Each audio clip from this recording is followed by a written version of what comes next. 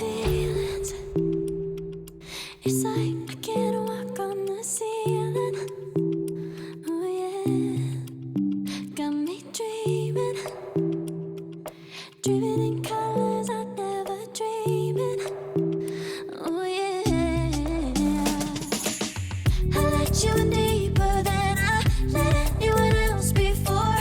Filling up with my broken pieces, took 'em all and made 'em yours.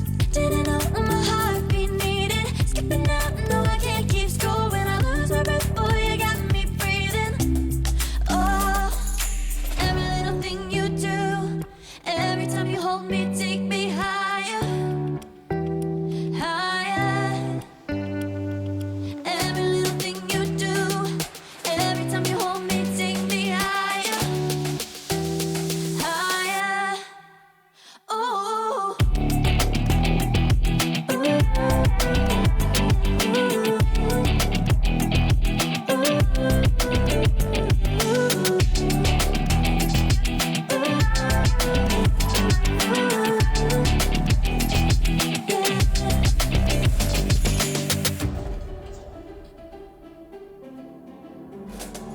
magic. No, I'm never letting go.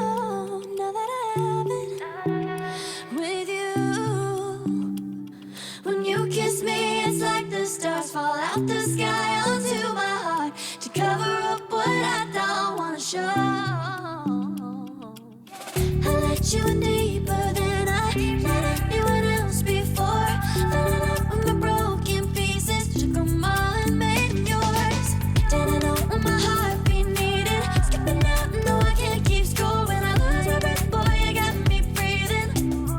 Oh, every little thing you do, every time you hold me, take me higher, higher. Every little thing you do,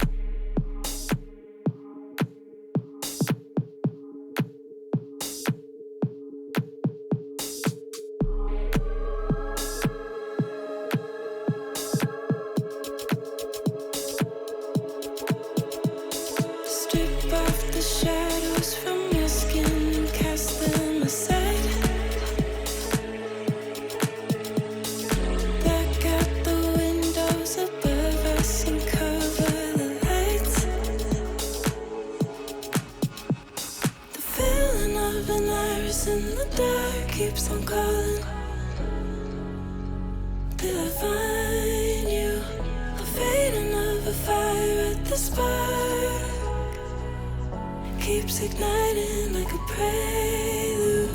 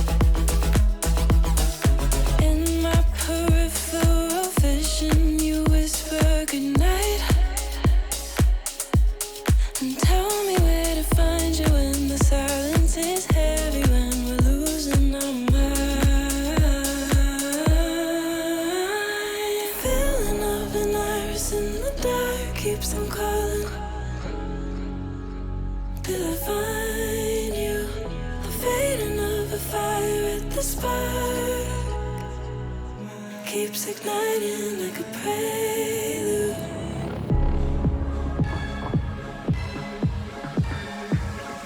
Keeps igniting like a prelude.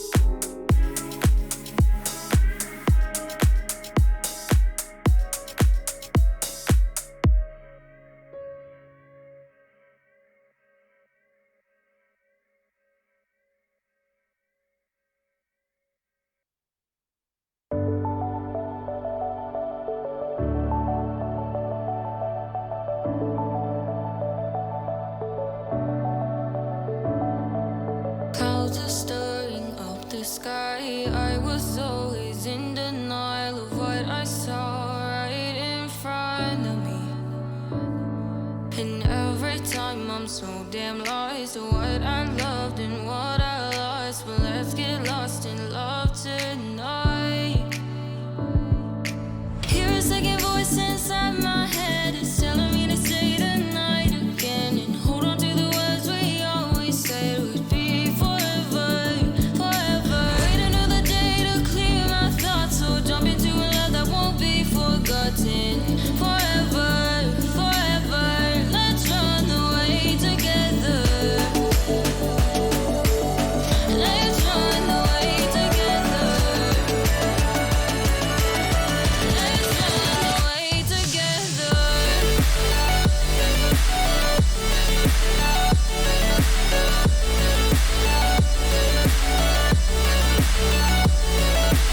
I wanna run away with you.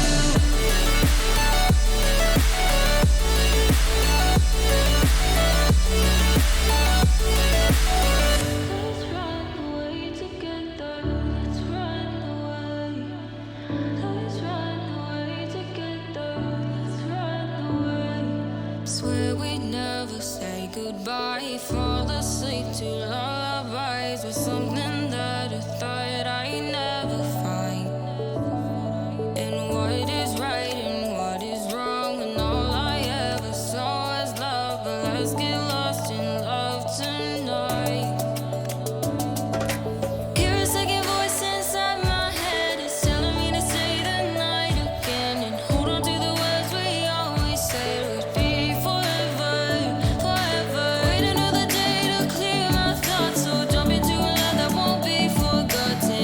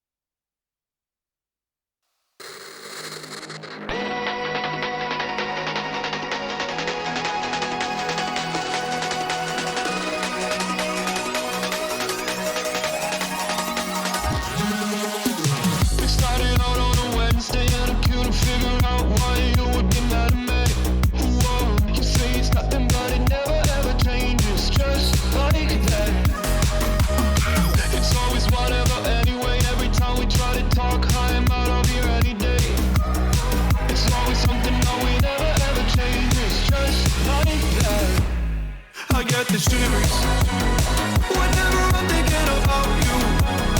Just wanna live and live without you. Be on my own again. I get the shivers whenever you go out of line, yeah. I feel it creeping down my spine, yeah. Wanna be alone again.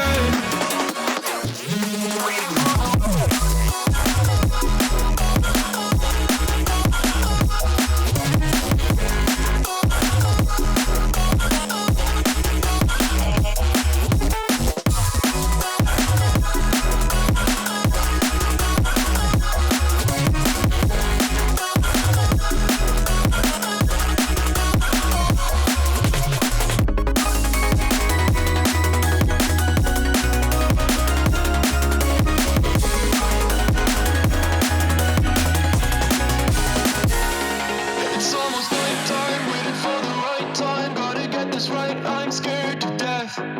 Scared of your eyes, looking into my eyes. Scared that I'll back out and hold my breath. Wake up one morning and see your face, I can feel it coming back. These shivers are every day. Whoa, I say it's over, I get out of bed and leave, yeah. Just like that, I got the shivers whenever I would think about you. Now that I left, I live without you. I'm on my own again. I got the shivers whenever you went out of line, yeah. Now it's like everything is fine, yeah. 'Cause now I'm alone again.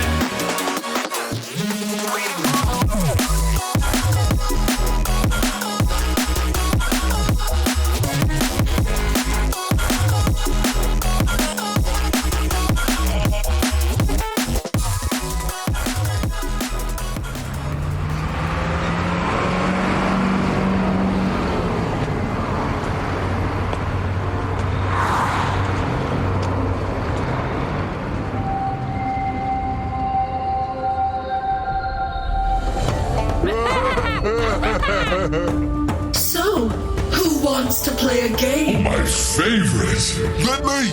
No, me! Try me now. Up. And down.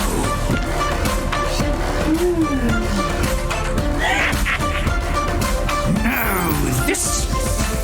Ooh.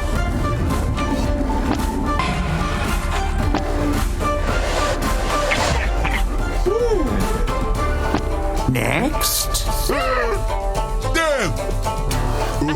What's this thing? Let's find out.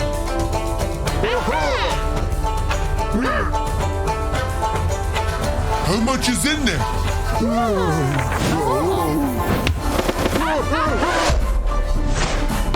And again. Guess we better. Yep. It's just as high as we can go. Expertise.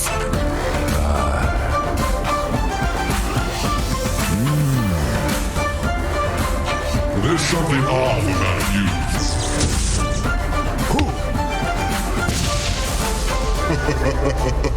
It's in the bag. Watch me now. Yoo-hoo! I always get what I want. In the bag. Nice! Such talent. Such sorcerers. You're doing good. You too! Where are you? You want me? Come get me. Hey everybody, and welcome here to the CNDPC. My name is R Cryptic. I am joined by the lovely Lizard and Neff, and we are jumping into some fantastic Division 1 games with so much on the line today. Guys, how you doing, Lizard? Let's start with you. Looking great, by the way. Oh my god, look at that. Thank you. I got some swag today. I'm looking like my old self, you know. Here. There we go. Old man. Lizard. When I used to look smart still, you know, with the glasses. The moment you take this off, no one takes you seriously anymore. Yeah, he's too handsome to be taken seriously. He's just a pretty face now. That's it. Like before I was okay, he works out. You can see that he spends time at the gym, but he also wears glasses, So maybe there's some brain there. Now all doubt is lost. There's no brain there. There's just this unstoppable desire to go and work on your body because there's nothing else, Neff. That's not true. We You're at least know whole you have the package. brain. Yeah, you're the whole package, Lizard. Even if you've made me feel bad by overdressing today, putting the rest of us to shame, definitely could have told us that you were going to put that on. I thought it was like casual. Here. Thank you. Yeah, I feel better now. yeah. But now people can see your arms, which are bigger than mine, and I still feel kind of insecure. I can't help you with everything, my friend. You need to find some solutions in your life on your own. Oh, now you're going to tell me to go to the gym. Yeah, right. I'll do my part, but it's two ways. You need to do something as well.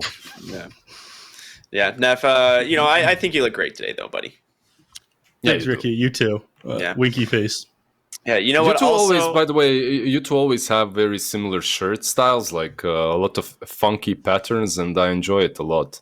Oh, thanks, man. Funky Patterns is my middle name, actually. I don't know if you knew that. It's Ricky Funky Patterns Peterson. It's very weird. I thought that's your band. Oh, yeah, it might be. Maybe it's one or the other. It's hard to tell. Isn't it your experimental/emo band, like Funky Patterns? We're still workshopping the name a little bit.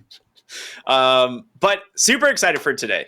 We've got two amazing series on the deck. The first one here is going to be Extreme Gaming versus RNG, and then followed by PSG LGD versus Team Aster. Now, all of these games have massive implications for all the teams except PSG LGD. We already know that they're where they are, but the other teams here in the middle, a lot on the line for them. Do we want to? We should probably talk about that. Who wants to start that one?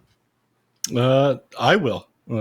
Because I am incredibly prepared for this one. So, at the very minimum, we will have two teams ending 4-3 today. The loser of this series and VC Gaming, who are currently sitting at 4-3 and have completed all their games.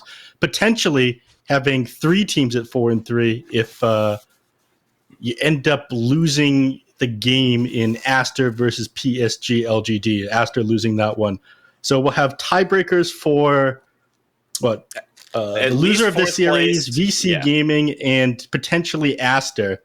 One of these teams isn't going to make top 4 and isn't going to qualify for the major. Correct. They're going to be out a lot of DPC points as well. Yeah, it is. The winner of our first series here, Extreme versus RNG. Basically, the winner of this will be guaranteeing themselves second place, a spot at the major.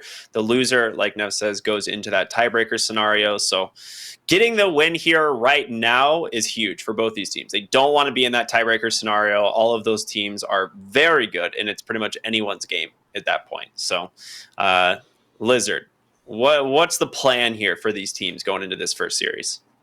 Go all out, like right here. It's like you said, it's very important, but I have to say that all of these teams deserve to go to the major looking at the way they performed throughout the season. Yeah. There isn't a single one of these teams that's kind of slid through, didn't really perform very well, but is still around, like because of some lucky games or whatnot. Every single one of these teams can win against each other on a good day, right? It all depends how much they have prepared, what kind of feeling of the meta they have, and how well they'll actually pick their heroes, right? Like what kind of drafts they'll do. Because skill-wise, they're so close. One thing that I would say that maybe is here for different reasons is VC Gaming, right? Because let's be honest, the beginning of the season was not great for them. Right now, sure, they can win versus anyone, but that's only because of the changes that they've made. Mm-hmm. Do you agree? I don't know. I'd say that VC Gaming don't deserve to be there. That's maybe a little bit too much. I'd be very excited. No. I didn't say they didn't deserve to be there. Okay. They definitely do. It's just that they got here by changing someone. Everyone else is, RNG as well, right? Okay, we have two of them. Never mind. No, RNG. Take that point back. RNG have lost their game since they've lost their game since they ended up getting Flyby, who still was playing yesterday at the very least on a Sparking Arrow game. I believe this is an official roster change though. So as soon as this DPC tour, is that the correct word for it? That is the correct word. Yeah, as soon as this tour ends, they're going to put them onto the official roster. Probably. I mean, there's a lot of questions in the air. If you've lost every single series ever since you replaced God King, you'll question whether he lost the series yesterday as well. Mm-hmm. The series, the one game that they lost, and then the next one that they GG'd out like 20 minutes in wasn't pretty. Mm-hmm. And we did have a forfeit of our first series today, right? That's something that we could definitely talk about. I thought we were just going to ignore that one. No. It is actually, it makes sense because of the fact that it is Sparking Arrow that forfeited, and Flyby would have had to play back-to-back series. So it is actually not like I think it is somewhat of a tactical forfeit because it doesn't change what happens to Sparking Arrow in their actual Division 2, but it could have major complications for RNG here in their second series if Flyby comes off of like a really bad, first series and, has to play different roles. I think they just want to dedicate his time to actually scrimming with RNG and practicing with the team. So yeah, it makes a little bit of sense in that regard. I would say that it already has massive consequences because we have a three-way tie in the lower division for teams that are going to get relegated. But enough about that. The other team that Flyby plays for. Let's get into this game because we have a draft. Stole your transition, Ricky. Yeah. Thank you. I'm a master of those. We've got a couple like kind of straightforward bans. The only one for me that makes a little bit of a question mark is the Nyx Assassin. This is not a hero we see all that often. It leaves Io in the pool, and there it is. First picked by RNG. How do you feel about that, Lizard? I feel great about Io being stolen. It kind of helps out. Oh damn! That's okay. Overall, when it comes, let me just silence the Dota for a little bit. Mm-hmm. I played and I put the master volume on max, and now I can't hear myself. Okay, so yeah, I love the Io opening. This hero has forever been one of the best first pick materials in the game, and still is. There's a reason why he's banned out all the time. You follow up with the Lash. It gives you that mid game potential to tether someone, take towers. It gives a lot of save to the Lash. Plus, you'll be able to control your carry from the 4 or 5 position a little bit more. So whenever Io is played, your carry is forced to play the team game. He cannot do stuff on his own, and that's something that RNG, you could say, have struggled since the change. So I think this could be a huge improvement for them. But XG, they answered in a really nice fashion too with the Kotl and Storm. You have the Storm Spirit now. We've seen Kotls just rotating mid, giving mana to that mid laner 24/7. Kotl plus Storm overall just enjoy playing with each other, and you get this hero that protects Kotl, plus you get the hero that can jump on top of Io all the time. Mm-hmm. Yeah, the hero that when it's put in position 4 creates all the stacks for the Storm Spirit as well. So I do like the opening here. Ricky, why don't you hit us with a couple stats real quick? I want you to pull up the win rate in the CNDPC Division 1 of Io, please. Thank you. Just Division 1? Yes. Why just Division 1? That's very weird. Is it going to be really high or low? I think those stats will lie. Maybe give us also the contest rate on Wisp. Like how many times has he been banned and picked? I think that would be even more telling, right? 94%, by the way. Yeah, that's it. Because the hero is so strong. Like he might have 3 games in, and he lost 2, and you think, okay, this win rate is terrible. Yeah, there's only 2 other heroes that have a higher contest rate than the Io in the CNDPC. I'm sure you can probably... I mean, I give you a couple guesses, you definitely get it. But does anyone want to take a stab at who the number 1 is? Death Prophet? TA? Correct. It is the Death Prophet. 98.4% contest rate. Yeah, she's been... well, when a hero is broken, literally, it's not surprised. Yeah, like actually unintentionally broken. Classic. I mean, this is the weirdest to us because when we were in studio, we watched Death Prophet get picked up almost every single game in Tour 1, 7.30, right? And then they buffed the hero by changing the damage type on the Ghost. They improved the Aghanim Shard on it. So it's like, okay, this hero is even stronger now. You're picking it up before. Go crazy, you guys. I was sitting there going, what the hell? Why would they change it like this? This doesn't make any sense. I don't think the people balancing the game are watching CNDPC. I think some changes weren't. It's hard to say anymore, right? Like, can you say that some changes were not intentional when the changes are still in a month and a half after? I don't even know that you can.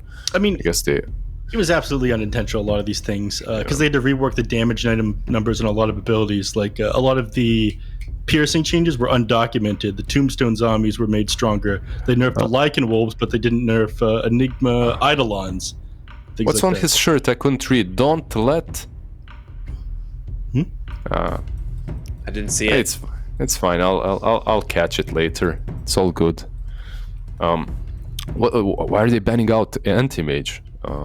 Neff, what do you think? Well, it's the Leshrac. I mean, he's just gonna run forward into the team. It's too ownage here for them to give up. It's possible. Yeah. I mean, they immediately banned out the Medusa after they saw the anti-mage ban as well, because that one was still inside the pool, and they probably weren't planning on picking up the Medusa themselves. I actually think that's probably the bigger reason. As like AM versus Lash, yeah, it's strong, but at the same time, you might lose all your map control by the time you come online. So XG go with the Dragonite afterwards. This should be your Storm mid lane, Dragonite +1 off lane. It can be Dragon Kotl most likely.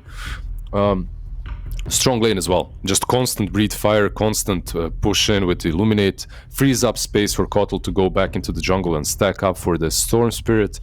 We've seen the draft before, and honestly, it looks very, very solid. For me, though, XG's problem have been the drafts sometimes as well. Like some teams, I expected a lot from XG, by the way, in this season. They kind of delivered, but not really. And they tried copying, let's say, Jarax and Pugna and all these position 5 players that play these wonky heroes on that, funky patterns on that position 5, but it didn't really work out for them. I like to see PYW and DY, Tank and DY, I like to see them on stable position 4 and 5, something that they're really good at, because they just control the game so well. Yeah, I'd like to see that. I want to see something. Ooh, yeah, it's a quick 2. Quick 2. I mean, this is a very scary lane to play against. The CK Shadow Shaman offline, potentially, anyways. They can flex, I think, a lot of these heroes around. We've even seen Leshrac played in position 1 before, but it's very likely going to be Chaos Knight in the off lane alongside the Shadow Shaman. It's really good, right? Like, you get everything that you need in this game. You get Shadow Shaman with the catch for the Storm Spirit, and that's a hero that I would always think about when I would say PYW and DY. Either one of them too. PYW probably more flashy, but getting Shadow Shaman on their side would be massive. And then they follow up with the CK. Brewmaster is not banned out, but also probably can't be picked. So they get that CK most likely on the offlane. That's where we see him the most. Yeah, I've actually seen Dragonite played in position 5 in NA. Wildcard did that one, and they did pretty well with it as well. And NA and Wildcard. Oh, come on, man. No, I'm messing with you. I'd say Brewmaster 5 is more likely than running a DK in the 5. Like, we've seen Brewmaster 5s here in the CNDPC, and it's worked out. But you want to just pick something here that can actually pull Shadow Shaman off this lane. Because, like, you have to pick something that can trade with Shadow Shaman. If you don't, then there's just no chance your carry can sustain the lane here. Well, or you can pick something defensive. I mean, Abaddon is still in the pool, and he's amazing here. But then your support duo is Keeper of the Light and Abaddon, and then they don't accomplish much. They also picked Treant a couple of times, right? Yeah, with, they did. With Kotl and a very similar draft. I think it was one of you two that said it, or maybe Black. I was casting with Black, and he said it as well. It's just way too defensive for 4 and 5. Yeah. I kind of share the sentiment, but we'll see. They just pick up their Ursa straight up. I mean, it's definitely a good hero into melee offlaners, but I feel like he just gets Chaos Bolted and then just like Aether Shocked, and they just walk away from him. He just takes so much damage in this lane. So I'm curious, what 5 they're going to be able to bring to the lane. I mean, I'd still probably ban the Brewmaster here just to be safe, but they're going to get rid of the Grimstroke. It's they get rid of Grim? Yeah. It's also something that we've seen, the combo of Kotl plus Grim, and then you can never push, ever. And they always have farm. It's a fun combo. Also, not something I enjoy a lot seeing in drafts, but some teams make it work. Wait, they're banning out Mars on side of XG. I was just about to point that out. Yeah, they're anticipating potentially a safe lane CK here. IO CK IO is disgusting. Yeah, it's really strong. That could be the case as well. And then you pick some good teamfight control on the offlane from RNG. I feel like that RNG have just so many ways of finalizing this draft. Sometimes the first 4 heroes put you in a spot in which, damn, we have no stuns, we really need something with the stun. Or damn, we have no teamfight. But RNG's draft right now looks like, yeah, we're set. Let's just pick whatever we want, whatever is best against them as our last pick, and that's it. They banned the Abaddon anyway. Yeah. I'm a little bit surprised because, again, if they've taken Abaddon here, then I feel like your supports aren't able to do much by themselves. But it would allow Ursa to exist in the lane if you were playing against Chaos Knight and Shadow Shaman, potentially be able to take off that save later on, right? Versus Shadow Shaman. If CK is offlane and he goes for that Arma Taterlance build that we're seeing all the time, gives you another a super easy way to break the to break the stun. I was actually going to say... Oh, go ahead. No. Sorry. I just wanted to say, let's see what RNG goes for. Carry Troll or something like that, or they go for an offlane. Yeah, I was going to say the Viper or Veno were both in the pool. That could have been pretty ridiculous picks for the offlane. But the Viper ban means, yeah, I think Troll actually just sounds really strong. Troll should be solid. Yeah, it could be a very decent lane for him. Nothing really to deal with him. Good versus Ursa. They go with the Tide Hunter. All right. Teamfight control. You were saying it. Yeah.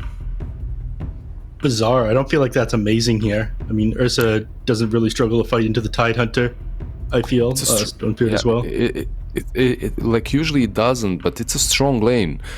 Gush minus armor plus Shadow Shaman hitting you for 1,500 damage, and an ET. Damn. All right, that is an old school pick. This is not something we've seen in a while. The 5 position ET. I'm pretty sure that's something that we haven't seen at all. Has this even been picked this season? I will tell you right now. It has 1 game. No, it's only been contested in 1 game. I don't, and that means it has been banned once. Oh, it lost. So it lost. So it's 0-1 so far in the CNDPC, both divisions. Okay. Am I crazy? When was this picked? It might have been Division 2. I've honestly no idea. Okay. You pick your heroes. You know how it is for XG. You leave the worst for the most important moments. Like just pick ET when Major is on the line. Wait. I have the stats on Elder. No, 0 out of 0 finds. Yeah. Okay. Yeah, I legitimately don't remember this one being picked up here. I mean, the minus armor will work wonders. I mean, it's amazing at defending from Roche Pit. I remember not long ago this hero was being picked up a lot, but they have a lot of stun in order to deal with it. They can get on top of this other Titan. It feels very bizarre to me, but I am excited to see something different come out towards the very end of the season. Yeah, well, different is what we got. Based on the draft here, Lizard, who are you feeling has the advantage? I'm just still shell-shocked by the Elder Titan pick. I think it's a strong hero. You get a lot of AoE disable versus CK, a lot of AoE damage against him as well. I'm just not sold on the CK, really. I feel that XG can take this. All right. Neff, where are you at? Are you a believer? You know, I'm... Don't let Lizard persuade you. No. Go with your heart, man. Go with your... I believe in this Elder Titan last pick to counter out the CK. All right. In this game. Okay, well, y'all heard it here. Extreme Gaming versus RNG, the first game of the night. Should be an absolute blast. It's going to be brought to you guys by Lizard and Neff. Have a fun one, guys. We will. I get to see something different. I always ask for chaos. I embrace chaos in these Dota games, and we're going to get it here, Lizard. Oh, you've been asking for it for a while now. Yesterday, and so far your wishes have come true. Yeah, going to be an enjoyable one. Elder Titan on 5. It's actually one of my favorite heroes. Overall, there's something about Elder Titan that just attracts me, you know. You get plus 200 damage, you walk up to someone, you smack him, and you go away. Feels good. All right, now important question, Elder Titan related. Is it a briefcase or a staple gun? It depends on what your what item you have equipped.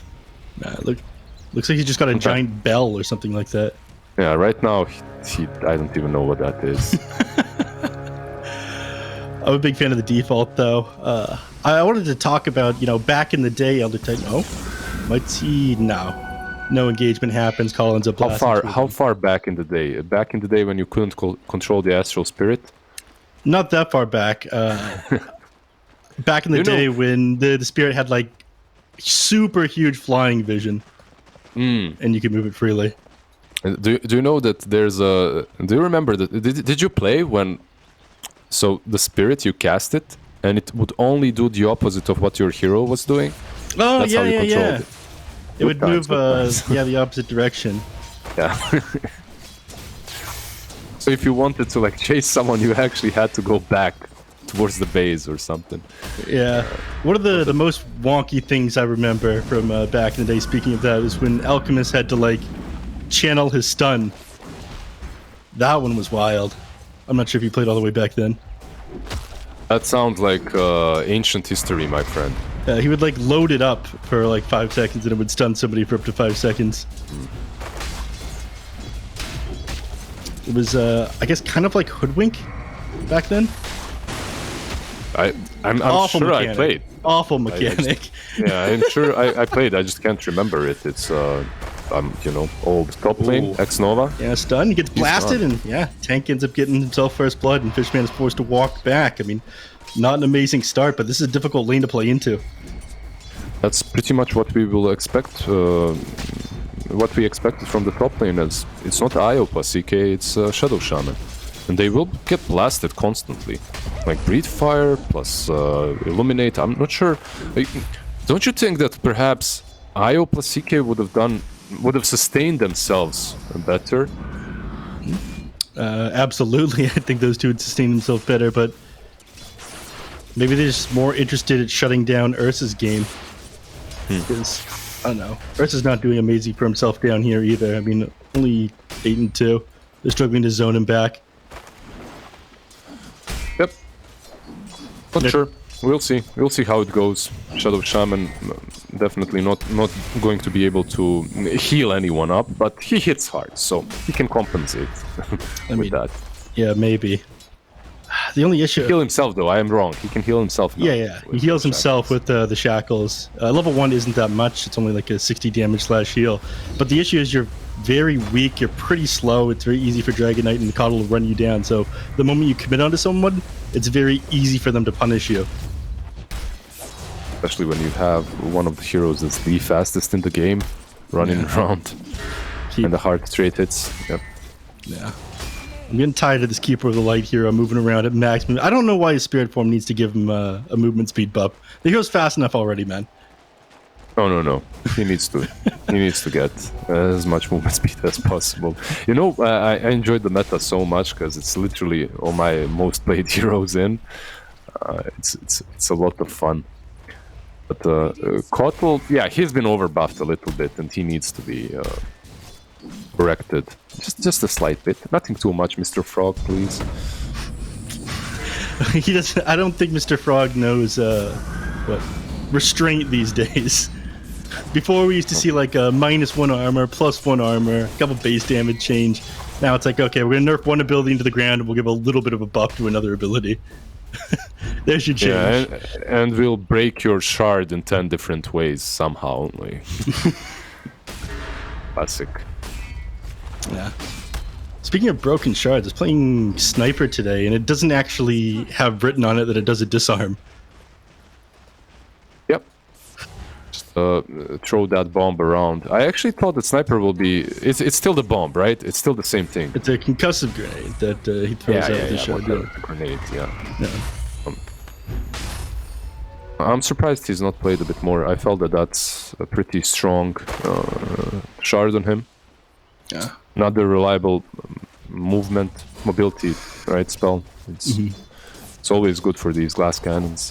Yeah, I think the issue is that heroes with jump are just too popular right now. Until you nerf the spirits, he's not going to be played too much. Speaking of spirits, every single one. Yeah. Ooh, looks like he's going to be fine. Yeah. Managed to hide back, but not doing. I mean, 22 and 3, but Tidehunter's got a lot of farm down here. That's just the effect of having the IO beside you. Lou needs to heal up, though. I mean, if he's sitting this low, he just doesn't get to approach the creep wave. He's going to come in onto Chalice, though. Had lot of sticks. Yeah. So he went in for it. IO at the same time just stacking the ton out of the camps. By the way, there were Skellies spawned, so he cannot stack it any longer. Wait. Does it do that? When you hit him? Now. Yeah, when you hit him, he just summons skeletons. You don't need corpses nearby for him to summon them anymore. He instantly summons. Okay, yeah. I see. I swear I stacked the troll like 10 times already and he didn't, but alright. If you hit the big troll, then he'll summon the skeletons. If you don't hit him, if you hit one of the small ones, then he'll just walk at you. Okay, yeah, makes sense. Makes no sense when I say that it makes sense, but that's just how Dota is sometimes. Yeah. It's kind of changed. Yeah. They've changed just so many things in the neutral camps. Like that small tornado, it actually blocks the camps now. There's a ton of different changes. I think I'm liking a lot of the changes. Mid lane, Paparazzi coming onto Somnus. Meanwhile, shackled up, Xnova onto tank. It looks like you are going to die here. The Leshrac for this one pops the stick, healed himself back up, but finished off by the Illuminate. Maybe even him. Yeah. Xnova about to go down as well. They lose him, and unfortunately, tank had to deny the illusion room. Paparazzi's not going to get it, but he does find himself 2 kills there. And the best thing about this is that you don't have to worry about your side lanes. They're strong enough. They can continue farming. And we just saw the power of Kotl rotating mid to help out the Storm Spirit gank. Storm Spirit Paparazzi that went for the 3-0 Talismans build. Like he already has a lot of mana. And then you come in with just one single Chakra Magic and it allows him to ball out of control. Good playing Lash though. Yeah, he rotates in. Yeah, wants to set up, pulls him back with that Reality Rift. The stun comes out, sets up the split Earth onto the DK, and they're going to be able to run down the tower. He's got 10 stick charges. He might be able to get away with this one. He's underneath the tower. Fishman's trying to chase him. They can't finish him off. Oh, that's very unfortunate. Yeah, that's just... If you're the Slash right now, if you're Somnus, you're a sad boy, because you just rotated from mid, you died mid, then you TP'd top, and you didn't get that counter kill. Plus, you lost a lot of farm on that mid lane. Not the position that you want to be in ever as a mid player. So this it wasn't a bad rotation. It's just that that one extra hit didn't connect. Yeah, underneath the tower. I mean, DK, he's got 3 points to the Dragon's Blood. Sometimes you see like a 2-1-2 distribution, but that extra tankiness that he had from that one lets him survive it. Bottom lane, yeah. Try to go on Chalice. He's got a Ravage available. Storm jumps in, gets the Vortex off onto the Tidehunter immediately after, and he just goes down. I was wanting to say after he got the Kraken Shell, looked like a prop there, but he doesn't have that ability. So my eyes are deceiving me as well, Neff, because did Chalice just not use Ravage? He did. I mean, I think the Storm Spirit would have killed him. Storm Spirit would have killed him. Yeah, of course, but it's Chalice. Like, it doesn't matter if he dies or not. He always uses Ravage. Like. I know, it's a rough game right now. Somnus has struggled at the beginning. He can't afford to waste Ravages in this kind of game. Interesting. Very peculiar. I'm not sure. I have to investigate. It doesn't feel like Chalice to me. You know, like those old detectives when they would see in which position you have your items and then figure out what player it is, if it's the real player or not. Remember those times? Yeah. Chalice not ravaging, sus. Really expect him to whiff that one. There were some big whiffed Ravages in some of these NA games today as well. Has to be expected in NA, right? Yeah. No. Rough man. Top lane? Top lane, yeah. underneath the tower. He throws the Dragon Tail off into the CK, but everyone's going to be just fine. Minus the Phantomos and Tasm Illusion. That thing's going to be dead. Can he continue blasting over here? I mean, the Dragon form, he wants to be able to get a couple shots off from the tower before it wears off. Yeah, just one more hit. Got the tower to 50% HP. Not perfect, they didn't take it down with the first form, but still solid. Yeah. Bottom lane though, a big fight about to come out. Yeah, I mean, this is what he was saving the Ravage for, man. The sleep comes out, this is going to allow the... Okay, Ursa TP's out, but Tank TP's in? Yeah, perfect. Actually, a perfect move, because Tank can defend the tower a little bit. There's nothing like Storm to jump you, right? And that's something that RNG will struggle with. They have good team fight, but they don't have any catch until Tide, let's say, gets a blink. Mm-hmm. Yeah, they just kind of have to walk into them, right? Yeah, and look how well they're maneuvering around that. Tide TP stop, they instantly just move away from the tower. Things might change once IO gets relocate, right? Yeah, it's going to be a little bit easier for them to set up on top of people. Speaking of on top of people, X-Novi, those the shackles off on the Storm Spirit. Sets up for a stun, here for the Leshrac. Lou, he doesn't want to go in after all. He's got a haste on the Storm Spirit, so Paparazzi's just going to walk away from this one. Came very close to dying, though. I think we'll realize that he's probably fine as well on Storm Spirit, and he can't really help anyway, so just moves back. Makes sense. Correct play. And holding this Ravage, I mean, they really don't want to fight into them unless Chalice pops this one. Here's another Elder Dragon. Did he just hit the Tidehunter, not the tower there? I think so. I think he was trying to click the tower, but big watermelon. Here we go. This is what you were talking about. He has Ravage available. He might drop in here. He does onto just the DK, but it forces everybody else to back off. Split Earth comes out, ends up connecting onto 3, but I'm not sure it's going to matter. If they go onto the Elder Titan, he ends up getting finished off. The only hero they grab is Io.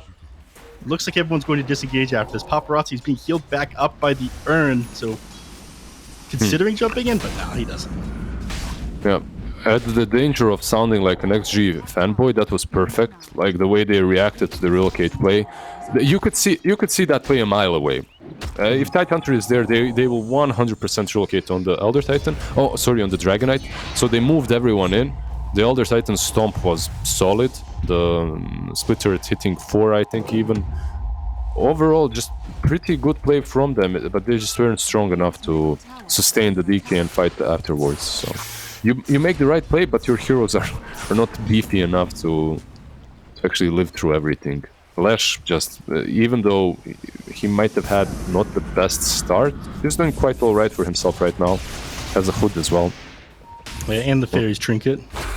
Man, love to have that one. Oh, hexed up, followed by the Shackle. Stormbeard pushed back through the blinding light. Is this going to be enough to save him? It's not. He does go down. They want to chase her more as well. 11 pops the Elder Dragon form. Dragon Tail comes off onto the Leshrac. It's tricky to bring him down with the Io behind him, but he can't survive underneath all this damage. Very Swift does just too much Fishman. Wants to engage. He's run out of mana. Io tethers up to him. Does it back up, but now they're forced to back up. 25 seconds with the Leshrac. I'm pretty sure they get this tower. Yeah, they don't have Ravage, and Tidehunter pretty much does not have any single item. It's flying right now to him. So now when he has Helm of Dominator, perhaps he can do something on the map even when he doesn't have Ravage. But yeah, it's one of the reasons why they couldn't defend this after Lash died. All right, what tier is the Ogre Frost Mage as far as neutral creep tiers? That's the one he decided to dominate. It's very good. What tier? It versus an Ursa, I think it's like an S tier. I remember the end days of Ice Armor, Frost Armor, whatever the hell it was on Lich. People were just spamming that onto whatever their safe lane was. It was just impossible to trade. Where they changed that one. Don't remind me, please. There was a patch like. Radiant gets it. Okay, it's all good. There was a patch where it was my last patch as a competitive player, and it was only Lich and AA that were popular 5s that I played. Imagine playing 50 games of Lich and then 50 games of AA in a month. And that's how you win out. That is... that's rough, man. That was the Lich where you use Frost Armor and eat creeps. Yeah, some say that's what does it. Jumps on top of the Shadow Shaman with a Blink Tag and stun off him, and he goes down to Paparazzi. I feel that had to have been what did it for you. He said, "I'm not playing Legend AA anymore. I'm done." That's it, man. I'm done. I'm not B-Cop. I can't play AA every day. I don't understand the fun of AA. You just sit so far back. You wait to drop an ice blast. I mean, you can do a couple other things, but that's really your impact in a team fight. I guess at least the ulti is a skill shot. Yeah. So there's that. Speaking of skill shots, which one is the hardest to hit in this game? Is there anything? In this game? Yeah. Maybe Split Earth. Yeah, I agree. Split Earth and perhaps Elder Titan spells, right? Yeah. Like, those just have such a huge wind-up time that they kind of require setup and not, super skilled in well-coordinated button pressing. We have Split Earth and Earth Splitter in the same game. Which one is stronger? I don't know, man. One's disabled. Stuns win you games. That's what I know. Why does one Split Earth stun and the Earth Splitter does not? Like, where's the sense? I don't get it. There is no sense. I don't know what to tell you. Some of the way that these abilities work are absolutely wild. You'd think that Earth Splitter would be the one that stuns you. It's a lot bigger looking. It definitely is, right? And it's an ultimate too. Do we have any other heroes that have very similar spell names? Fisher, maybe? It essentially does the same thing. It splits the earth. No, I mean overall. It doesn't have to be to Earth Splitter. I don't think so. This is probably the most similar ones, right? There's Fireball and Fireball. Damn. Which is the Aghanim Shard on Dragonite, and the Ancient Black Dragon ability. Yeah, okay. There's that, there's definitely... But it's kind of the same thing, two dragons, right? Like... Yeah. Totally not confusing. No. I don't know, Breathe Fire is kind of similar to Fireball as well.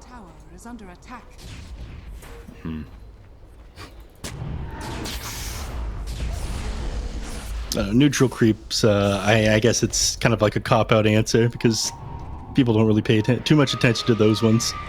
Bottom lane, everyone TPing in. Look at that. Power Rangers assemble. Yeah, they stun the Io. They want to get on him first before they commit onto the Leshrac. One more auto attack will 11 manage to get the kill. Electric Vortex off on a Sobness and finish him off before the Split Earth ends up connecting. So, 2 go down.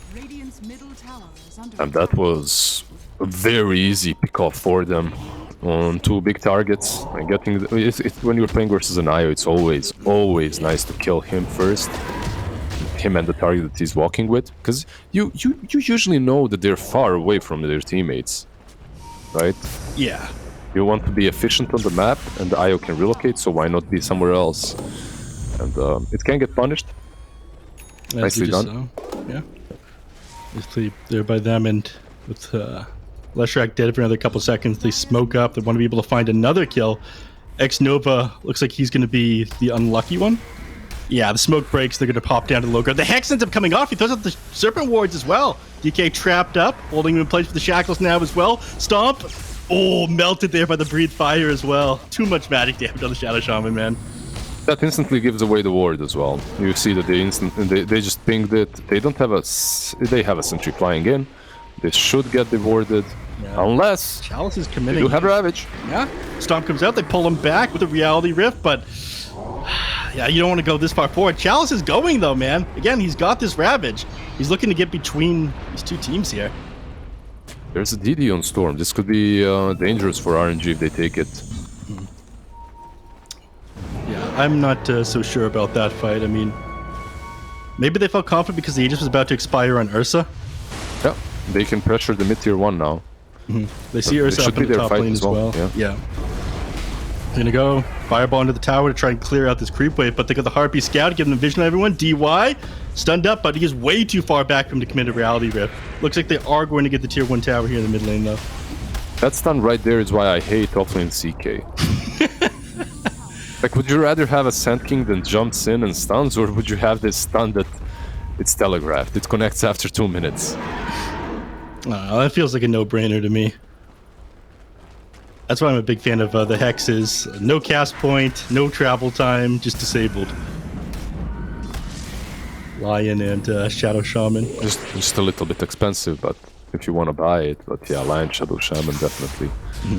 Wait, Hex is on Shadow Shaman. What is it called on Lion?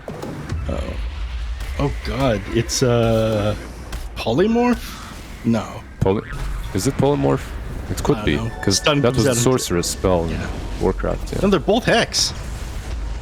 There you go. They just turn you into different creatures. Pulled back into the split earth! Zalm is absolutely melt. They're about to lose Felix as well. 4 seconds till the relocate ends. The auto attacks are coming in. They finish him off with the zip. Now Fishman about to die as well. He gave away where he was. Don't bring that over here, man. I hate to see it. They're just falling apart, really. They waited out the Aegis really well, and then they split up once again. This is probably the least amount of Ravages that I've seen from Chalice ever in my life. In the Tidehunter. And it comes on the fact that they're just too split. They're getting picked off very easily by the Storm Spirit. Because the relocate on bottom was a bit sus. Yeah, has he? Well, he's committed a single Ravage this game. It was up in the top. There was one. Lane. Yeah. Only ended up connecting onto a single here as well. So not having this huge team fight power that you'd think that they would have with this lineup. Do they have it even, like, at this point? Do you believe in the Chaos Knight core? Like, I just have to see something from Fishman. I mean, that's entirely what this Elder Titan last pick was for, right? Every time you see the Phantasm come out, just stomp onto the illusions. By the time they wake up, they're probably all dead. All this AoE that you have. The illusion? Sorry, so the Elder Titan stun, the Split Earth, or Earth Splitter, sorry. And then you have Kotl and Storm. There's just so much damage. Breathe Fire, Fireball. Yeah, like as soon as the Phantasm comes out, like he just drops that Echo Stomp, and then AoE damage will probably finish them off once like it's been set up for the Keeper of the Light and whatnot. So it feels like Fishman doesn't really have a game, which really sucks for him, man. He's not having the opportunity to show off his skills as a new team member here. And he's trying to buy that Blink Dagger, which is perhaps understandable. You want to jump the backlines, perhaps the Elder Titan or the Kotl, kill them off first. I think that's probably the biggest issue that they have with their drafts. Yeah, bottom lane. Looks like they're setting jumping. up. Yeah, they get the stun off onto the Leshrac. Felix, he tries to TP out, but he's too late. They blow him up way too fast. Oh, no. He will be coming back. And, yeah, I don't think he's going to be happy here. This is mean, man. Oh, yeah, I hate to see it. Didn't even see it. Like, I don't hate to see it. I like seeing Wisps die after relocate, but I didn't see it. There were too many remnants there. Yeah, he got hit by 4 of them. He ended up taking 934 damage from static remnants on his return. And it's also like a testament to how strong XG feels. They didn't even try to scout the IO first. They just went for the Lash. They know they can take him, so why not go for him? Just kill him off. It doesn't matter. The relocate is 3-4 seconds. Like, at best, it's not going to work. Yeah. So RNG from here, it looks like they're trying to set up around the Roche pit. They have everybody back up. They don't have relocate, unfortunately. Are they going to try to clear this? They have really good wards. They are playing versus ET, that's true. But I think RNG realizes if we continue playing the way we are, we'll just get picked off all the time. So we need to force objectives. Yeah, how much longer does he have on his Astral Spirit? I mean, this will scout it out in a second, but I think it's going to be pulled back before it goes in the pit. Yeah, it is. It doesn't properly scout this one out, so they managed to sneak themselves a Roshan. Pretty nice. You get that Aegis now on Lash. Suddenly, I wouldn't say that they're completely in the game, but they have ways of playing it without just getting eliminated instantly on the Lash rack. So it feels good, really, to get that free rush. How many BKBs are on their side? There's... Okay, Ursa getting really close to his as well. Who cores do have it, BK and the Storm Spirit. Are you afraid of fighting if you're XG? I don't think you are. I mean, you're just waiting for this BKB on our side, then I think you walk right into them regardless of the Aegis. There's times where, like, if you have a big team fight ultimate, that's the only way that you want to fight, then you're really afraid of Aegis, but they have all these super low cooldown spells. They really don't care about fighting into this Aegis, I feel. Aegis and Ravage?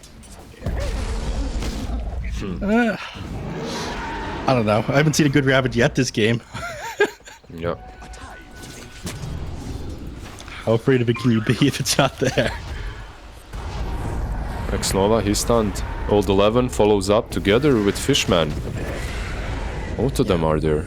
I'm surprised they didn't even go for Fishman. It would have been more dangerous, obviously. Yeah. I mean, no vision of the IO. They're pretty close to the tier 3 tower there. Leshrac is now showing over in the bottom lane, but he was off the map over in the jungle when they... There was relocate, right? Like, they could always relocate with Somnus no matter what. I think you're even counting on that to happen. It's a nice little pick off. Nothing too significant. It's just a position 5/4 Shadow Shaman. Somnus finishes up his BKB, by the way. Well, are you confident to fight into XG with this BKB in the Aegis? I feel like things only get worse for you as this game goes on. On the side of RNG, you mean? Yeah. Or RNG fighting into XG. I feel like XG is a bigger advantage the longer this goes. Yeah, I believe that as well. But you get these BKBs, now you can fight twice with Lash. You die once, then you pop the BKB after the Aegis is reclaimed. I think they need to. I think they really need to do something. But how do you force objectives? You're playing into an ET and Quattle. There's just so many problems. Yeah, pull sneaky stuff is the only way. They managed to sneak themselves a Roshan, but getting a tower is a whole different story because, you know, you're kind of revealing where you are. It's very easy for them to set up onto you when you're doing that. Playing super far back at the moment. They've got a Harpy Scout that's playing like at potential points where the enemies can jump them from, giving them vision behind this tier 2 tower here. So they feel safe. Reasonably safe anyways. Yeah, he's had his Harpy for almost all game. They smoke up. It's an interesting one. Bait out on the tier 2 and then I think they're expecting a smoke coming from XG as well. Yeah, they use the stomp. It's going to be on cooldown for a couple seconds. They try to walk forward here on Somnus while that's on cooldown, but sitting too far back now. Don't it's pretty far away from his team, but he's got TP available. I think trying to get himself his level 8 team before this next team fight. Yeah, Old 11 actually pops the form and gets the Harpy. Is it worth it? I think so. Just get rid of that pesky beast. And RNG, were they a bit too careful there? What do you think? Because your Aegis timer is ticking out. I think maybe they're just afraid of fighting into XG. Like, unless we execute this absolutely perfectly, there's no way we win this game. They've only managed to find themselves 3 kills. Maybe they're a little bit in their own heads. Yeah, 17-3. Never feels great. And they're actually buying a BKB on CK, so he moved away from that Blink Dagger idea. He still has it queued up, but he's building into a BKB first. I mean, your illusions are still going to die. You can't BKB them, so how much really impact will you have? You really don't like the stun on this hero. I mean, it's not that I don't like CK as one. It's decent with Io. It's just that in this game, it looks hard. Bottom lane, he jumps forward on Paparazzi, gets the Electric Vortex off on the Phoenix, trying to finish him off before they get the chance to do anything. Tether ends up getting interrupted there. What is it that did that? Yeah, I didn't notice. I just saw that it got interrupted. He might have double tapped it there. I think he would have died anyways. Blinding light wasn't used, right? I don't think so. Nothing like that, so... Interesting. No, he didn't take any damage from blinding light there. Yeah. So, he might have double tapped that one. Yep. Yeah. Happens. I've did that the other day on Brewmaster. That one is very embarrassing. You end your ultimate immediately after using it. Oh shit! Yeah, I didn't even think about that. That sounds awful. Yeah. There's very little excuse because you got like a full second for it to go off as well as. Yeah, like what do you mean? That's a really bad excuse. Like you have a ton of time to cancel it, to not double tap it. What's double tap for you? Double tap for people is usually instant. For you, it's like click. Yeah, I'm like a boomer who doesn't know how to like open programs. Takes too long for me to double click an application. I get it now. So you clicked, and then you look at the mouse to see if you click the right button, and then you click it again just to make sure, and then you look at the screen and you have two ultis. I get it. Yeah. I think I saw a grandpa do that. Unlucky. Pause comes out now. We get a chance to look at everybody's items and hopefully change the topic here. It's actually a great time for our local stats, man. So according to our stats from our casters here, Neff's average APM is 7. All right, back to you guys. Thank you. 7? I don't think that's true. I think he's incredibly low, but not 7. I'm a low APM gamer. I don't spam click. Yeah, the smoke up. They're going in the pit. A lot of APM here is not being used. They're just standing around. Nice one, man.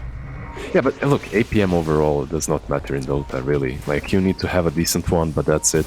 Like, when I see some APM trackers giving you 300, 200 APM for Dota, that's like, those stats are a lie, my friend. That's, like, you do not need that, and you do not have that as well. Like, if you have plus 200, over 200 APM in Dota, I don't know what that is.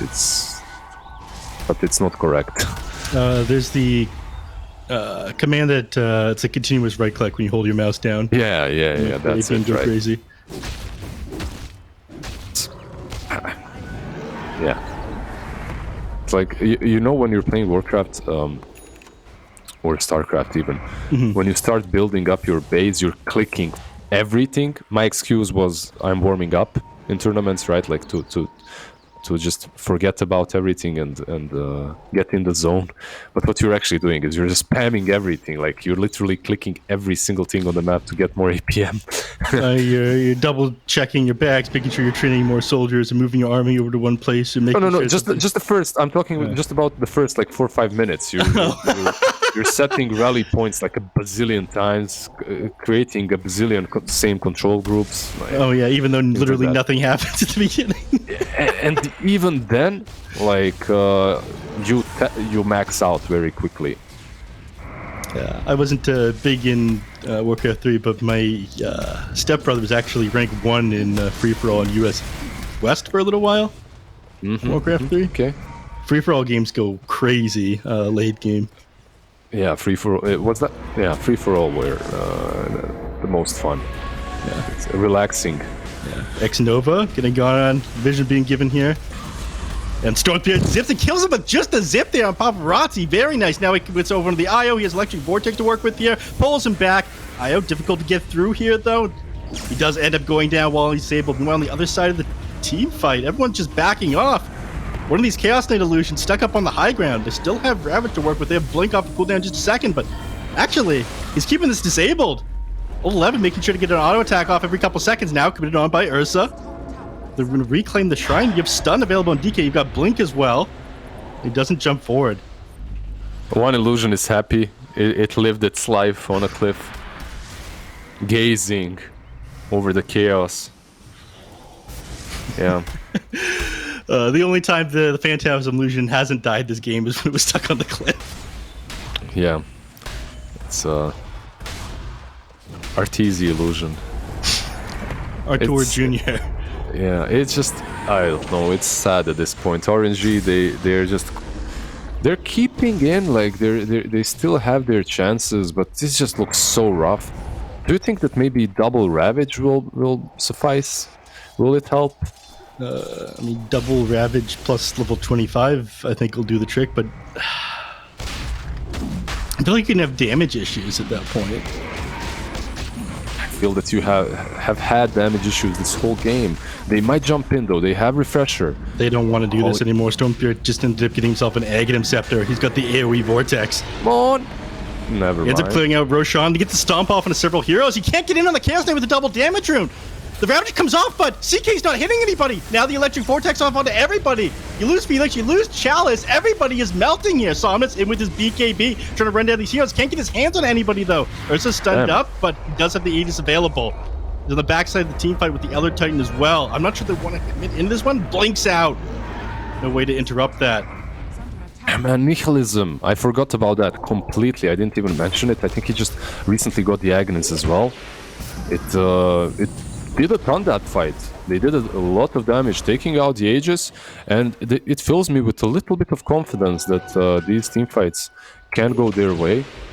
Keep in mind though that the BKB was preemptively used by Ursa. He used it to just make sure that he gets the Aegis and everything. So he couldn't truly fight afterwards, not in the best way at least. Yeah, I thought Leshrac was struggling to actually stay on anyone in that team fight, but he did end up doing 6,500 damage there. That was all him. Super clutch stomp coming up from the Elder Titan at the beginning of that team fight though, catching that Chaos Knight, making it so he couldn't get in there with his DD rune. Yeah, actually DY did two things. He stopped Elder Titan from jumping in. Sorry, Chaos Knight from jumping in, and he also stopped Tidehunter from blinking in.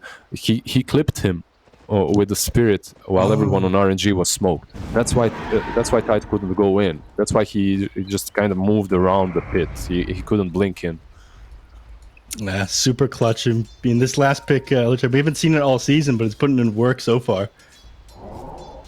I don't know, man. The amount of confidence that I have towards RNG has doubled. Now it's on 10% after that last fight. You believe in this Leshrac, huh?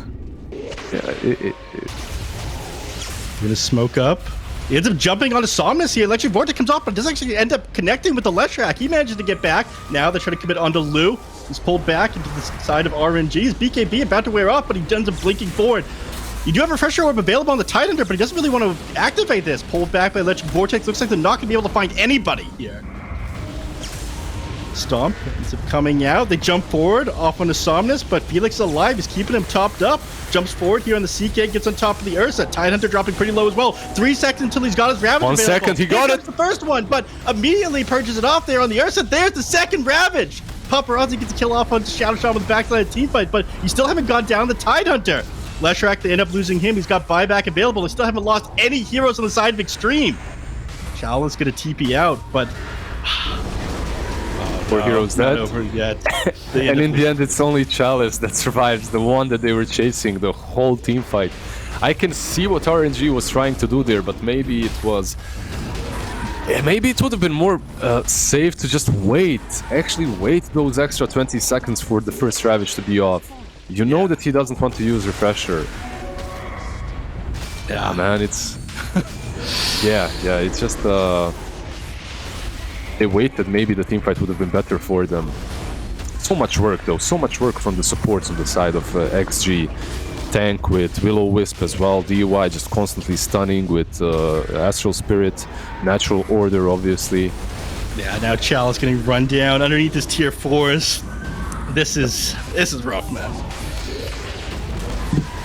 Tier 4's finished off. All 5 of them dead. Yeah, I mean, that was best case scenario in one way with that double Ravage. Like, they committed so far forward, but nobody else in RNG, I think, was really that confident in that team fight. Yeah, it's definitely a nice plan. Bait them out, then double Ravage. It's a great plan. It's just that they suffered way too much damage. By the time Refresher Orb and Ravage were off cooldown. That's the problem, right? The whole team fight, just everyone lost a ton of resources. Your Tidehunter was on 10% HP, 5%, so he even had to use 2 Ravages no matter what. Yeah, I was surprised he had the mana for it. I mean, at the very least, he managed to get the 2 of those off, but still couldn't turn the team fight. Well, your confidence was raised 10% before that fight. Where is it now? It's hard to say. I still stick with that. It's obviously getting even harder now that they're 30k ahead, more or less. It's on 8% now. Let's take 2%. You're a generous man, Lizard.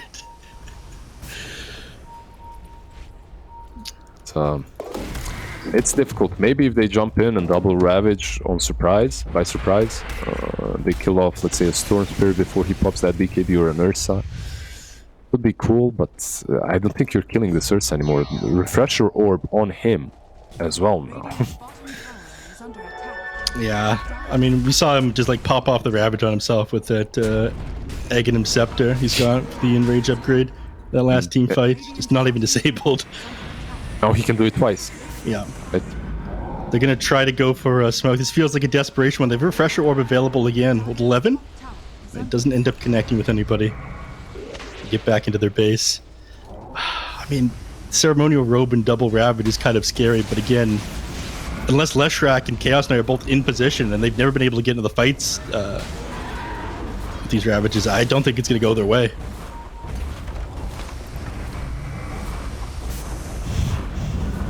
How would you do that? Throws the first Ravage off and ends up connecting with the Ursa and the Keeper of the Light on the back line. Jumps forward, Electric Vortex off into several heroes. Trying to finish off Felix. They can't get him though. Fishman is forced to back off. He pops his Phantasm and everything died immediately. Somnus run down here by the Ursa. Lou ends up tearing these heroes apart. Chalice running back into his fountain. That is it. GG is called. Second Ravage goes off to celebrate the victory for the side of XG. That was a very rough defense. I mean, it was basically already over at that point once you had a 30k net worth advantage side of Extreme. But RNG is doing their best to defend in this game that was an absolute beatdown. Oh, man. Ricky. Yeah. Give us some stats. What do you think? Yeah. I mean, this was honestly just like a really good game from Extreme. Like Lou and Paparazzi absolutely owned. Tank on this Keeper of the Light was pretty much as farmed as any of the cores on the side of RNG. I mean, except for Somnus, really. So not really a good sign. But yeah, Extreme played their game, man. This was a really, really good performance from them. Yeah, they just outperformed. They got everything out of the map, but it truly comes, in my opinion, it comes down to two things.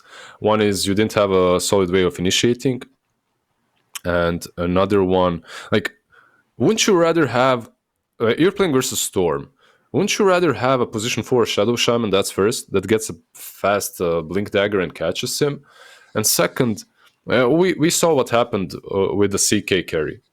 It just flunked so hard, it flopped. Like, his illusions, I'm afraid. Let me look at the damage, please. I didn't want to do it before. It's not good. It's 10,000. Yeah. On your one Thank position. You, Ricky. Yeah. It's not good. Thank you, Ricky. It's a rough one. I mean, we can just look. Yeah, I mean, here you are. Like, look at just the damage numbers. When your one position does almost as much as the enemy position 5, you're not looking at a good game there.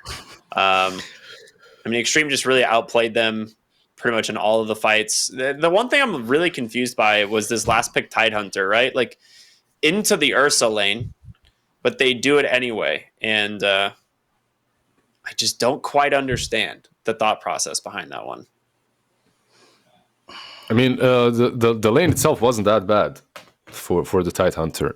Overall, you can lane versus him. You can even win versus Ursa if your position 4 is a bit stronger. Just maxing out Gush and Anchor Smash. Mm-hmm. You can have a decent time.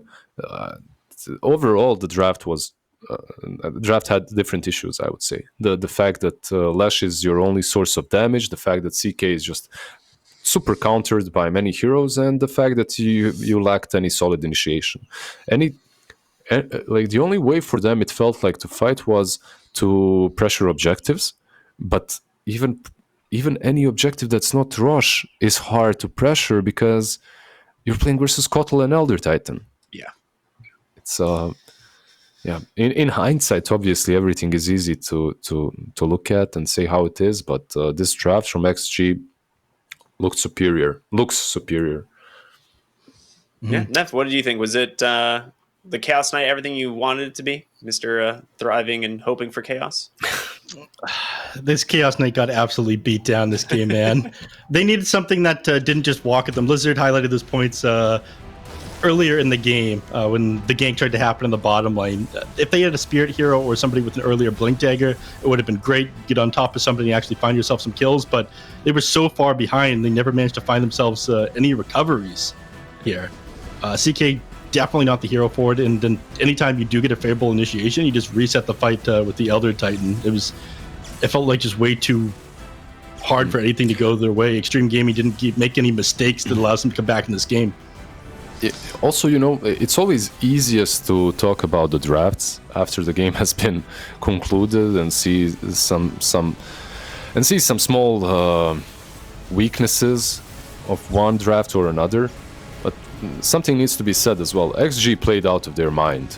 All the rotations early on and all the advantage that they've got early on was skill-based. They read the map extremely well. They dodged all the early game rotations. Remember when Ursa TPs from bottom top and Kotl TPs bottom? The moment there's an aggressive move coming from RNG, they do that. Then Chalice TPs top with Ravage, and Ursa abandons that lane too, goes to the jungle. Like, these moves, they matter a ton because they also give you an advantage that makes your draft look even better. Like, maybe if they didn't have such an advantage, they wouldn't look as good and the draft wouldn't look as convincing. There's also that, but no, that's a good point. Yeah. Even with it, CK didn't do anything. With that said, I hate CK. With all that said, didn't look great. I mean, speaking of people who had great games, though, Old 11 on the Dragon Knight, right? Like, even from the beginning of the game, like the lane stage, they managed to punish out that Shadow Shaman a little bit, and he gets, really, really strong item timings this game. Ends up pretty much dominating. But what's got to change for game 2? Because right now it does just seem like an outclass around the board from Extreme, right? So RNG, Lizard, what do you think they're going to be talking about before they jump into game 2 here? They will be reconsidering their carry choices, I believe. Not player choices, just carry pickups. Possibly reconsider if this CK is good enough for them to be played on that position 1. And if they do pick it, they'll reconsider the bans. But that's so... It's just... There's too many heroes. Like, if your CK position 1 is completely devastated by a last pick position 5... that's not something that you can protect yourself from. Yeah. Neff, what do you think? Any other thoughts before we throw RNG has to do in game number 2? I mean, Spirit Hero to help you come back to the game when things aren't really going your way. I mean, Leshrac ended up doing a lot of damage in one of those team fights, but something that helps you initiate and catch heroes out a little bit better, I think, is necessary in game number 2 if things don't go their way. So, safety precautions if laning phase doesn't go their way is... only real advice I have for them in game number 2. Okay. All right. Well, you all heard it. We're going to go to a small break before we come back with game number 2 here of Extreme Gaming and RNG. We'll see you then.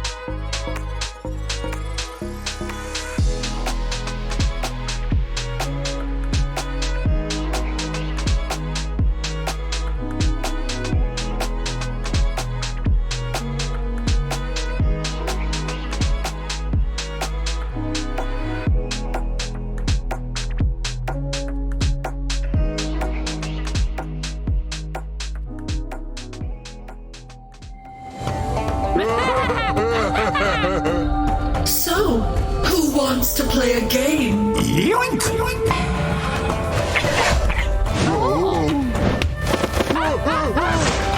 And again!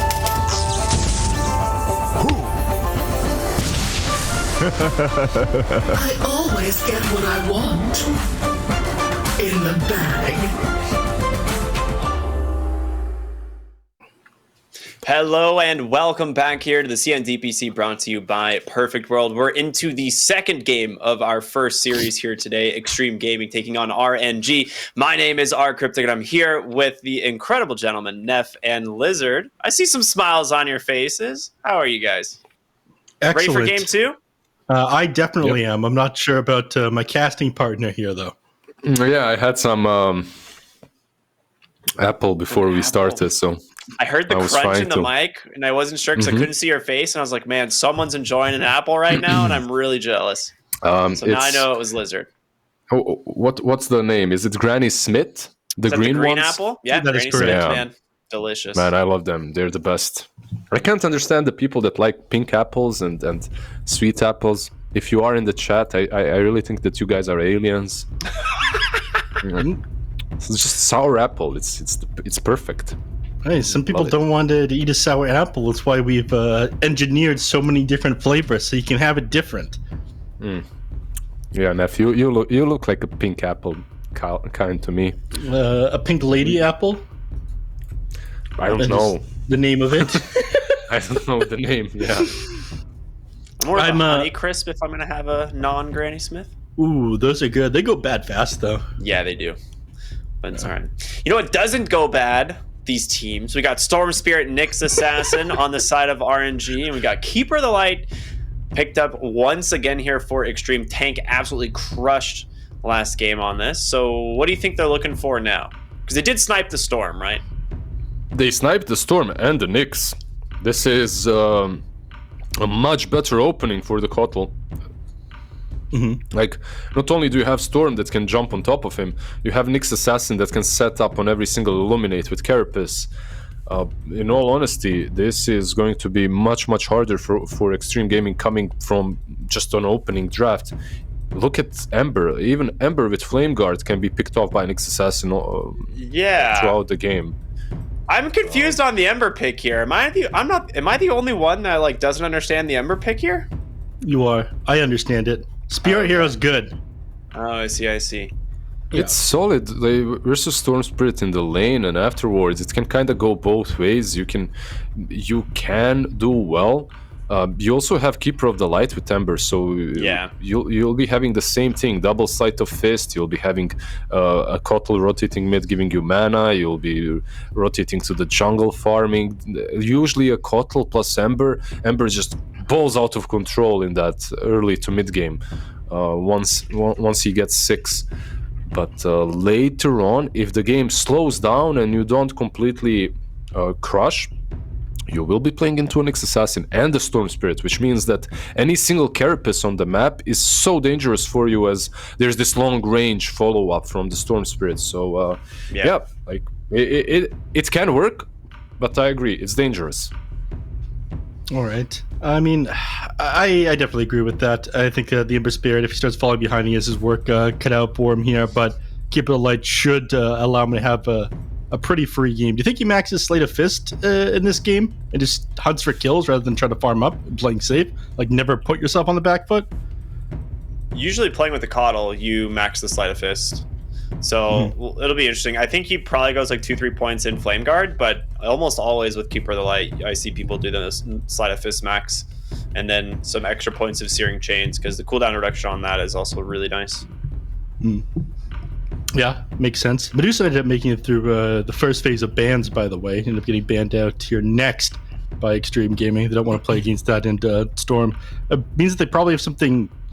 I want to say that they have something else in mind as a carry, but it's not that fun playing the Medusa to the Nyx Assassin either. You get mana burned, you get spiked Carapace, you're trying to split shot down the enemy team. It's never a good time. So, they don't... Is there anyone that likes playing into it? Into the Nyx Assassin? Yeah. Strong lane heroes, that's about it. Because Nyx is such a weak lane hero, right? Like, he only really starts being a massive nuisance once he gets like more levels in his kit, but he's so weak in lane. That's definitely true. Maybe Slark. Slark's the only hero I can really think of that doesn't really care about Nyx Assassin. I don't know, man. I just hate Nyx. Anyone that plays this game, it's like one of those heroes just... Oh, great. Throughout the game, you have to be careful. You can't buy Battle Fury, he will carapace you. You can't buy Radiance, he will carapace you. If you have AoE ability, he will carapace you. You just die. And especially the better the players are, the more impact Nyx Assassin has. Like, yeah. just very strong. Yeah, amazing. They ban out the Darkseer and the Ember Spirit, and the Necro. Necro, very good versus Ember overall, picked up quite a bit, and Darkseer just... You said that Nyx Assassin is weak, and he truly is, but there's one hero that activates him, and that's Darkseer. They complement each other really well, so banning that out is a nice way to deny it. Mm-hmm. I mean, one thing I will say, when you have the Nyx Assassin picked up on your team, it becomes very obvious for the enemy team what offlaners you're going to take, because you need something that can exist inside the lane by itself. Nyx Assassin doesn't really like hanging around and sapping XP or trying to trade, just because it's a melee support hero. It's weak in that way. So Darkseer, like you mentioned, was one of the better bans. Necrophosa here that can exist by itself as well. I think... Would you be afraid of something like a Tibersaw this game, Mars? On which side? RNG picking it up. It would be solid, sure. Like, Ember doesn't truly care about that, so I don't know. Overall, why would you be afraid? At the moment, at least. But Timber looks damn good, now that you mentioned it. But that hero is just very rarely picked up. I think I saw it once when there was Tiny Dragon Knight plus another strength hero on one side, and then Timber just played around them. But yeah, on RNG you have a lot of good initiation, a lot of good setup, instant initiation as well. You just need some utility teamfight from the offlane. Mars would be okay. What else is there that's left in the pool? Sand King still completely untouched, but Sand King into Tiny can get really rough. I think Sand King on XG might be even better. But then again, you're playing into Carapace, like with Sandstorm. It's... Ooh, a little bit of an unconventional offlaner, but... Actually, this could be 5. I have seen Slaughter played in the 5 position a few times, but it's probably going to be the offlane hero. Corrosive Haze versus Nyx. Pretty damn good. Yeah. It is true, yeah. You think they would have taken... No. You think they would have taken Slaughter on RNG if they didn't pick it up on side of Extreme? No, I mean, they're likely to go Mars. Yeah, just not that popular of a hero, I would say, Slardar. Slardar is one of those, it's always on your mind, but somehow it never gets picked up. There's always something else, right? It's like, no matter what the game is like. I feel that Troll is pretty solid for RNG. Maybe TB as TB versus Ember Kotl, but not necessarily. But there's just there's quite a few carries that can deal with Slardar, so maybe that's one of the reasons why we don't see him that much. Yeah, I'm trying to think of what's going to combo up well with the Grimstroke over in the off lane, or potentially safe lane. Eventually find killed with it. I mean, Storm Spirit's decent, but I think you need to be able to make moves around the map without the Storm Spirit sometimes. Maybe Night Stalker? Yeah, you can jump the Kotl, I guess, but... Troll, you guys are geniuses. You don't need me. It's Troll Warlord. Yeah, they just... There's like 3-4 that come on top of my mind when I see Slardar carries that you can pick versus him, and Troll is probably number 1. So they go with the Troll, and it makes a ton of sense because you will have a decent lane. You should have a decent lane, but we'll see. Maybe XG has experimented with this, and Troll will not have as good of a time. Maybe they will be doing something like just spam the blast and spam the stun on Slardar. Don't rely on that 3-stack bash, because you will never get it versus a Troll, right? He'll kind of always juke it or make you miss. We'll see. We'll see, really. XG, they still need a position 5 to mess with the Troll, and that's why the Bane has been banned out by RNG. Yeah, I mean, decent for shutting down the Storm Spirit once he gets a BKB as well, if they had gotten the Bane. Been out the Disruptor as well. It's a hero that we haven't seen as much of recently. But supports that do damage can set things up for the side of your team. Abaddon looked like a decent pick again this game, but then you run to the issue of having like a Keeper of the Light, Abaddon support duo potentially.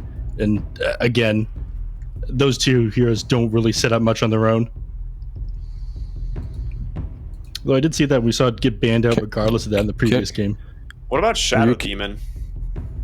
Yeah, it's all right versus the Troll, right? Like you have that disruption would be solid. Do you guys like Lion that's completely dead and forgotten? No. Probably too greedy, right? Yeah. For them. Yeah, I can see that. They don't have any instant catch versus the Storm, which is a little bit of a problem for XG, but they can maneuver around it. I actually am kind of wondering if they're going to take Slardar 5. Okay, no, they just go back for Elder Titan. Wow. I don't like it this game. Against the CK made a lot of sense. Here, not so much. Yeah, the question is, how do you... what offlane do you pick now that can lane into these two beefy boys, into ET plus Tiny? Maybe that's something. Timbersaw? Think about Brewmaster. Oh, Brew. All right. Interesting drafts from both of these teams. Definitely not something that we see very often, right? From Old 11 and Slardar. I think I definitely went for XG last game, but I'm not so sold on them this time around. Like the way they executed, I would say that they're perhaps the stronger squad right now. I think that they're maybe a tiny bit better than RNG is, and because of that, I might go for them once again. But I think that RNG's draft is like 55, 45, 60, 40, add some random ambiguous number here. I think the RNG's draft is a bit better. Okay, what about you, Nav? How are you feeling? I think RNG's draft is infinitely better than Extreme Gaming. This Elder Titan makes absolutely no sense, nor does the Slardar. They're going to shut down this game. Yeah. The safe lane is rough. Stormpear's going to jump the back line and find kills all game. RNG have got this easily. We're going to see a game number 3. Okay. Wow, that is very high confidence, and that'd be very embarrassing if you were wrong at the end of this game. But, we'll have to find out when that actually happens. I'm excited, though. I think this should be a little bit of a closer game for sure. I think RNG's draft, I'm going to stick with you guys on this one, is a little bit better.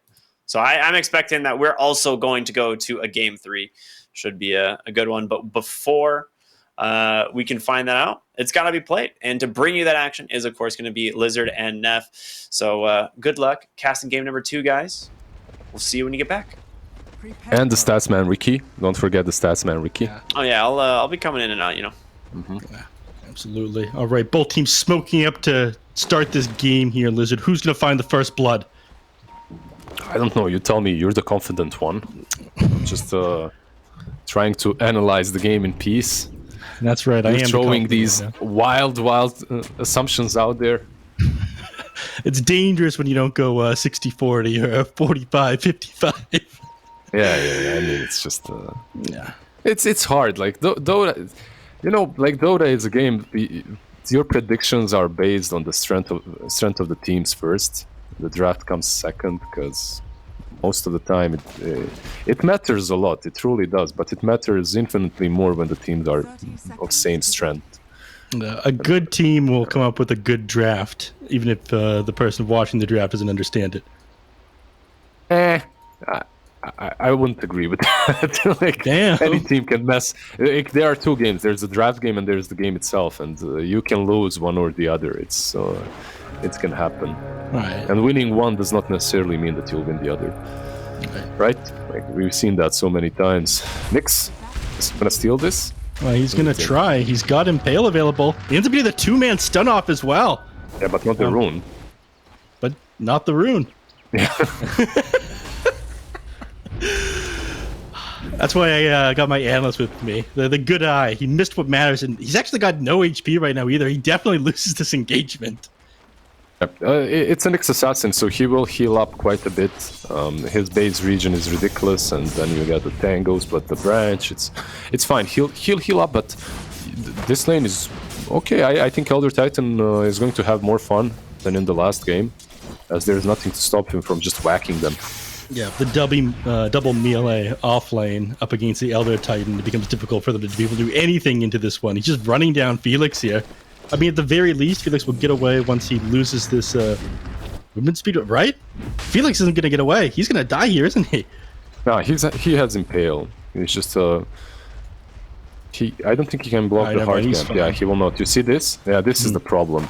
He was so low on HP that he couldn't afford sticking around the hard camp, and because of that, instead of doing a good thing and getting the creep wave back, he just made Chalice lose a couple of creeps. Yeah. Right. I mean, there's a logic and the behind courier, it. maybe even. Yeah, look, courier is gonna die too with the salve. Felix, my friend, what's happening? He's falling apart. At the beginning, he got the 2-man stun. He thinks, oh my god, all this damage. What the hell is happening? His game is ruined. He doesn't know how Dota works anymore. DY just killed a courier, denied the range creep, got one of the neutral creeps, got Felix to lose 6 tangos, all in a span of 1 minute and 40 seconds. It's top lane is already hard. His mental is destroyed at this point. What is he? He's doing some weird stuff with the creep wave now. He was late to control it. On minute 2, he just took the creep wave with him. And Chalice is like, bro, can I play the game? Please, I wish I was level 3 right now. Where's my wave? I mean, at the very least, he helped Somnus over in the mid lane. He managed to deny the water room from Paparazzi. If he can't do anything for his his off laner, he can at least help out his mid a little bit. And he did pull the creep wave eventually under the tier 1 tower, so Chalice should have at least some last hits here. A couple. He's got 8. Still not where he wants to be at the moment, though. But yeah, this is one of the weaknesses of Nyx Assassin. You can't really trade with the enemies. When you're fighting against Elo Titan, who's amazing at fighting melee laners. Your game is incredibly tough. He's getting punished so hard. He's getting whacked by the ghost as well. He had to stun. Now the Alpha Wolf is beating him up. And catch a break, yeah. I need to take a look at some other stuff in this game, man. I'm losing it watching this. The top lane is so much fun. I don't think that anywhere else would have been as much fun as on that top lane. DYTP is mid just for that salve. And yeah, speaking of other lanes, how's mid going? Storm actually doing really well. I mean, this was made a little bit easier for the Ember Spirit ever since the change to Flame Guard. Now it doesn't get popped by Static Remnant to level 1. Yeah. That's decent.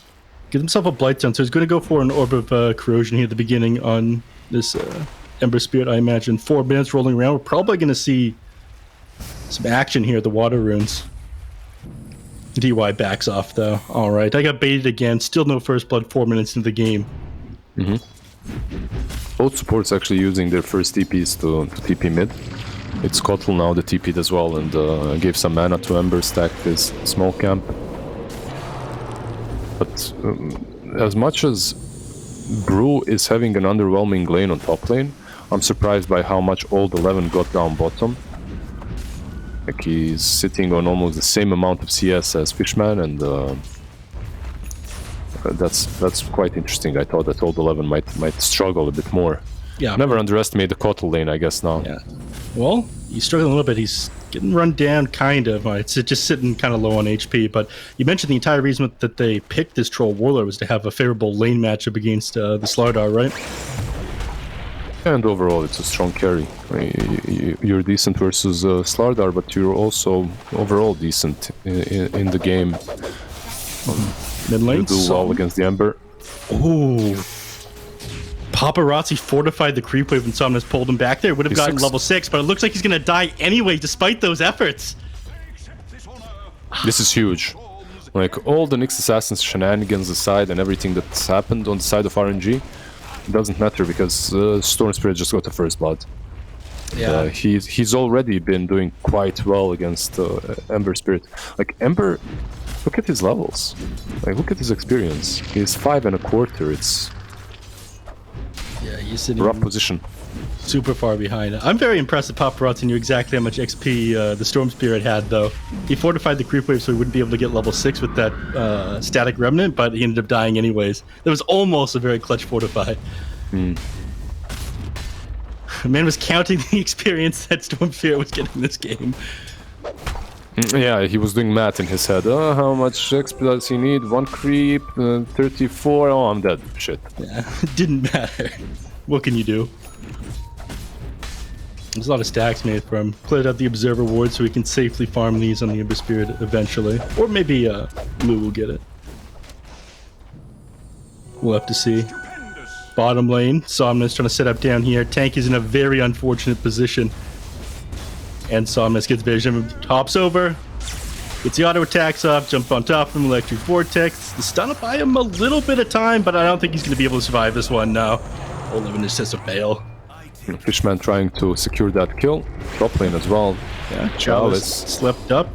Now he's trying to run away. Right. He's very tanky. He's got 3 points in his Drunken Brawler this game. This is a little bit of an unusual build. And it's an unusual build for an unusual lane. the way it went so far, at least. So he survives easily, and he's getting a lot of experience. Like all the jokes about Nyx Assassin aside, he has given Brew quite a lot of space, got quite a lot of experience. Impale comes out, like your Vortex back, but he already had a remnant down. Yeah. Is Storm gonna go for Orchid, by the way? What do you think? He actually already has the 3 null talismans built. He's not gonna deviate from the build. I feel it's such a good Storm game, man. Like this last pick Elder Titan, when you think about it against Storm, is not great. Like Storm loves playing versus Kotal and ET, and he has both of them. Yeah, speaking of, gets a dodge off again. Very quick sleight of fist there. Knew the Nyx Assassin's gonna walk forward on him. They are absolutely trying to set up. I feel like they were talking about Inkswell or the bottle refill, because Nyx Assassin already initiated. They had a split second to go for that, but they waited a little bit too long, and Paparazzi gets away. If you can't chain up perfectly against the Ember Spirit, then he's going to be able to get away with that sleight of fist remnant out.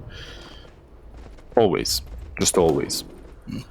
Tiny getting all those stacks that you were talking about. Yeah. Enjoying himself. Even it's in, so he'll get himself some neutral items as well. Always nice when they start clearing the stacks around the 7-minute mark, because that's exactly what happens. You just get all the noots for your teammates as well, not only for yourself. Yeah, top lane. Efficient. Somnus setting up over on DY. Doesn't have vision of him yet. Pops the Arcane Rune. I mean, they scan it out, yeah. I like that vision here. Thanks to that static remnant, it looks like DY is just going to drop. And you see, like this is a huge difference between the drafts of RNG in game 1 and 2.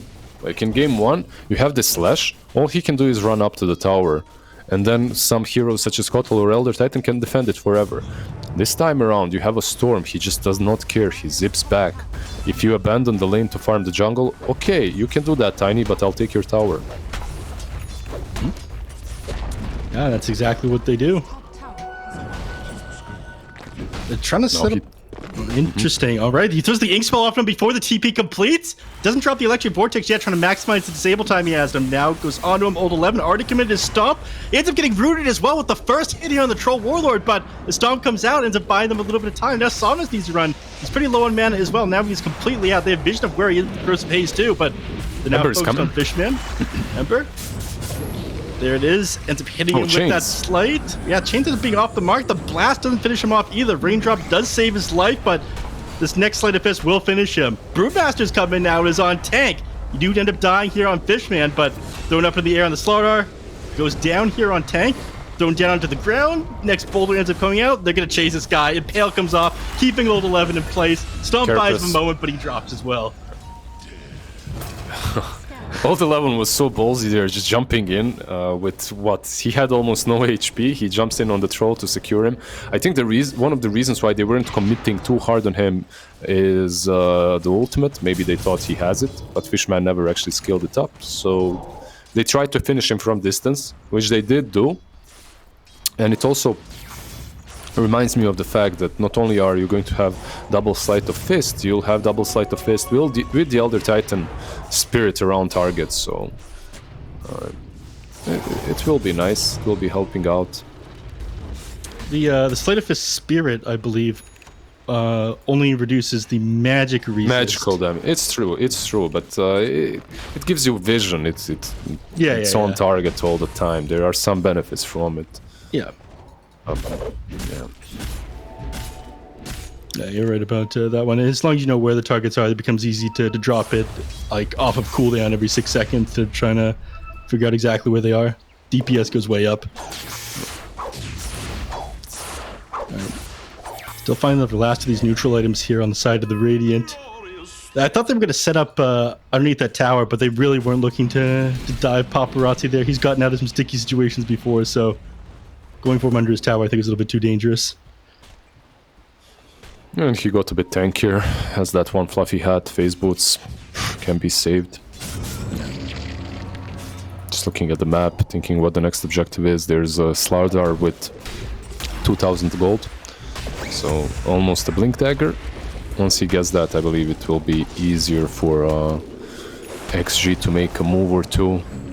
And the problem that XG have got is if you don't finish a target instantly, a core, there's Brew ulti, there's Troll ulti, and then there's Storm Spirit as well with his ulti, Ball Lightning away. Well, if you want to kill someone, you need to do it in that one burst. I mean, again, I think it's easier for them than it was for RNG in the previous game to find kills, but still not that easy. Stop. I don't think much is going to come of this one. All right, Felix, they're going to chase him, and Pale ends up coming out, and he's just going to continue to chase him forward. There's the root. Still 6 seconds till he's got Spike Carapace. The commit off on the Ember Spirit now. He's silenced up as well. The Electric Vortex comes out, tries to buy a little bit of time throwing off the Split Earth, but he goes down, leashed up at the end, so he wouldn't be able to remnant away. Backside of the fight, Tank getting run down by the Brewmaster. He's got a split available, but even slowed down, this Keeper of the Light is too fast, as is Old 11. That boulder comes out about as slow as the Chaos Strike, man. Yeah, it was a really slow one. Plus Storm had no mana, so going in there was pretty much impossible for Storm. Couldn't really follow up. Yeah, and pushing these towers is so hard into this Keeper of the Light and Elder Titan. And it looks like they're going to punish Chalice off of this. He's missing a lot of armor. He does have Drunken Brawl. It makes him a little bit tanky. Felix dropping incredibly low as well. He ends up getting another Sleight of Fist. He is definitely dead. There it is. Chains comes off from the X-Nova as well. Stomp from the Slardar. One more auto attack will finish him off. And trying to get Chalice as well. This Brewmaster is so tanky. The Scythian Brute is giving him 21 armor. But he does end up going down. 2 heroes rooted up. They're Louis here. Continue up this chase. Yeah, Lucia tries to go into Somnus. Doesn't have that top. Wasn't able to combo up that toss there, but they are going to be able to get on top of Fishman. He's got his Berserker's Rage. He's going to turn on a Paparazzi who he roots, but he gets tossed out. The huge save there by Lou, and now he's frozen in place. Slept in the middle of his ultimate by DY. And it looked so good for RNG. For a moment, they looked like they're in complete control, and then comes the Ember Spirit with the Sleight of Fist, and obviously Chakra Magic. Just one hit, then another, then another, then another, then another, then another. It's just so much damage. It's annoying. Like, how do you fight against that? It was 3,650 damage in that team fight. He was basically all the damage on his team. Right? Like, yeah. The next one is Kotl with 1,300. So it's the two of them just destroying the side of RNG. And you said it. You said the man would ball, and he is balling. Yeah, there is this orc. Actually, no, it's not. It wasn't an orchid. It was a Witchblade on Somnus. Okay, never mind. I thought that he might be going for orchid, but then Ember is getting closer and closer to his BKB. Yeah, they have vision of Old 11 at the moment, but not much vision of the rest of the team, so they don't end up going for him. Felix is so careful at the moment. As he should be. I mean, if he walks any further forward, he's going to walk into an Observer in the Sentry.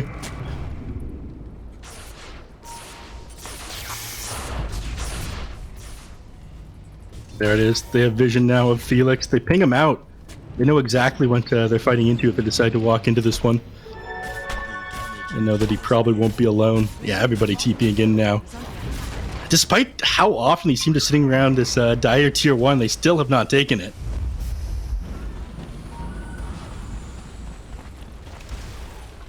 You're trying to, but maybe with this smoke, Ember has a DD. Maybe. Oh man, This could be bad. Let's see. Roche is also an option for XG as they have that corrosive haze and DD. Maybe that's what they'll go for. They hang out exactly where they're sitting with the smoke. Smoke ends up breaking on old 11. He catches X Nova. So goes up the Phantom's Embrace arm, then he backs off. Okay. Both teams fine. Smoke doesn't really end up bearing any fruit there for either team. Yeah, and they didn't really get any map control on the side of RNG. They kind of went in that triangle, but X Nova didn't go with them. He also didn't have a ward to plant, so nothing of value was gained from these two smokes. Old 11, he sees the storm, but Nyx sees him. Oh, he ends up getting stunned there by old 11. The chains come out as well. He is able to escape. He goes down. They end up catching out Felix as well. Chalice is going to pop his ultimate here. He's going to have to. Slept up on the Nyx Assassin. He is not going anywhere. And he doesn't manage to get the Primal Split off either. He could use it now, but he's just trying to run these heroes down. He doesn't feel a threat with his Drunken Brawler. Gets on top of Tank here. Stunned up in place. And he does end up going down as well. X Nova finishing him off. Ember Spirit up in the air. I think they're just going to run away now on RNG. Storm is up in 5 seconds. You don't really want to fight. Maybe they'll manage to take out Old 11. Let's see. Try. DY, still another 5 second. Yeah. Astral Spirit not up, so he can't stop them and stall for time. Blue is coming. He has Shadow Blade. Yeah, Paparazzi. He's pretty low on mana, though. He needs Keeper of the Light to be able to refill his mana pool. In fact, he's all out. But they do get Fishman. Chalice now in the middle of everybody. But again, Storm? so tanky with this Drunken Brawler. Storm ends up coming in on top of Lou. Earth Splitter doesn't even end up connecting. Lou goes down. Now onto Paparazzi, who can't get out because he doesn't have mana. He finally respawned on Tank, drops a Chakra Magic onto him, and now it is time to run. Damn, I can't believe they managed to save Ember there. Mana was there. Like, yeah, mana was there in perhaps the last second, but there was also the Phantom's Embrace on him, so he couldn't get rid of that nasty little Phantom. Chalice dies to DUI. Meanwhile, they get him in the river. Felix should be fine. Okay, yeah, Slithering Press ends up missing, and Old 11, Old 11 is not happy. He ends up going on top of him, and he already used Spike Carapace to reflect that urn, and I guess that's why Old 11 ended up keeping that chase up there. Yeah, but couldn't he just run back? He kind of went up. Was he trying? Absolutely could have run back. Yeah, because you can't really juke the stun. He sees you. It's not like he's guessing. Yeah, interesting one. In any case, just a series of bad events once again for RNG. They do manage to kill off Tiny down bottom, which is nice, but losing Troll probably hurt them more as the Tiny got that first kill.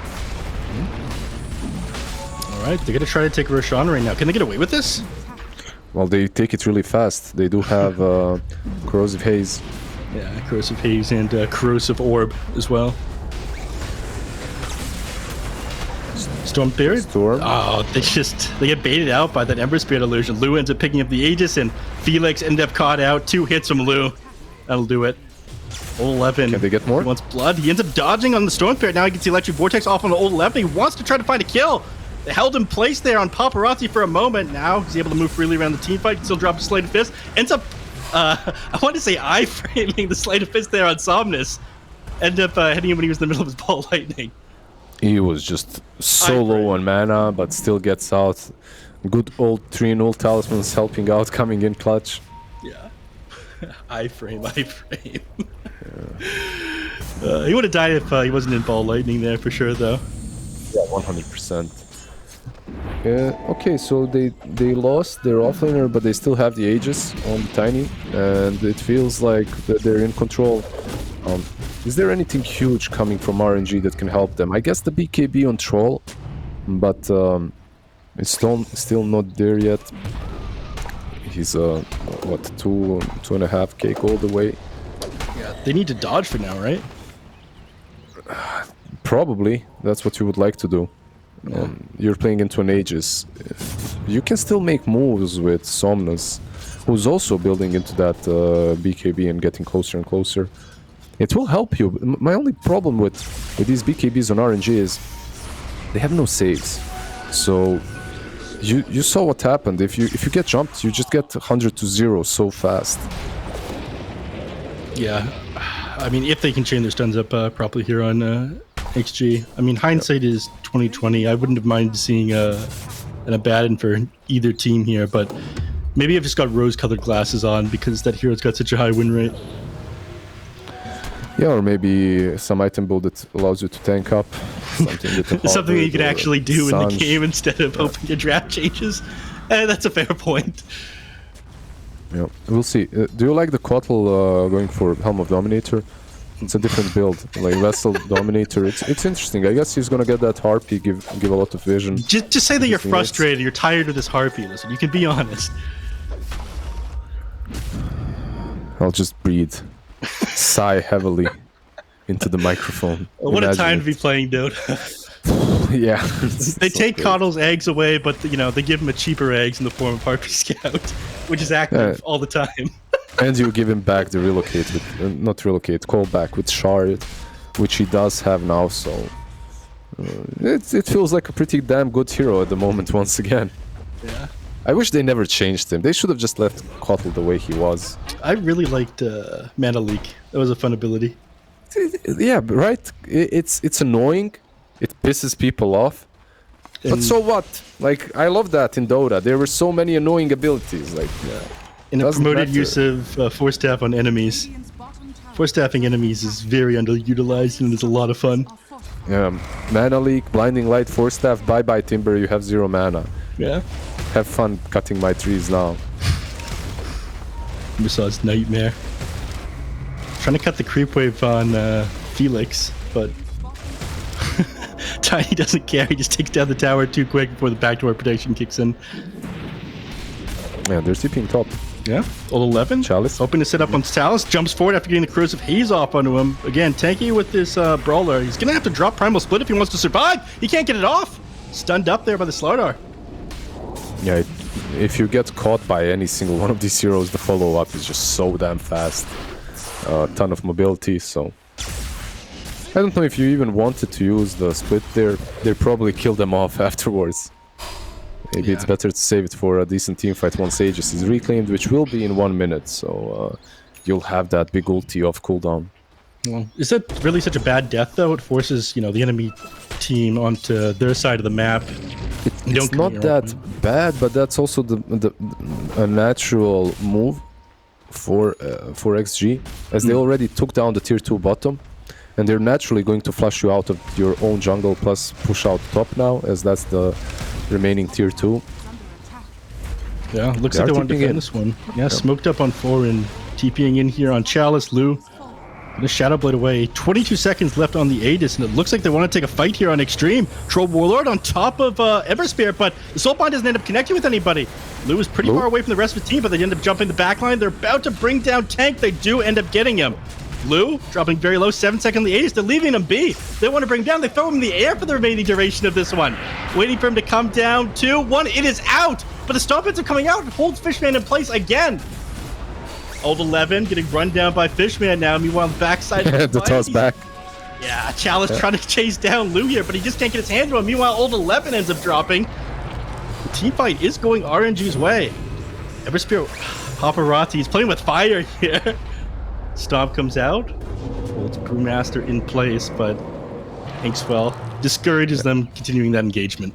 They'll back out. There's no Kotl, there's no fun. This old man brings the light to the party, and they move back. Understandable. There is no spam of Sleight of Fist, no spam of Searing Chains. Really nicely done by RNG to try and keep the Tiny in place until his Aegis has been reclaimed, which they did do, but Elder Titan plus Larda are just saving his ass with all those AoE stuns. And then a nice toss back from the Tiny as well on the Brewmaster, just saving glue. Lu's about to get a lot scarier as well. It was pretty bad before, but he's about to have a Silver Edge, and I think at that point, Brewmaster going to melt very quickly, no longer is a Drunken Brawler to fall back on. He is so tanky on this hero, though. Yep. It's been crazy how long it takes for them to bring him down in some of these fights. But where does RNG go from here? I mean, again, you still have these BKBs that you're waiting for on a number of heroes. Do you think the later this goes, the better off you are on RNG, or do you need to make a move now? Oh, they finished off the BKBs. They have one on Troll, they have one on Storm. The only thing that they can complete now is the Aghanims on Brewmaster, which obviously will come in handy. Besides that, is there anything big that's coming for them? Not really, so you can already think about taking some decent fights for yourself. You are 8k behind, and you're definitely not in the pole position. They caught some heroes with this scan. Now they're trying to run into them with the smoke, and smoke pops now on old 11, jumps forward, gets on top of Chalice here, who does have a split available. He can't get it off though. Stunned up just in the middle of the cast animation for it. They end up losing the Grimstroke too. They tried catching Felix as well. Paparazzi went even deeper, but sadly for him could not catch anymore. They just killed him off so fast. You have a Desolator, Ember Spirit, plus Orb of Corrosion, plus Corrosive Haze, plus a Tiny hitting you for 10,000 damage with every strike. It's if you get caught, you die. It's as simple as that. Just don't get caught. Just don't get caught, but I'm surprised that Storm Spirit is never in any of these movements. Like, they're on top, securing Brewmaster's, I guess, Ags build up. And Nyx Assassin can be up front with Vendetta scouting out, like we talked about, right? Like, setting up on this Ember. But so far, we haven't seen a single time they try to accomplish that. Like, set up some Spike Carapace plus Storm play. Are they just so worried about the enemy just doing 5-man playing together and trying to split them up right now? Is that why but look, Ember right now is alone on bottom lane. It's perhaps an opportunity, something like that. Mid lane? Yeah, they go on to Troll Warlord. Does have his ultimate. He popped this one, goes on top of old 11, who pops his BKB and tries to sprint away. They can't get on top of him. Fishman is running very far away from his tier 2 tower. They're in pretty deep now, but they continue to run these heroes down. Lou trying to stand his ground, tossed up now on the Troll Warlord, wasted the entire duration of that guy's Berserker's Rage. Gets the ultimate off now on the Earth. Run! But he needs to run. Yeah, he only has his Fire Panda left. Get out of here, buddy.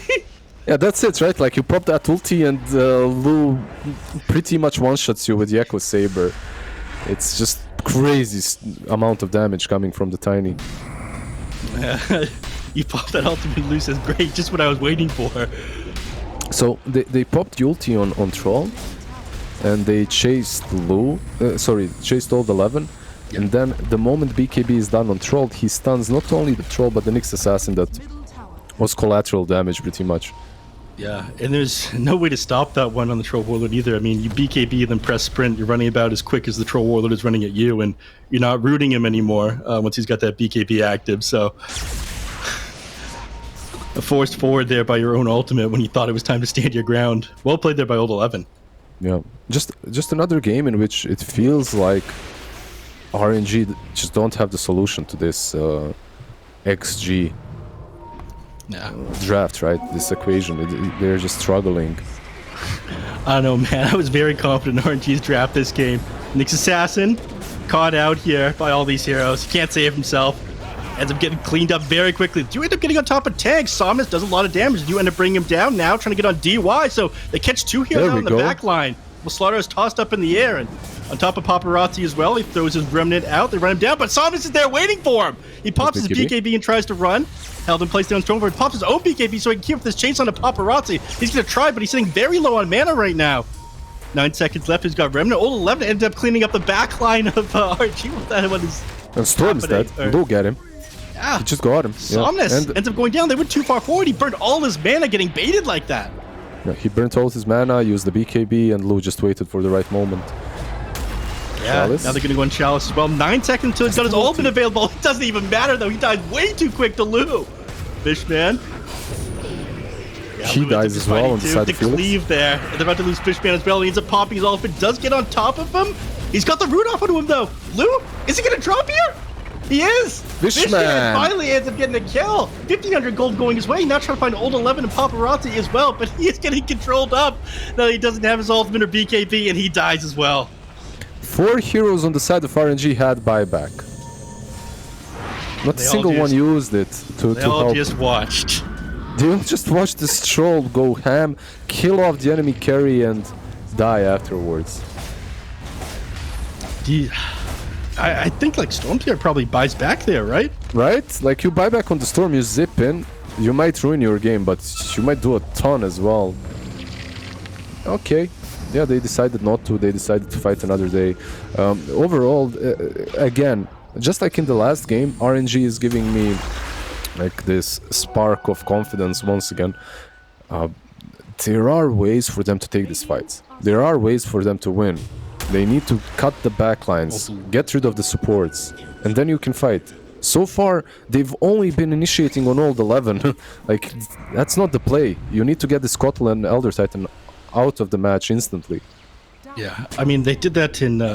they did try to do that in the previous fight. The last fight, yeah, but before that, not really, right? Mm-hmm.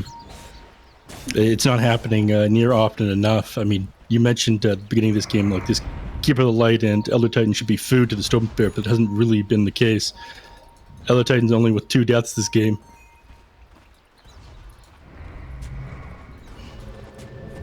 So... anybody who says this is an easy game for RNG, I'm sure looks very foolish at the moment. But we don't know anybody like that. Not at all. Not at all. Unless RNG wins, then we'll find someone. Yeah. Roshan dying very quickly. Chalice got on by old 11 here, stunned up, but he does end up getting the split off. They're going to go into the pit in just a moment here. Can they get the snatch on the aegis? No, Lube picks it up quick. Somnus in the middle of the pit is forced to bail. He's already used his BKB as well. All they can do now in RNG, I feel, is run. X-Nova. He's Chalice? not able to get away. Oh, Chalice can't either. He had another split. It's just not possible. He dies way too fast. Storm zipped in with the BKB, but didn't manage to pick anything up. It was a shard that's picked up by Lu. I don't know who he gave it to. Somebody got it. I think it was Lardar. Yep. Well, yeah, somebody got it. I know Emperor and Tiny had theirs before. Incredibly rough, but yeah, Avalanche ended up coming off on to the Primal or the Brewmaster as soon as his Primal split ended, so there's just no way for him to get that second split off. And now their buildings are melting so fast. The Tiny, they can't do anything about this, man. I don't think so. Your brew is still dead for 5 seconds, no buyback. Maybe you can fight after he's alive, but even that is a extremely difficult choice to make. Yeah, you don't even have a vision advantage defending your own high ground against a Harpy. What's the range? What's the range on the 1800 day and night. 1800? Nice. Yeah. Reasonable. Very cool. Further than towers at nighttime. Stormbeard ends up jumping forward. He ends up finding the Ember Spirit here on the Nyx Assassin, but looks like he's just gonna die. End up losing one hero on each side. They do get the kill on the Coddle, but Spike Carapace ends up reflecting the Avalanche. Does Tiny want to go forward? He does not. I mean, they're just gonna... Oh, X-Nova melts! Old 11. Fishman, you can't go any further out. I mean, the men built a Basher, so Old 11 would be able to kite him like he did before, but I feel like it's just a way from fight into them. Again, they need to do the same thing. Storm needs to zip in the backlines and hope for the best. Yeah. Or your towers are all gone. Yeah, you have to do something here before the enemies get mega creeps. They end up trying to jump old 11 in the back, but Silence up now on Storm. His BKB is on cooldown. He just needs to run. He's down to 100 HP. Now they just walk away after Team Rax is trying to... Oh my god, Troll Warlord melts. As soon as his ultimate finishes, he dies. Lou sitting pretty low, but they can't finish him off. I mean, even if he did, he's ages still for another 2 minutes. They finally end up getting the Collar, who's now on dieback to get the Elder Titan as well. 2 heroes taken down, but staying the ground, they've used everything, and Paparazzi is running forward. He ends up melting X-Nova. Old 11, they can't finish him off. He's continuing to kite them. Chalice finally ends up finding the kill, but you end up losing 3, and the enemies already have mega creeps, and Paparazzi is continuing his slaughter. Chalice, he goes down, and GG is called. It was just really a matter of time. They lost themselves somewhere in that mid-game on the side of RNG. I'm not sure what happened, what killed their, I would even say morale, as they were making no plays. Is it XG just being one step ahead of them? Is it XG just being a better team? I can't say for sure, but when you see Kotal and Elder Titan versus a Storm Spirit, you expect a happy Storm Spirit, and that this wasn't a happy Storm Spirit. He started picking them off in the last 2 or 3 team fights. unfortunately, silenced up just like Ricky silenced once in a while. Talking about. I was making a funny joke, a funny haha about. It was very funny about some caster making a prediction of an overwhelming defeat for. Wouldn't it be a shame if somebody looked even more foolish than that moments after? That would be a shame. Yeah, but this is I kind of agree with what you were saying, Lizard. It just feels like Extreme might actually just have been billing completely better, like all around the board today. Like there's not really like a moment in this game where they felt like they were out of it, and then they hit a couple good team fights in the mid game, and suddenly everything's online for them, and they just play a really solid game. Coddle also 2 games in a row. Tank just owned. Yeah, Kotl and Elder Titan, both of them just doing so much work. Meanwhile, you just don't feel the presence of the Nyx Assassin. At best, what they're trying to do is protect their cores to farm up. You don't see any aggressive movements from them, and that's a little bit concerning, as it usually means that the morale is probably low in the team. You're responding 24/7. You're not making any calls. It was this fight, right? Like this fight, it seemingly broke them. Up to this point, they looked all right, and then Paparazzi just one chakra magic after another, one sleight of fist after another, destroying them. And this was the blink reveal as well from Old 11. He didn't have it prior to that mid lane engagement. So, yeah, they play their timing super well. They also just, like, DY had some ridiculous saves this game on the Elder Titan. The 4-hero stomp bottom to save the Ember Spirit at like 100 HP. It's ridiculous, like how well they played this game.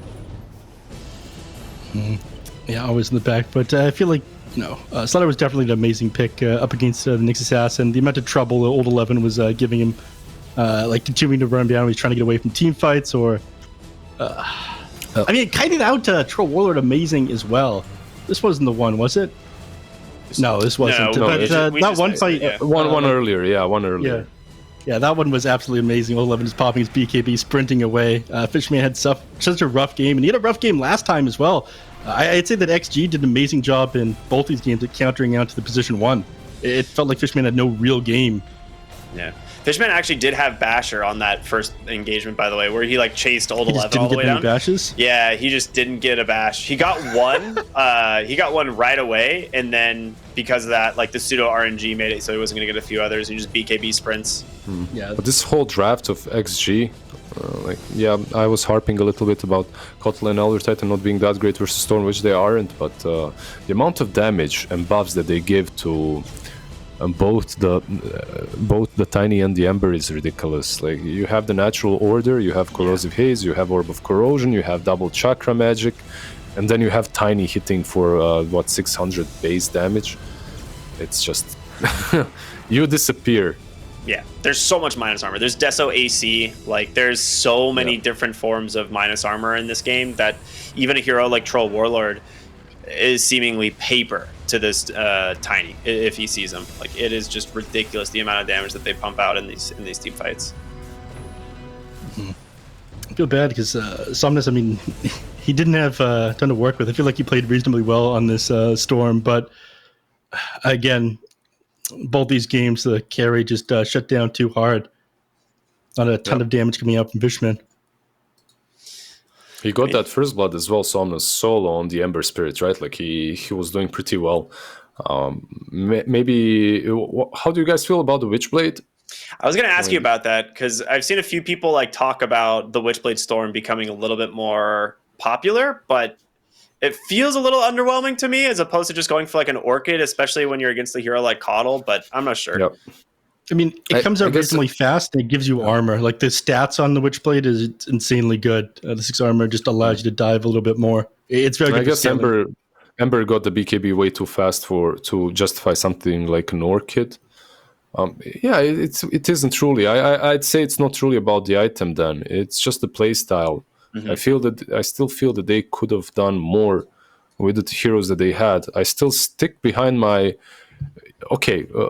all things together, this Extreme Gaming draft definitely looks great. The minus armor strat, the double chakra on the Ember, it looks amazing. but I don't think that it should have been as one-sided as it looked in this game. Yeah, I feel like Troll never really got off the ground. Like he had that one real nice ult towards the end of the game, but it didn't feel like the Troll was that big of a deal in any of these engagements. Do you, Ricky, agree that 4 buybacks and not a single one was used is a bit sus? I actually was sitting here like scratching my head when I saw that. I was like, 100% you buy back at least one hero to save the Troll there. Because if you buy back Storm, you for sure get the kill on the Ember Spirit, maybe someone else. Like there was no BKBs left. Like I don't know. It was very strange. I guess they just underestimated, the strength of the Troll, right? Yeah. But well, I mean, overall, fantastic win here for Extreme Gaming. We're going to take a look at the standings, and like we talked about earlier, a very important game is it now guarantees Extreme will be going to the major. They guarantee themselves second place here at 5-2. And that does force RNG to fight for their lives in a tiebreaker scenario up against Vici Gaming.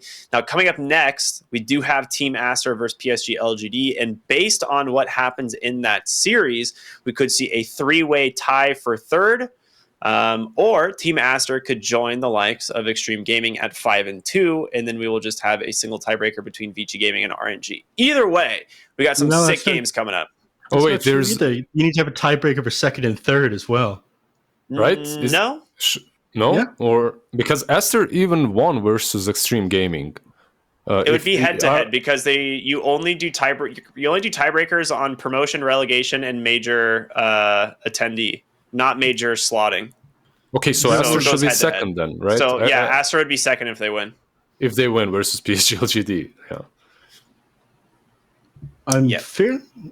Maybe I'm wrong. I was fairly certain that China didn't have any tiebreaker rule changes. So second and third, I thought would still have a tiebreaker.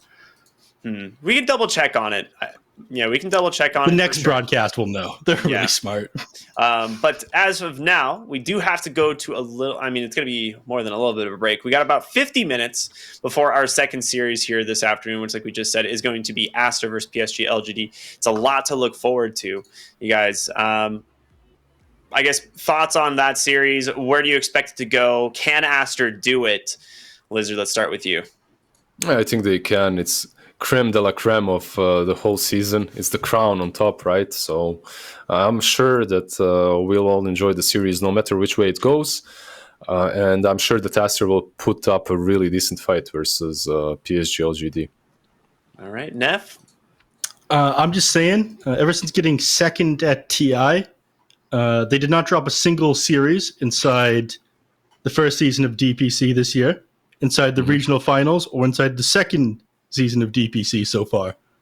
So it's time. Undefeated on series. It's time for them to lose once. Yeah? I mean, they've really lost the Intel World Open, the Olympic one. They ended up losing the OGA Dota Pit one that ended up happening recently as well, but they've not dropped DPC. a single DPC/Valve one. Scary.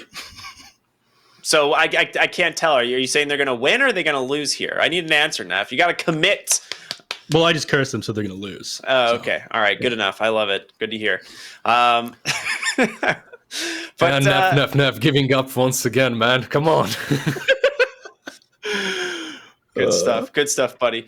All right, so we're going to go ahead and throw it to a break. Like we said, we got about 50 minutes before that second series comes up, everyone. So stay tuned for more here on the CNDPC. It's a banger of a final series. We'll see you then.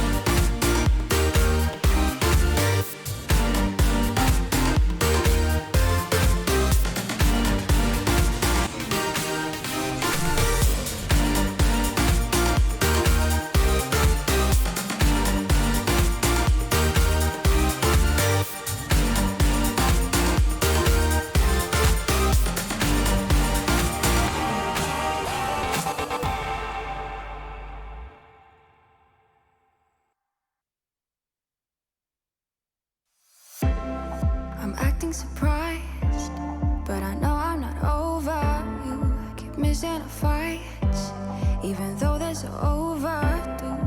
We had a fire, now we're watching it burn low. Isn't it time we go our separate ways? Not enough time, not enough time.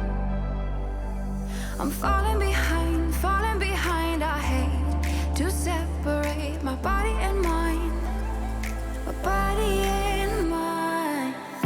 You feel like demons in my mind, demons in my mind. It tastes like demons in my mind, demons pushing all my triggers. Losing my pride, but I guess that's what love do to people like us, struggling to come through. We had a fire that we watched it burn out. Isn't it time we go our separate ways? Not enough time, not enough time. I'm falling behind, I hate to separate my body and mind, my body and mind. You feel like demons in my mind, demons in my mind. It tastes like demons in my mind, demons pushing all my triggers. Demons pushing all my triggers. Demons pushing all my triggers. Demons pushing all my triggers. Demons pushing all my triggers. I'm acting surprised, but I know I'm not over you. Keep missing our fights. Think I'm losing my mind, but I guess that's what love do.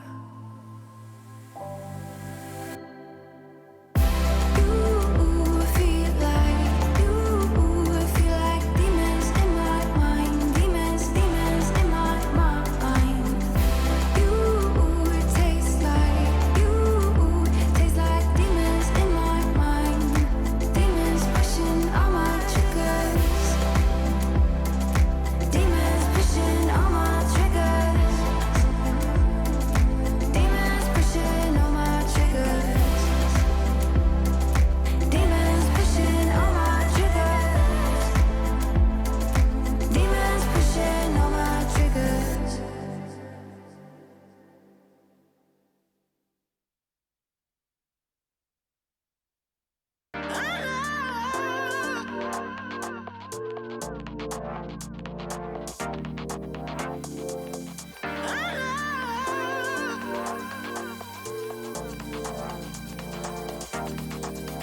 Where are you? What's up? What's going on? Simple truth, I'm low. Let's get it on. Touching the stars, touching the stars. Dancing, dancing, dancing, feel like dancing in the moonlight. Dancing, dancing, dancing, feel like dancing in the spotlight.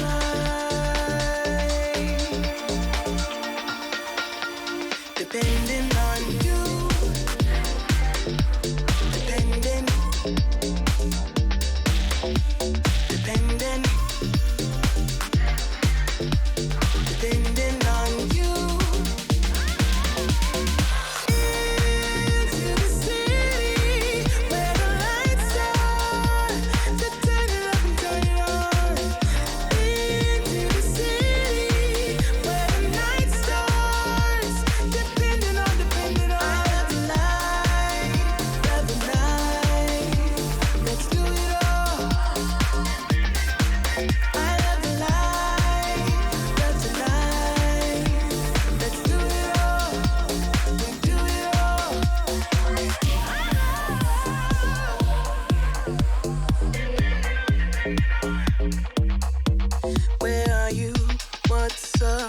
what's going on. Simple truth, I'm low, let's get it on. Touching the stars, touching the stars. Dancing, dancing, dancing, feel like dancing till the daylight. Dancing, dancing, dancing, feel like dancing in the spotlight.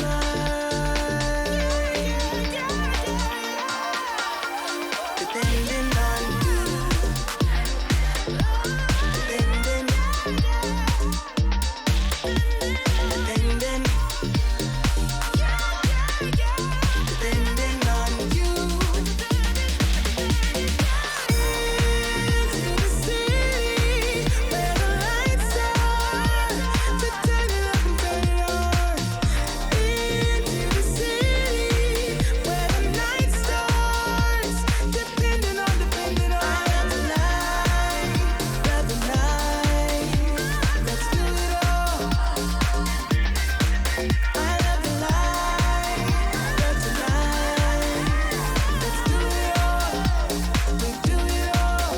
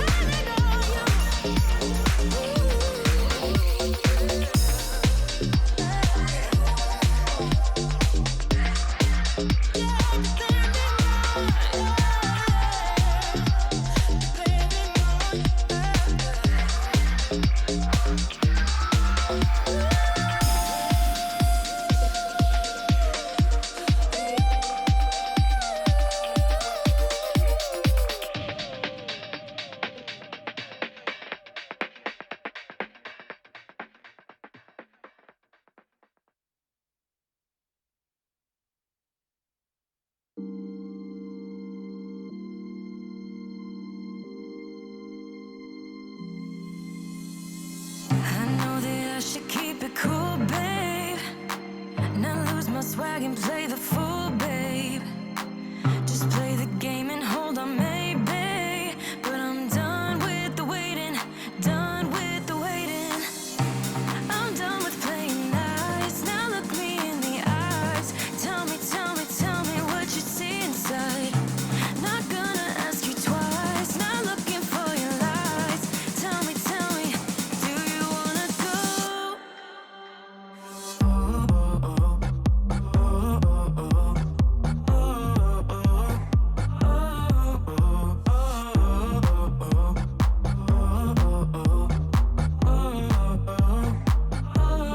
Do you wanna go?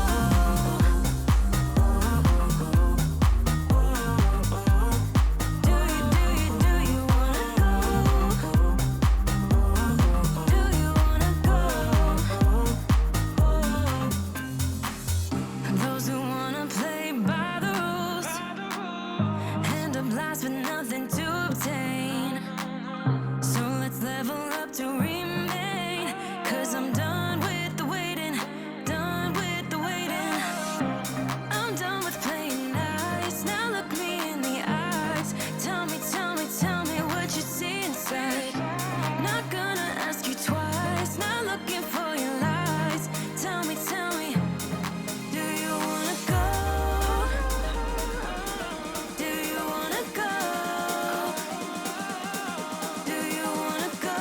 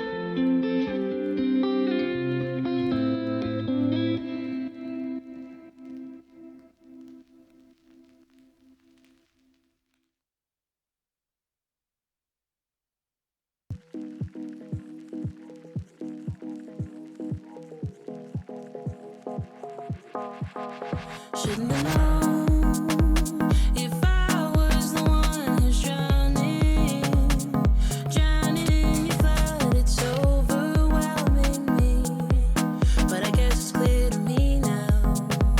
After staring holes in all my walls, don't you cut me off like you did that time. Once was already enough, I'd say. But I wonder if you hear me. Can you hear me? Can you touch the fire with your hands? 'Cause you're gonna get burned. You're gonna get burned. You're walking into quicksand. Not a lesson learned. 'Cause you're gonna get burned. There you go, without thinking about tomorrow. Gonna let you know you're spending all the time you borrowed to get through this. Not giving you second chance. So turn around and fill in the blanks. You're a star, but you've forgotten how to follow. Gonna leave a scar if you don't take the time to heal everything underneath this. You're watching the hours are ticking away. So turn around and fill in the blanks. I gotta say that you could do so much better. Like a vagabond, you're lost in your own ways, stranded in your desert. I hit you up, but there's no one there. If I wanted something distant, I would have found just what I want in you. But I'm not really like that, don't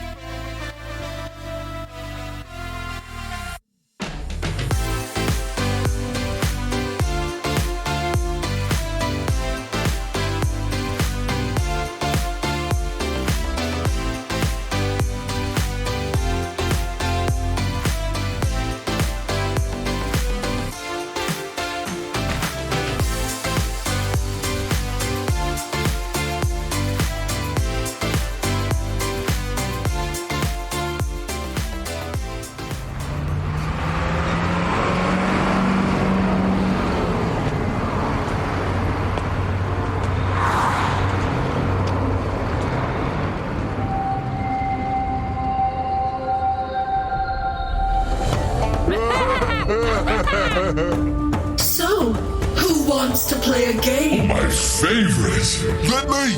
No, me! Try me now.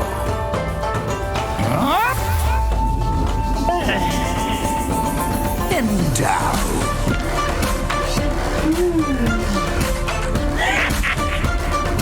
No, this. Ooh.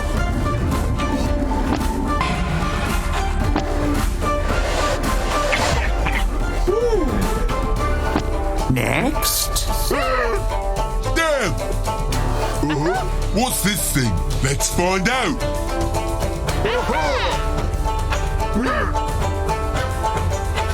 How much is in there?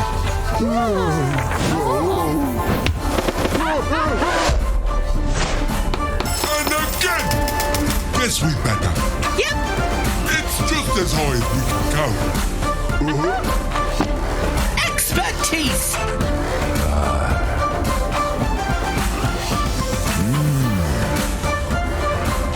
There's something off about you.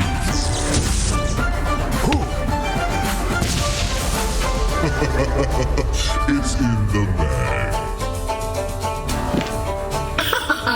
Watch me now. Yoo-hoo!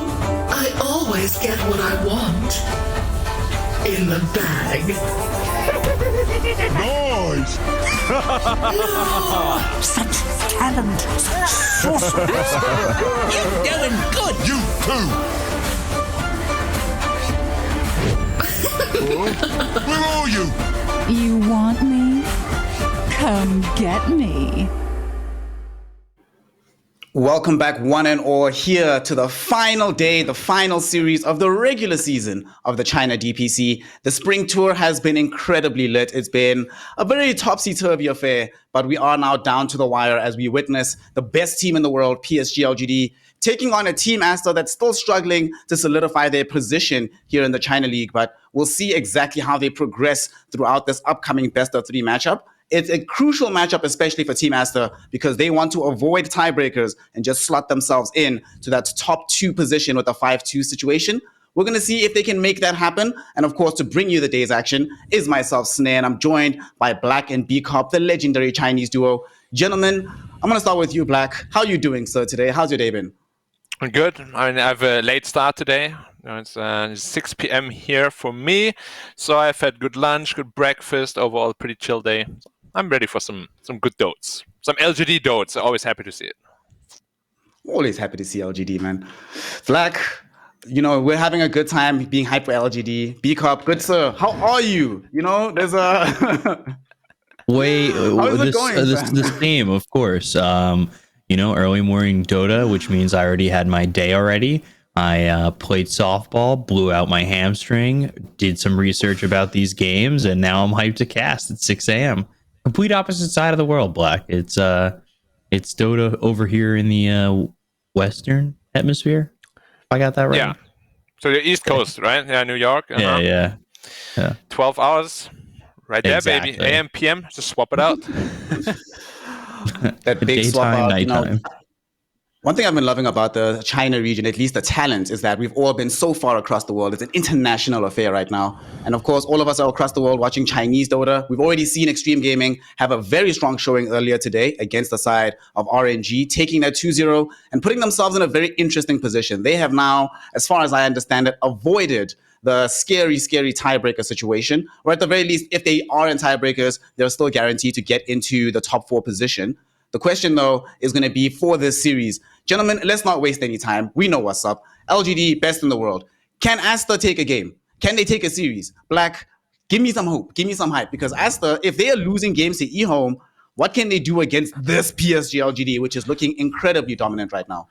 Well, that's the magic of Aster, right? Or the curse, however you want to put it. Like, they tend to lose real badly against teams they have no business losing to, and then again, when they play against these top teams, they actually just blow them out of the park, you know? Like, they are a very good team when they play against stronger opposition, and there's no stronger opposition than LGD. So hopefully they bring the A game today, because they're going to need it against LGD. Yeah, they absolutely need to bring their A game. And BCOP, given the fact that if they lose today, it's not just, oh, we've lost a game against PSG LGD. Suddenly that top 4 position is in contention, right? Because now you're in that scary tiebreaker zone where you're not guaranteed to actually make it through that bracket in the top 4. Does it play onto the minds of Team Aster in this situation, given the stakes of the game right now? I think the stakes are huge, but at the same time, I think going into the tiebreaker, if they were to be in that 3-way tiebreaker, they're probably the best team in that tiebreaker. So they should feel pretty confident in both spots, but obviously they want to win. So yeah, hopefully they win. Hopefully they win. I'm conflicted about whether or not I want them to win, though, because I think it would be, of the games we've seen them play, like Black was mentioning, they don't look that good against weaker opposition, but they look phenomenal the stronger the opponent is. And I'd like to see them actually deploy that strength against, in the best fashion possible against LGD. We don't know what's going to happen with the major, so I would like to see them deploy it there, but that's a bit up in the air right now. However, on the other side, I would like to see PSG LGD be the first team to go back-to-back seasons completely undefeated, not dropping a single series. It has never been done before. They can make it happen here today. And of course, you know why I'm confident they can do this? Arme's already smiling, B-Cup. We've got first pick Death Prophet. How on earth do they lose, fam? Yeah, Ame, you can kind of tell when he's really happy going into a draft. He's definitely, like, he rarely shows the smile, but I feel like when he does, that's the scariest moment, right? Like, he's a very serious person. But I wonder if LGD are going to have some fun. Like, this Earth Spirit pick now, I'm assuming is Shinkyu's. But there were, back in the day, was sometimes thrown mid. I don't know. I'm hoping LGD kind of, because LGD is the kind of team that can have fun and still whoop your ass. Yep. Yeah. They'll give you the Stone Cold Steve Austin treatment. It needs to make sense, though, right? Like, whatever they do, it always makes, like, sense in the overall, like, bigger picture. Because, like, when Earth Spirit was middle, he had, like, a very strong damage talent at level 10, which they took away from him. Yeah. So now he's pretty much just exclusively support, which is kind of sad. Like, they just kind of pushed him into, like, a single identity. Never a big fan of that, but that's the route they chose to go to. And obviously they're taking some time with their next ban because he's still finishing his noodles.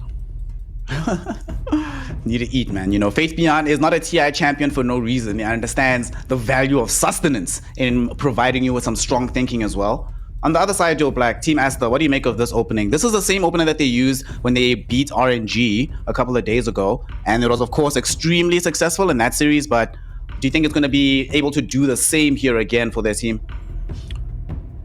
I mean, for sure. Why not? Like, they have the best +5 right now, or one of the best +5s, and arguably the best offlaner. They got 2 fantastic picks. The 2 of them can pretty much just kill anybody on the map. They have a lot of teamfight presence already. But LGD, like, with that Death Prophet with a quick BKB, is gonna be pretty damn scary. I'm so tired of Death Prophet. I'm at least happy that they banned Medusa. My God, I'd actually quit the game right now if I saw Medusa and DP in the same team. Like, this is ridiculous. Right now this DP, every game, guys, literally every game that we see Death Prophet in. So, PSG LGD looking strong for a victory. Before we talk about some of these other heroes, right? There's a quick stat that I saw when I was just looking into the history of LGD since this particular roster is formed.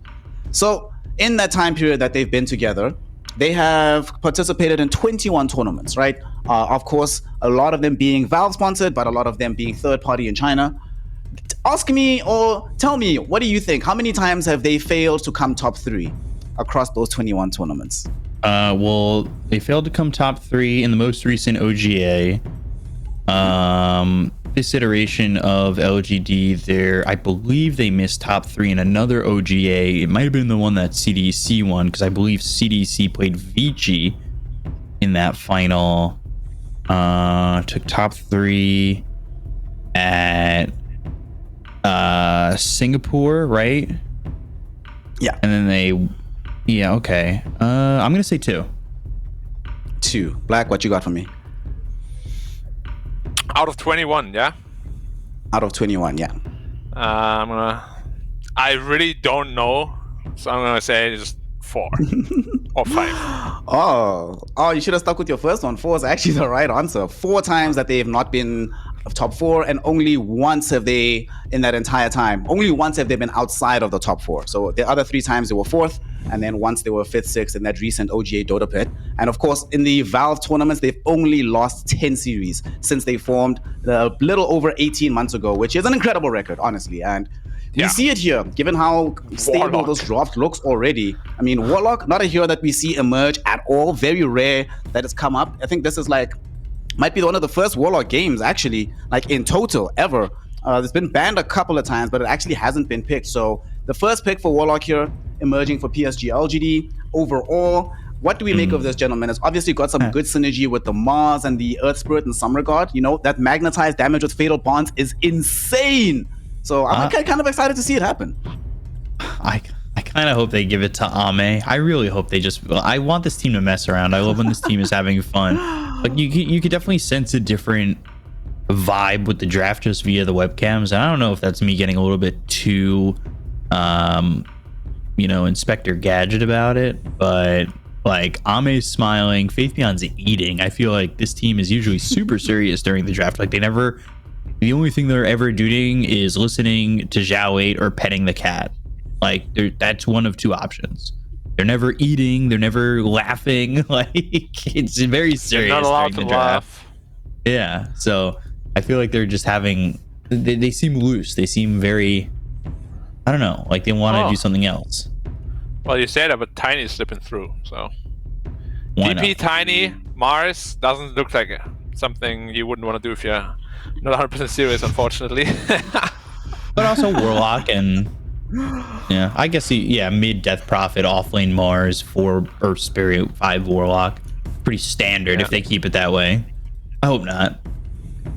They will. Razor comes in on the other side for Team Aster. This is presumably going to be the mid hero for Ori. So mid Razor here are going to be playing into this Death Prophet, a matchup we used to see like all the time a few years back in the day. And of course, the carry for Monet being this Juggernaut. We didn't really get too deep into the Aster draft here. So how do we feel about it, gentlemen? I've got some decent initiation, of course, with the Sand King, one of the better heroes for XXX. Lots of damage that came out with the Hoodwink. Juggernaut's in the mix as well. And this Razor, I suppose, is one holding hero that can help them be an anchor as they're sieging buildings. But it still doesn't feel like it's enough. And it feels, I don't know, it feels like they're still going to have some issues playing into the side of PSG LGD here. B-Cop, what do you think about this last pick Razor? Is it giving Aster the chance they need to come in and play against LGD? Yeah, I think so. This LGD lineup doesn't exactly have the best lockdown going for them. And this Aster lineup feels like it's got the meta right into it. There's Hoodwink, which we've seen a lot of. It's got that lockdown. It's got the Sharpshooter, which is always good if you can get that stun, which they have with the Sand King. The Pugna 5, like Black said, is really strong. And I think in the hands of Ori and in the hands of Monet, these 2 heroes kind of gain a power level. So I like the draft from Aster. I actually think that this might be a game that they win. Ooh, Black, you like the double heal stretch here, Healing Ward and the Pugna. It was Saki. Gonna be keeping the Razor alive. You like that sustain? It's a possibility, It's just I hate drafts where Sand King is forced to jump in first, because that most of the time means he's not getting out. And just purely based on that and all the Sand King experiences I've had so far, I'm gonna go with LGD. Crazy, Well, I know, let us crazy. see. Black going for PSG LGD. Who would have ever have thought that could actually happen? It has happened though, so we will be having a game of Dota here. PSG LGD has a vote from Black. B-Cop is voting for Team Aster. I am going to go Team Aster because I think if they win game 1, they actually have a shot of winning the series. Let's get into it. Gentlemen, B-Cop Black, take it away. See you after the game and have some fun with this one. It's the best game of the night, best game of the year. Enjoy it, and I'll see you later. Thank you, Snare. I'm not sure I put a full vote in for Aster, but I definitely thought they had a chance. Too late. I don't know. I think I also have to go against LGD. I think everybody in chats, as I'm saying that sentence, is probably typing out something along the lines of course, B-Cop's going to pick LGD. So, I don't know. I guess I tricked them all. Put all your points on Aster. How many points do I actually have in chat right now? Let me take a look. Only 7,500 because I lost all my points the other day. It's okay. It's okay, Hello? Black. Sorry. I got attacked by my cat. I was momentarily not available. Alright, that early spinny damage. winnie. And that Netherward's no joke. Yeah, Netherward is very strong, but 3 bounty runes for Aster. So pretty decent start already. It's 2 CS, 3 CS advantage per lane. And they're putting the Mars in the middle and Death Prophet off lane. Doing a little switcheroo there. I like this overall. Like, Mars has a pretty good time against Razor. And Death Prophet should also have a very, very good time against Juggernaut. If you don't mind, B-Cop, I'm so sorry. Could you repeat what you said while I was gone? Well, as you were being, yeah, just I said chat's gonna think I was gonna pick LGD and I tricked them all, and they're gonna put all their points on Aster, just like me. Well, you're crucified now. How come? They'll never be like, B-Cop, he's a traitor, he doesn't actually like LGD anymore.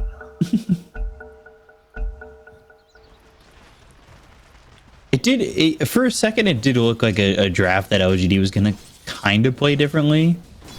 And then as it got towards the back end, I was like, okay, it's not that different.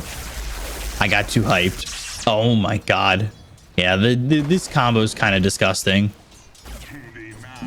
The fatal bonds with the early just tree in your hand, every creep plus the hero getting hit. XXS took so much damage just to eat that first swing. Yeah, the entire idea is really just to push and pull. It's not a killer lane at all. Warlock lanes never really are. You just want to sustain the tiny, make sure he farms up the storm.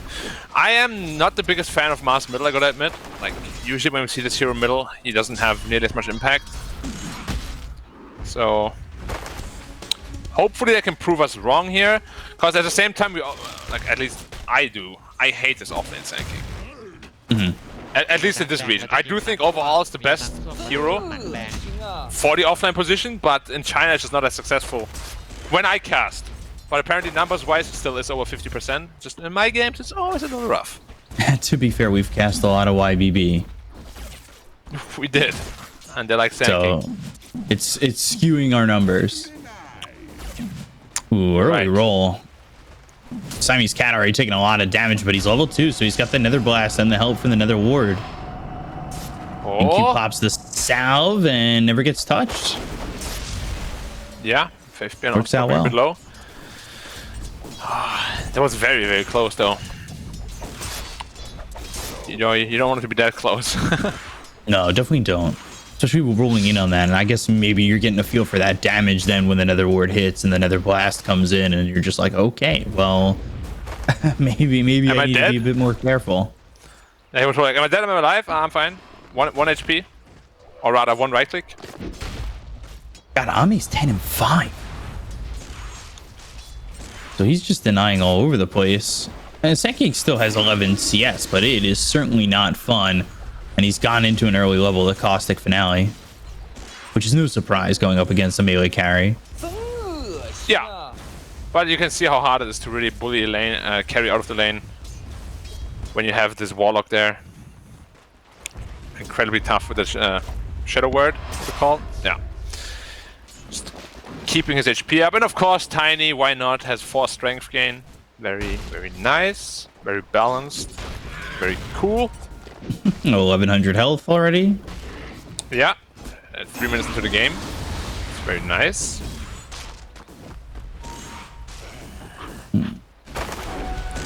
Zero armor though, so it's balanced. Sure. I mean, I'll take your word for it. 0 armor until he hits that level 1 and grow. Yeah, it's suddenly 10. And suddenly I'm Terrorblade. May not feel like an agi carry, but all this armor says otherwise.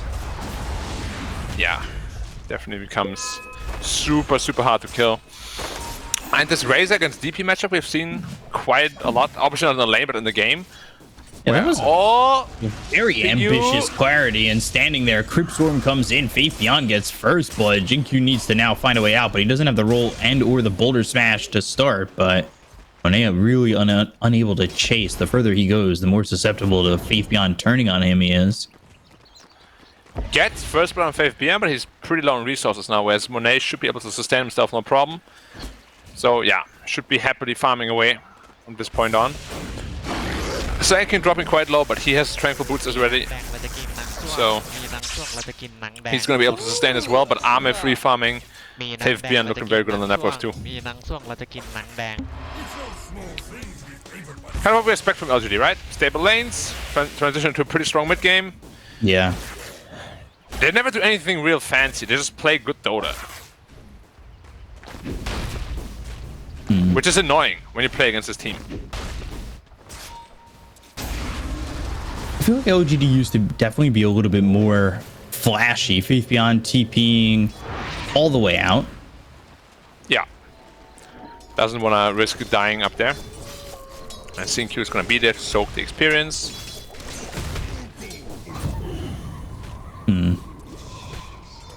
What do you make of this Warlock hero? Haven't seen that one in a long time. We haven't seen it a lot, but the Fatal Bonds definitely feels like it's something that's going to come in to be very important. Especially with nothing to say, if you can land a good arena, all of a sudden you get Fatal Bonds on multiple heroes within the arena. It's kind of like a big 1-2. Drop the rock, drop the arena, and you can blow up these heroes pretty quickly. The only one who's going to be getting a BKB early is that Razor, so I feel like this team kind of stays susceptible to something like that for a while. Yeah, he's also decent against Jack. Like, if you want to spin TP, there's always a way to cancel it. Albeit on a pretty long cooldown. Ooh, going for Ori over mid, and there's the arena for nothing to say, but he's taking a lot of damage right? because Timmy's cat is here, so he's got to run.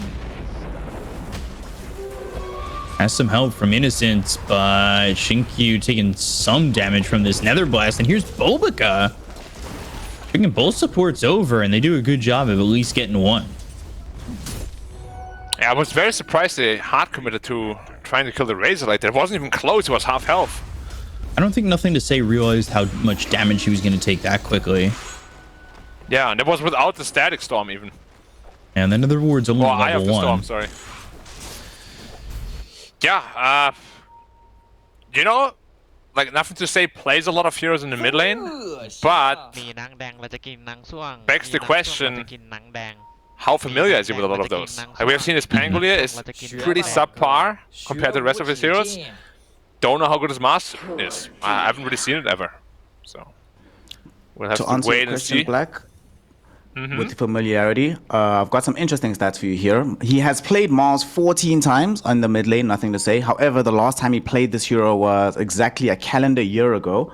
So it's been quite a while since he found himself on the hero. It's been a month since we've seen Tiny being played by PSG LGD at all, or at least for Arme.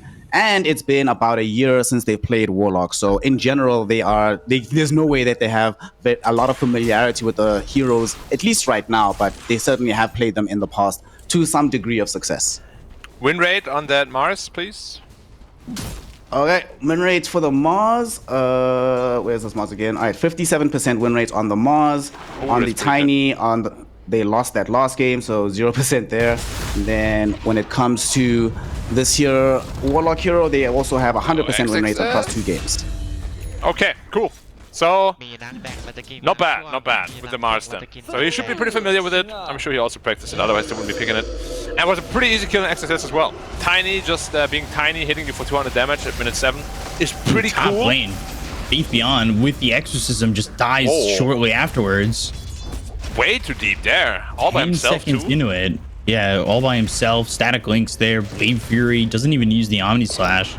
They just destroy Faith Beyond. Yeah, even on Intrets he died too. Pretty sus, Speak Up. If there was Among Us, I would vote him out right now.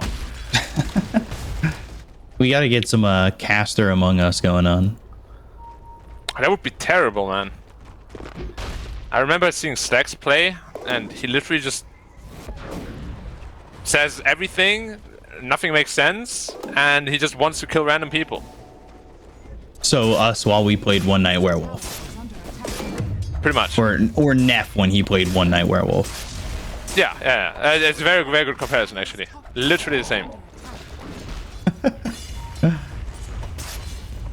And Faith Beyond just going in like that. Like now Exorcism's on a 2-minute cooldown and now still sitting at about a minute 20 seconds. And that feels awful. Yeah, Ori's going to go down this time mid. Nobody able to get over and help him out. And he's... Fatal Bonds are so underrated, Beacon. Like the whole creep wave was Fatal Bonds and the Mars just killed the whole creep wave, got the spear on the Razor and took like 700 damage. Well, they have 2 heroes that can do that, right? Like they have the Mars that can God's Rebuke the creep wave. They have the Tiny that can just right-click the creep wave. Or even really 3 heroes, right? Faith Beyond can also Crib Swarm the creep wave after a Fatal Bonds like that. Sure. There's plenty of ways to utilize this these Fatal Bonds. Nothing to say, taking the stack from Ame? I would have loved to see his camera here. Probably like, what the hell are you doing, bro? Having fun, man. Come on. I'm just kidding anyway. Like having a good early game on Mars is very, very important. And Razor right now is not having the greatest time. Just finishing his threats and now building into the BKB. And it's gonna be a while until he has that. Yeah, I wonder if it's going to come in too slow, because if it comes in a little bit too slow, I think LGD kind of outplay that timing, right? Or they overplay that timing. You get that BKB, but all of a sudden LGD's ready for it, and they can make sure that Ori still potentially be a non-factor in these fights. Yeah, the only good thing is that the Juggernaut should be a very, very, very strong hero here. The only thing that can really cancel him is that Warlock Rock, but it's a super long cooldown as we said before. Faith Beyond again. He's so deep in again. Far, but they've got 4 heroes here, and they might get more than that. They're gonna get Jinkyu as well as Faith Beyond. They throw down the arena, they miss the spear, and again the Nether Blast. They've got XXS probably looking for another Burrow Strike. You already got 2 kills, and you'll take out a ward. Like this is a great fight from Aster. Yeah. Also the newly purchased Blink Dagger on the Sand King. Good reveal for that. Quick Blink Dagger too. Yeah, just Tranquils into Blink. Becoming a pretty standard build nowadays. But yeah, Faith Beyond again, just overcommitting. And his Exorcism so far is probably like 100 damage. Does leave Armor with a lot of space though, which is good for them. But a struggling DP is never a good sign. You don't really recover too well as Death Prophet from what I've seen. No, very difficult. Usually when DPs snowball is when they're the strongest, obviously. And when they have to recover, it's kind of like an IO back then, where if DP is not tanky and you can take her out quickly, like all that passive damage she deals doesn't matter, because she can't really step forward to deal it. Faith Beyond's going for the early Yule. Sometimes we've seen Faith Beyond, or not Faith Beyond, but Death Prophets go for like potentially even an early BKB, right? Yeah. If you need to survive. Straight feels like it might be you. Go.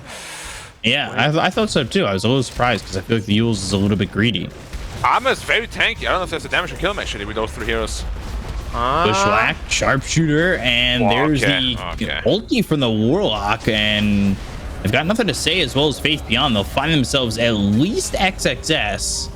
Entirely worth the life of your Tiny, but Innocent still trying to survive as they finish off Siamese Cat, but end up trading Y. Ori on the run, Static Link is there, going to the Spirit Second. Good spear. He's gonna pick up the double damage, but he's been drained a lot of his damage. He'll still get the kill though. Wow. Alright, way too deep. They end up getting the Tiny, but that's probably not worth it for you. Losing the Sand King and Razor like that. My Tiny is just so tanky, it had to commit like 3 ults. It looked like that fight started well for Aster too. Yeah, it did. It really did. That's pretty good for nothing to say too. He already finished his Blink Dagger now because of those kills. Very important fight for him. How's Monet doing? Pretty close to his Battle Fury already. But of course, minute 15 is also when Tiny gets his free Battle Fury. So. And Arm is going for this like newly figured out Moonshot build on Tiny. And the build on Tiny's kind of evolved, right? Yeah, we saw it with I want to say YBB again. But yeah, it was Dandelion that did it. Yeah, Shylock impressed a lot with the Tiny. Very strong performance on him. And maybe Armin drew some inspiration. You know. Ooh, XSS. He should be able to blink out of this easily. If he doesn't get speared first from over down low. Wait, but what? the roll comes in from behind him, and now they've got the arena down on the Pugna. They get the kill on the Siamese cat. The roll from behind, but Jinkyu dies to Bobica. Interesting. Like, this is very rare that this happens to LGD. They go on 2 different targets. Top lane too, they were looking to make the charge over onto Ame, who does have that moon shard, and he is level 2 on that growth, so he's got himself 16 armor. He's getting a little bit quicker. He's going for the shard next. He's trying to keep that tree in his hands. Again, the exorcism. God, Faith Beyond, yeah. For 3 seconds.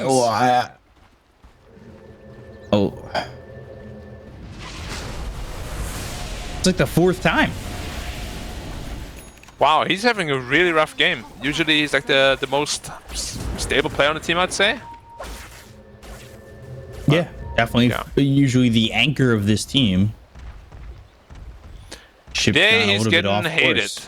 Lots of hate. They're like, Faith Beyond, we're not giving you a nice smoke break from Y. They'll kill him, of course, but... Yeah. Bobica dominating. He's 4-0-3. Almost got his Vessel. Very, very strong item against Tiny, the Spirit Vessel. Speaking of Tiny Black, got an interesting stat for y'all here. Ame's completion of this moonshot is now 2nd fastest all time. But unfortunately, number 1 is over on the side of Team Magma right now. And it happened a couple of days ago. Bai got one even faster on his particular Tiny. So yeah, this is a very fast farm, although overall for the Ame Tiny, despite not playing it for a while. Yeah, definitely. Very respectable timing. I'm surprised it's faster than Shylock's. But yeah, this build is very, very potent. Like, the damage output it has is kind of crazy. Once you get the shard, which is there now. With no Midas as well. Roll in, Pugna in trouble once again. The Magnetize comes down. This Nether Ward not doing enough to deter them. It is outputting a decent chunk of damage. Like, it's not doing nothing. Pugna did 1,400 damage in that little exchange right there. Like, those aren't joke numbers. Definitely. I mean, is it level 4 already? Level 3 only, even. Level 4 will deal even more damage. And yeah, Monet can just spin this wave and TP out. The only cancel I had, if Warlock was in range and he rocks him, he will actually die on a Juggernaut, but they were aware where the Warlock is. And Armor just back there in the tower doing tiny things. Razor, he can be done. Now he's pretty strong. And I maybe I was just because it's LGD, but I was expecting them to maybe have a little bit more of a lead in this moment in time where Razor got the BKB. I think Aster now with the BKB coming out and where they're at in this game have set themselves up for a pretty solid timing. You've got Monet with the Battle Fury. He's going into the Manta style. He's almost, I think he's finished off this Yasha flying out. Like, going to finish the Manta pretty soon. And we'll see how quickly he can recover. Exorcism, how long will this one last? Omni Slash.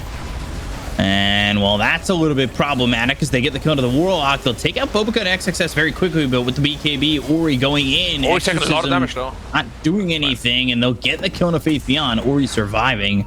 Double kill actually there for the Pugna. Another ward again, not getting touched. Yeah. Armor's getting caught out in a similar spot again and kind of putting his team in a not so good spot. But yeah, Exorcism again. Not really doing a whole lot. I like how fast White is to just de-watt that. Pugna.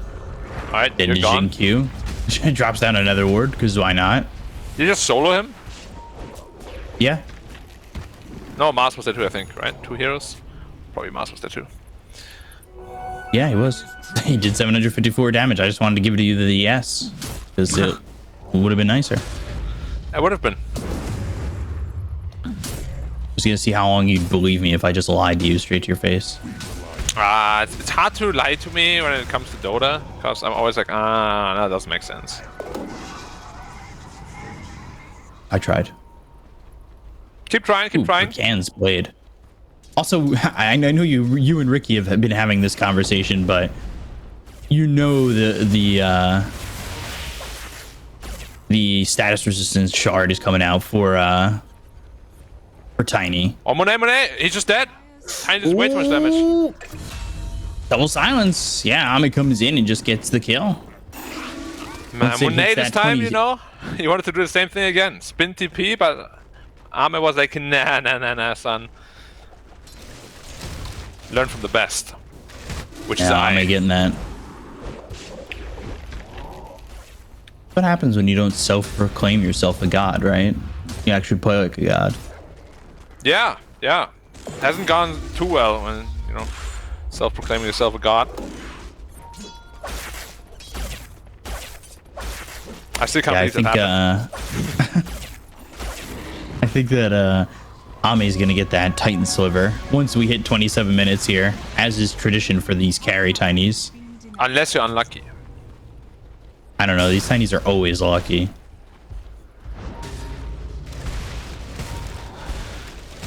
Not when I play it though. I never get it.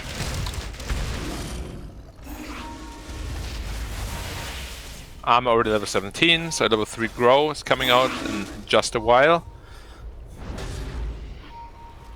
Oh, careful. Oh, if the rune spawn top, I think Armin might be in trouble actually. He would have definitely gone for that. I think he would have, tried to grab it, blink away or something. Yeah. Ooh, great ulti there from Y and the double arena to follow it up. It's perfect from LGD. That's dirty. Roll a little off the mark, but they've got the Yules and they should stay right on top of Bobica. It might be Roche too. Level 2 Exorcism is a lot of damage. The Golem is there too. Yeah. And it's the power of Warlock, man. Warlock +1. Big AoE ult. They can just do so much damage instantly. I hope we see more Warlock picks, to be honest. The hero is so good.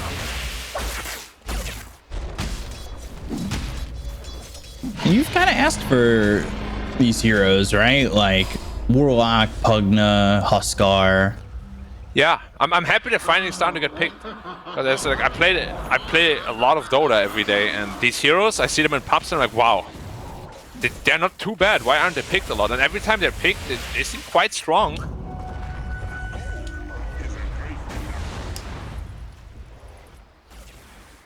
Like there's nothing worse than laning against the Warlock, you know? And then in teamfight it's also, where's the Warlock? Where's the Warlock? Oh. Silence, Ori. Just gonna walk away with that haste rune that he had bottled up. Fast as lightning. So he's going into the refresher on the Razor. We've seen it quite a lot of times where Tiny literally just right-clicks through the BKB and kills the Razor. Does too much damage. He's just gotta be able to stick it, right? Yeah, but you need that first armor item, and Pugna is oh boy, dead. Very dead. Dude, the new Avalanche is so broken. It's actually a perma-stun. Like before you could still BKB or force step and stuff in between it, but now you can't. Since they buffed it from 0.2 to 0.3 per interval.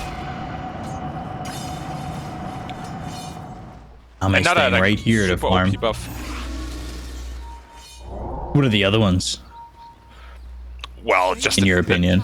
The tree grab is the biggest one. That adds so much damage to your already incredible high base damage. It's like a 300 something damage, 100% cleave, 100% bonus building damage. Pretty cool. His worst ability now is actually toss, which is still incredibly strong. Well, it's still strong because you've got the avalanche does 2 times damage to units being tossed. Exactly. And on top of that, you can also reposition them. Boboka gets rolled on. All by himself, can Stinky do this? Yeah, I mean, he's got the Spirit Vessel. Okay, yeah, Magnetize reapplied. He's got him. Broken still by the sharpshooter. Good job by Ori to step in front of Shinkyu.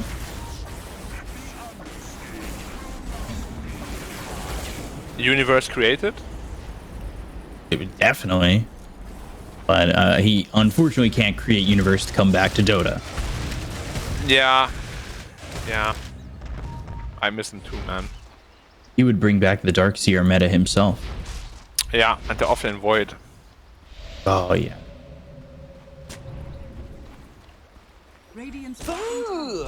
There aren't many OGs left in Dota, man. A lot of them moved on. Certainly have. It's gonna be a sad time to come soon. They'll come back for the Royal Rumble, where a lot of the OGs come back. Potentially. Oh, Xingqiu again. He's looking for another solo kill. Dude, he knows. Oh no, he was just looking for a ward. They got Monet as well. Ooh, dear. Bottom lane, they got the kill out onto Monet, and now they look over top, but are unable to get the Pugna. Yeah, outplayed. He actually dodged Xingqiu's roll. But that Jugger kill obviously much more important. Refresher picked up by Ori. So despite the fact that he's had a couple of harsh fights, he's been fine. Yeah, I think the biggest problem is now actually that the Juggernaut is really poor, considering he had a really early Battle Fury. Up It makes me lane, wonder. Fabian. Oh, Fabian! Yeah, in No, trouble. not fast enough. Looking very dead. Burrow Strike Sharpshooter combo. Man, Fabian is struggling, but as we had this conversation before, where if one of them is struggling, the others are always there to pick up the slack. Yeah, they certainly have too, and they're gonna 4-man smoke right after this to try and make something happen. Yeah, they're looking for Armin potentially. 50 seconds on the So Aegis. hard to kill him though. Yeah, 3.2k health plus BKB. Not the easiest thing ever. What is an Ops Ward? Are they looking for? Why is that? Look at why. Okay. The Burrow Strike Bushwhack just a long time to get locked down, and you follow that up with a Sharpshooter, you're gonna kill both supports pretty easily. Yeah, definitely. Well, you say that, but Xingqiu has 2.4k health, so he's pretty beastly tanky. He has more than Ori, or same as Ori. My fiends will avenge me!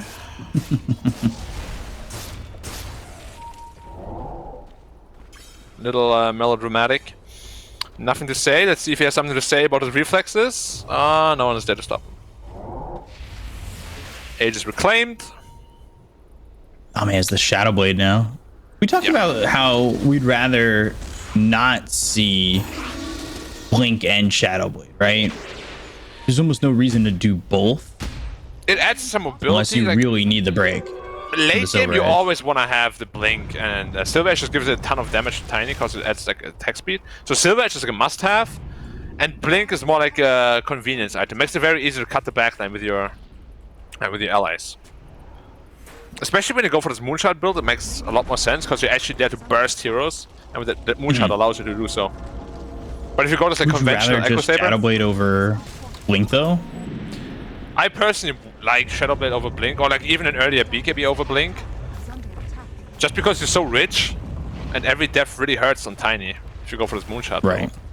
But he only died once, so it's working out for him. He already completed the Silver Edge anyway, he's so rich. I can't believe Tiny's getting like last picked. How does it get through the like draft? It's been a couple of times where this happened. You'll have to see next draft where he's getting through on. They've got the dust. They actually hit that on the Siamese cap. They're gonna look over at Ori. He pops the That's a lot refresher, of gets the damage kill in for a him. Y, and now they've got the sharpshooter going off Faith Beyond. They'll take out the golem. It's another good counterplay by Aster, turning it around with the BKB and the refresher out from Razor.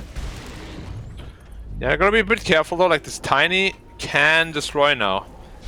Oh, the two supports are together. Oh my god, this is free food, man. Oh my god, free for Ame, just a free double kill. Oh, the spear on And now they Ame got the too, spear. no. Oh wow, nothing to say letting the spear and they got a triple kill. He wasn't even aiming for Monet. He just, was there by chance. He wanted to spear the Sand King.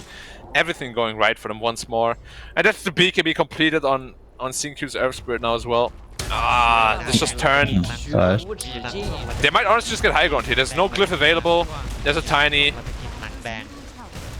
He speared them both. He's got the shard. He destroys them like that.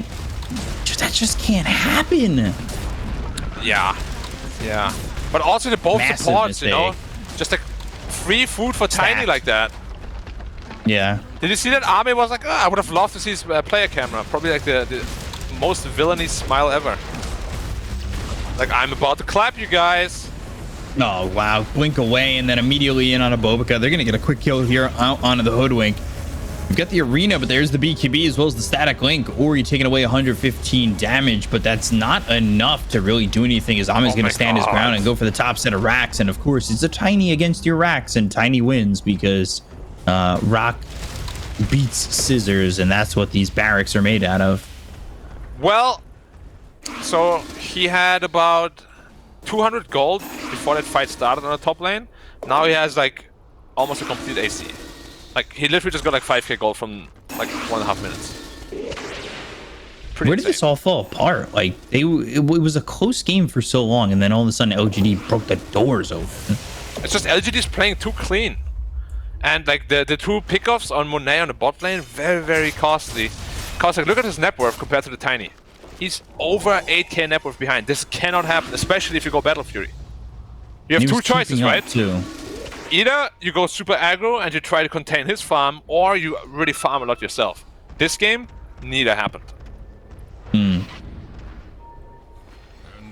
AC already done. He's looking for Monet again, but this time won't be able to kill him. No shot yet on the Tiny.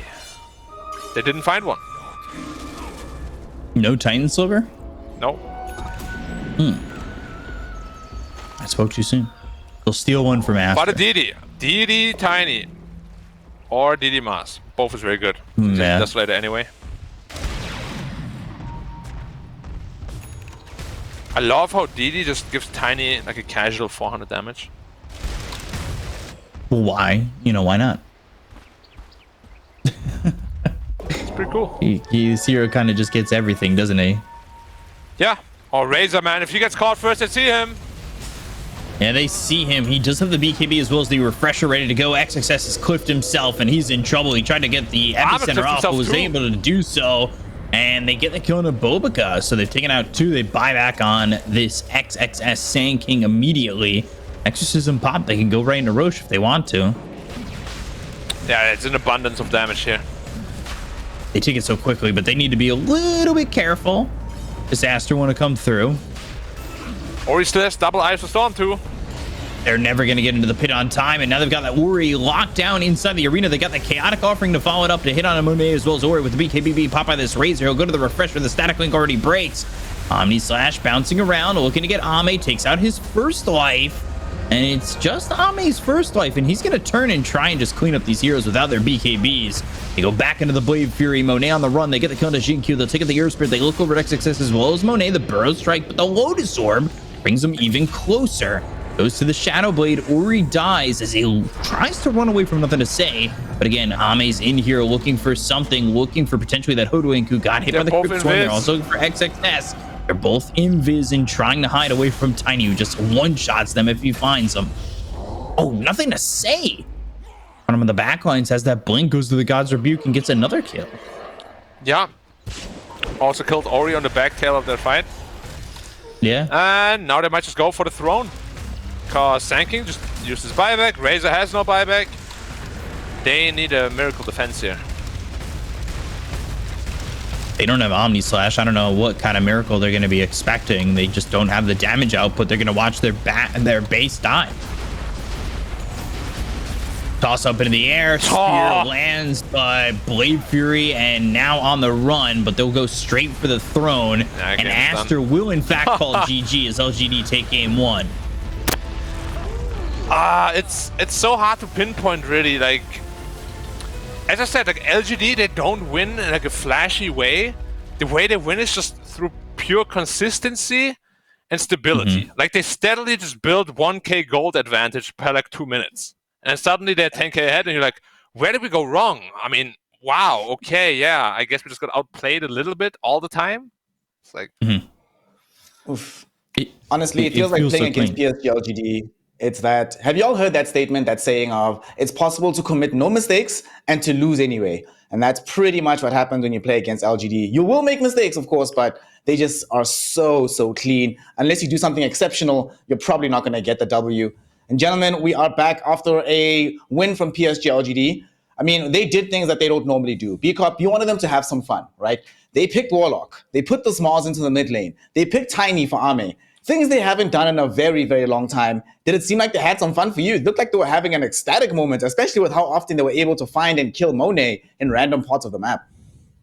I think everybody but Faith Beyond was probably having fun. Faith Beyond did not start that game like he was having fun at all. He died and used Exorcism like 3 or 4 times in a row, where it only lasted about 5 seconds. But, Black said he was making a universe's worth of space, and that's exactly what he did for the Tiny. Like, I think Faith Beyond seems to be one of those players that's like the most adaptive.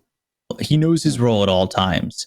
And whether he needs to stabilize the early game, stabilize the mid game, stabilize the late game, or just sacrifice his life for Ame to get enough farm, he always knows the role he needs to play. And I know that's maybe making an excuse for him feeding, if you want to call it that, a couple times early. He did, in fact, make so much space for Ame in doing so, and they win. So I don't know, LGD having fun and winning, I think that's the best combination you can have. Speaking of having fun and winning, Black, you are a carry player. Talk to us about how Ame went about this game. I mean, a lot of people don't understand why this has been the switch for these carry players to build a Moonshot instead of the Echo Saber. So talk to us about it. Tell us exactly what Ame did right, and you start seeing some of these perfect fights that initially they seemed like it was a bit awkward, nothing to say. After this, I was laughing. I thought it was going to have a bit of a bad game, but they started picking it up overall. But yeah, talk to me about this Tiny build-up, and how is this the preferred build nowadays for how you should be playing Tiny? Yeah, I haven't really seen it before until I casted some of Shylock's games. But after I saw that, it makes perfect sense, because it is way better than the Midas, which only gives you 40 attack speed. Like Moonshot gives you 140 attack speed, which is all Tiny legs, right? He has an abundance of damage, he has good attack range, all he needs is really attack speed.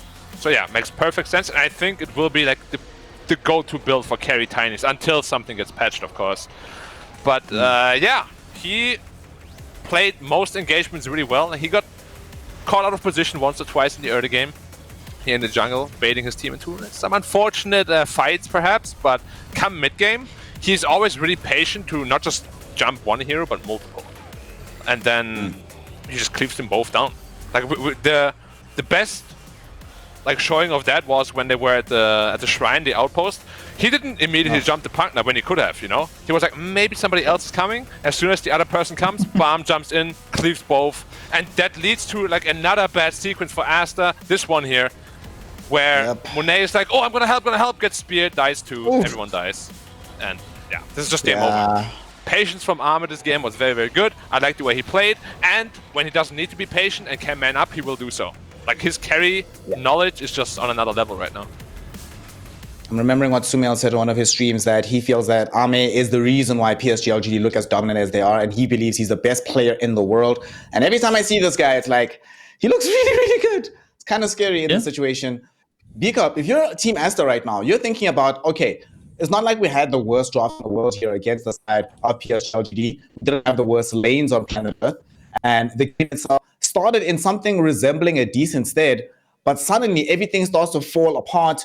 LGD just playing more clean than you all across the map. Is there anything you can do to fix this going into game 2? It's presumably not going to be a straight up draft win for them. I mean, it's Shaman on the other side. What can you do? But what's going through the mind of Aster in terms of what they can fix about their play itself that might aid them against LGD in game 2? I think it's time to start thinking about tiebreakers. But in all seriousness, I think yes, they focus their attention on the Faith Beyond. I think that you have to go after Ame. I want to say Ame doesn't even struggle when you ruin his lane. Like, the team is just like, cause you bring up that statement from Sumail. It's like LGD's here because of Ame or behind Ame.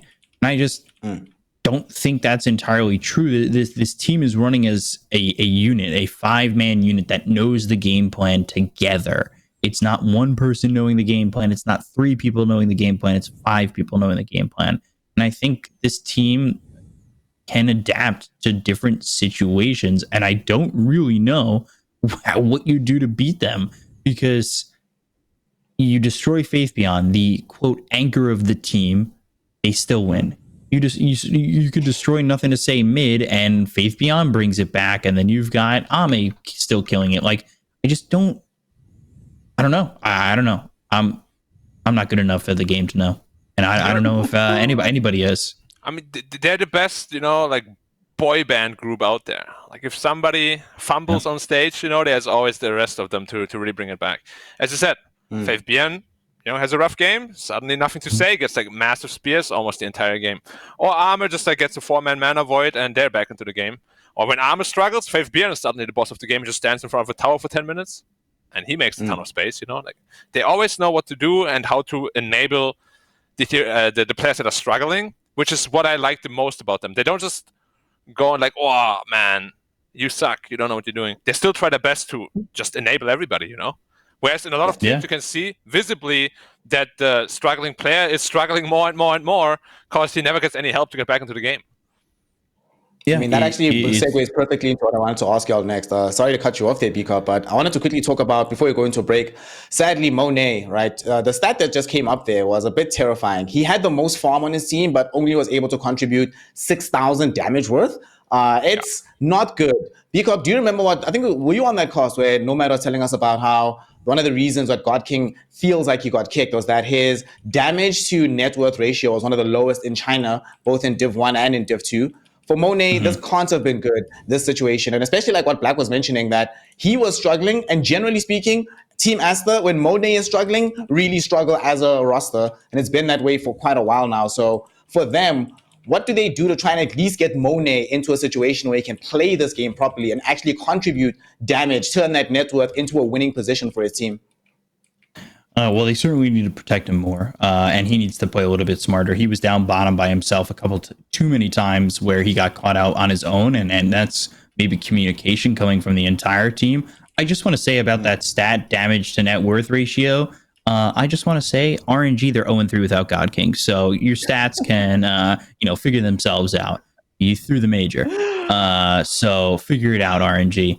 But I think Monet. That's communication. Wait, they didn't win a single series after Gawkin left?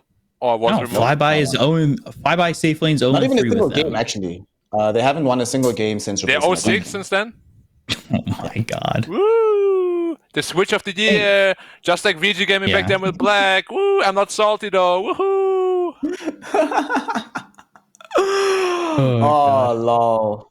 Well, with Black not being salty at all, Dude, we're just happy to have seen. Yeah.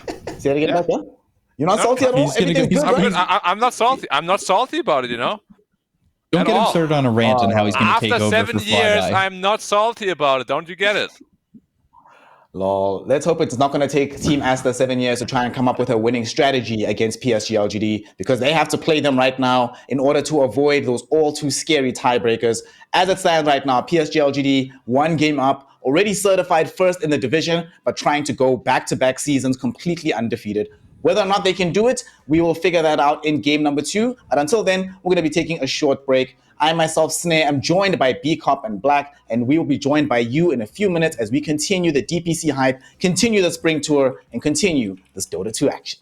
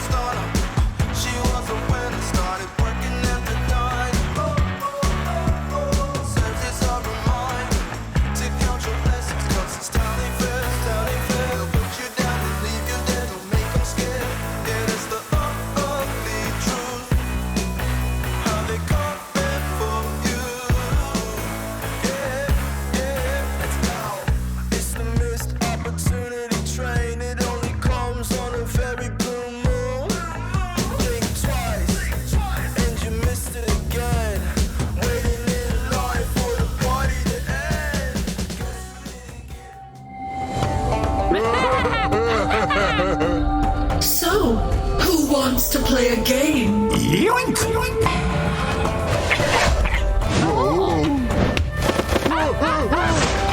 And again!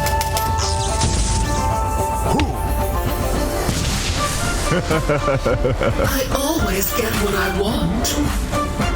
In the bag. Welcome back, one and all, here to the spring tour of the China DPC. We are in the final day of normal play before those all-important tiebreakers will start. And the way it's looking right now, it's looking like Team Aster might find themselves involved in the tiebreaker mix, whether they like it or not, as PSG LGD has dominated them in game number 1. My name's Sneh. I'm joined with B-Cup and Black once again. Gentlemen, is it possible? Can Aster make this an interesting series? Can they buck the trend and make sure that we go to a game 3 and especially be the first team to take down LGD in China in practically a year up until this point, which is kind of crazy if you think about it. Well, Black was saying they're kind of like the boy band right now of Dota. And I think LGD are going to say, it ain't no lie, baby, bye, bye, bye. And, well, knock them out. All right, so I'm just wondering who the JT of the crew is. So look at this here, Black, though. So we're going to be swapping around off-lane Sand King between the two squads, unless PSG LGD play this mid Sand King for nothing to say. This Pangolier hero, I want to actually pick both your brains about this, right? Because when we started the season, this hero looked legitimately unbeatable. Like, it was beyond broken, it seemed like. But that has changed quite a lot as time has worn on. What do you think happened, Black? Did people just figure out how to play against the hero and his effectiveness immediately drops as a result? Figured out, yes, but at the same time, it also played a lot of support games, which I don't agree with at all. I think you just purely play him in the offlane. And it was also picked by a lot of teams that didn't have the greatest success in the league, right? So the win rate overall, I think, is a little bit skewed, where when really strong teams play that hero, I still think he looks completely busted. Like, XSS is one of the better Pangolier players in China. I think he's gonna make this hero look just how he's supposed to look, which is really busted. Busted indeed. They follow this up. We're getting this Pugna, this hero that we've seen gain a lot of popularity, been very effective in a lot of these drafts. Obviously, last game didn't necessarily work out for Aster, but still, I can see reasons to keep picking this Pugna hero. On the other side, though, here's a hero, B-Cup. We've been seeing more and more of her lately in both support and in some core roles as well. This Marana emerges for PSG LGD. We saw it yesterday, I think, in this LBZS Magma series being played in the mid lane. What do you think of this hero, and do you think that there's a possibility that this is going to be for nothing to say rather than Xin-Q on the Marana? I think it's going to be Xin-Q on the Marana. Truthfully, I think he plays it really well. He moves around the map really well. And when you've got someone who can move around the map as clean and fluidly as Xin-Q can, I think usually you'll put him on something like the Marana. I would love if Xin-Q got to play a lot more of like the spirits, honestly. Throw him on the Void Spirit we saw last year, or throw him on even any of the spirits, honestly. The guy plays so many heroes in the forward position. I feel like there's so much more potential for him to open up on so many different heroes. But the Marana, I think, honestly, with the Sand King especially, you get the communication going on. All of a sudden, you've got a burrow strike into an arrow, or you're always aiming, of course, for that range creep or the catapult. Like, I don't know. I like Marana in the 4. I think it's all right. I actually wanted to ask Black, do you think Pugna would feel better with a bit more farm? Like, if they moved it up from a 5 position to somewhere else? It feels better for sure. It's just he will do what he does, whether you have farm or not. Regardless. Whether you put him on a 5 or 4, it's going to be the same. And the hero has a lot of really big weaknesses when he's the core. Like, because then you're itemizing to actually counter a core hero, right? Whereas if he's a 5 or 4, he brings so many annoyances to the game that you have to itemize for, but it's just like a support hero that has like almost no net worth. That's why this hero is so strong right now. But I think the biggest problem is just that they didn't pick nearly enough lockdown with it at all. They had like one Ultwing stun and one Sand King stun. And again, like when Sand King has to jump in first to stun, I never like drafts like that. So hopefully LGD picks some sort of front initiator, like I don't know, like a Kunkka or something like that. because otherwise Sankin just feels way worse. Like you can't change your mind about that. Yeah, I think as the game gets later, Treant, he can blink in and use the overgrowth. Like I feel like that's not the worst thing, and Y can usually find some farm on this hero. But he can also just help him, right? Like after he blinks in with Epi, he can just run in and then overgrowth, which is basically a disengage for the Sand King too, right? If you have those kind of tools, it's perfect too. I mean, not even that, right? You also have living armor to make sure that it's a bit more difficult to just straight up kill the Sand King after he jumps in, increase the chances of a secondary initiation. So I like seeing this. The second time that LGD have gone for this Mirana Sand King this patch. On the other side though, B-Cop, you didn't say your prayers, fam. You didn't say your prayers. What the hell is this? So, of course, the Rasta comes out first. We get Shadow Shaman to take the Roshan. But no prayers from B-Cop means that we're actually going to be having a Medusa game here. They're putting it all in the egg basket of the Snake Lady. And generally speaking, this has proven to be a very safe bet across the entire tour here in China. So what do we make of this here, boys? Is this the kind of Dusa game that we like from PSG LGD? Are there enough tools just yet to deal with the Snake Lady? I think you've got Lockdown right now that looks all right. Like Arrow Strike, Arrow. If you hit the Medusa with that long range arrow, you have enough time to kind of do something. I do like Aster's draft again. Like I didn't hate Aster's draft in game one. I didn't think that they were gonna fall behind like that. But I do think that Aster they have Lockdown now. They have Teamfight Disruption. They have the Medusa, obviously. This draft is so scary, isn't it, Bika? They have like the top 4, or like most of the top 4 contested like heroes for their particular position. I like the Void though. I won't lie. Ooh. Void. Okay, they're going back to that style. All right. Okay. Still, it's just so hard to combat this meta power they have. Like they're meta heroes for a reason because they're just incredibly strong. And Void can fall flat on his face in these kind of games. But they played this Treant Void lane before and they crushed with it. Yeah. Void, they had that one great game on it. And what was the build that game? It was definitely with Treant. It was against Extreme Gaming, right? And that game was like a pretty big wash. But I think one of the reasons why they looked so good in that game, nothing to say, was playing Ember Spirit. And he was able to just extend the game, like just fight so much so early on that by the time it just felt like they didn't actually need the faces for it. You know, he's there as a supplement to their damage, but not the primary cause of it. And we still don't have a hero just yet that has the same degree of impact for nothing to say from the mid lane. Obviously, he could play the Mirana, but it's unlikely. Ember's banned, Storm Spirit's banned, Invoker's banned. Puck is still in the pool, I guess, so that could be the hero they pick, but I don't know about playing Puck into both Shadow Shaman and the Medusa. Puck. A Puck here for Aster instead. I like it. We said how hard it is for Void to play against this hero. So this draft's really good for Aster. Yeah, it just looks incredibly simple to play. It looks very strong in every regard. They're literally not lacking anything. Does it feel a little greedy though? Like gold needed wise to kind of come online on more than just the Medusa?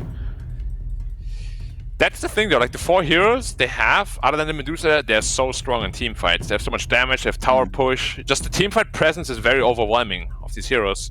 And they're not lacking in other departments because of it. You know? I really like their draft. I really, really do. Yeah. I like that last pick has to be something amazing. Stages of the game.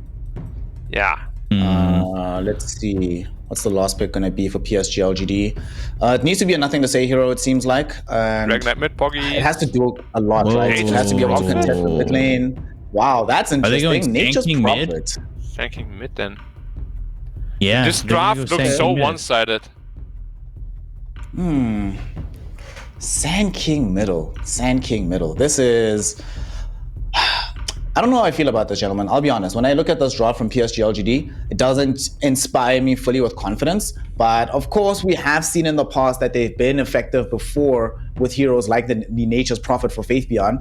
It's one of these weird, peculiar things, right? Where if you just tell me, have faith in Arme Void, cool, I do. I have faith in Faith Beyond Nature's Prophet. I have faith in the Shin-Q Mirana. I can have faith in the Innocence Treant Protector. But put together, just feels a little bit wonky. Like the balance of this draft doesn't feel like it's necessarily there. Bikop, talk to me about this. What's the idea, do you think, behind how they ended the draft at the very least for PSG LGD? I think this draft screams early movement, early aggression. Something that LGD like to pull out last year was that early aggression. They used to play like Spectre, but expect the Spectre to come out early. It would use that first haunt to fight. It would use the haunt to come over and then use the early farm to just get involved all the time. I think for this draft here, it's like wherever Jinkyu is going to be, maybe Faith Beyond follows that up. If they can land a Burrow Strike into an arrow, that's going to be Faith Beyond coming over. I think they're going to continue to put the pressure on.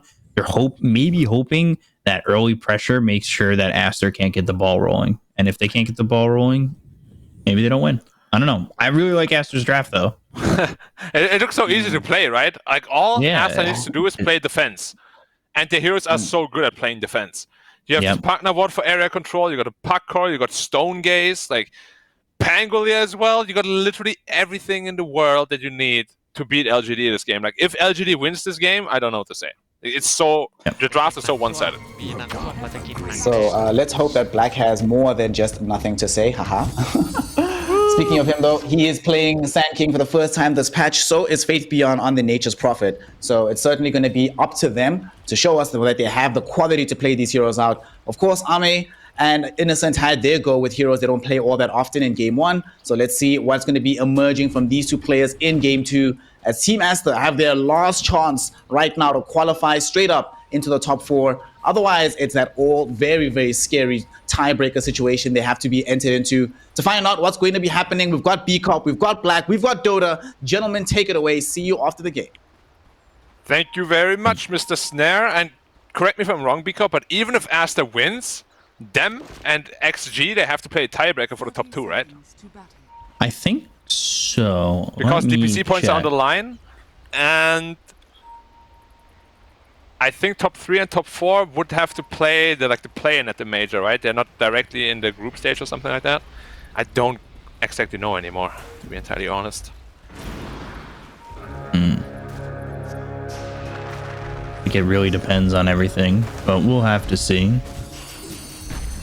I think it's gonna be Faith Beyond with first blood though.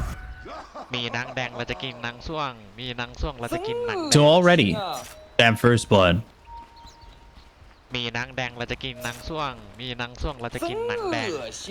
Well, that's a pretty important piece, you know, when you have like a high pressure draft like this, getting arrow again. Boy, hits again. Yeah. He'll take some. He shouldn't die. He's very fast. He shouldn't die, but if a tree had stepped in front of him, he might have died again.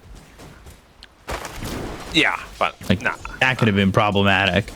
It's professional Dota here, Beaker. We don't do amateur mistakes, okay? Thank you. All right, fair enough. But another arrow comes in, and all of a sudden you might just be dead. I feel like he's about to die to something. Oh, what, Siamese cat? Yes. He's about to eat an arrow, and he's somehow gonna die. We'll see. I mean, he's certainly looking for the angle, and then you're gonna watch these treants as they move over. But instead, right now, the arrows being used to take some of those neutral creeps. No, can you get any more meta than what's being picked already for the Aster side? Seems like almost impossible, to be honest.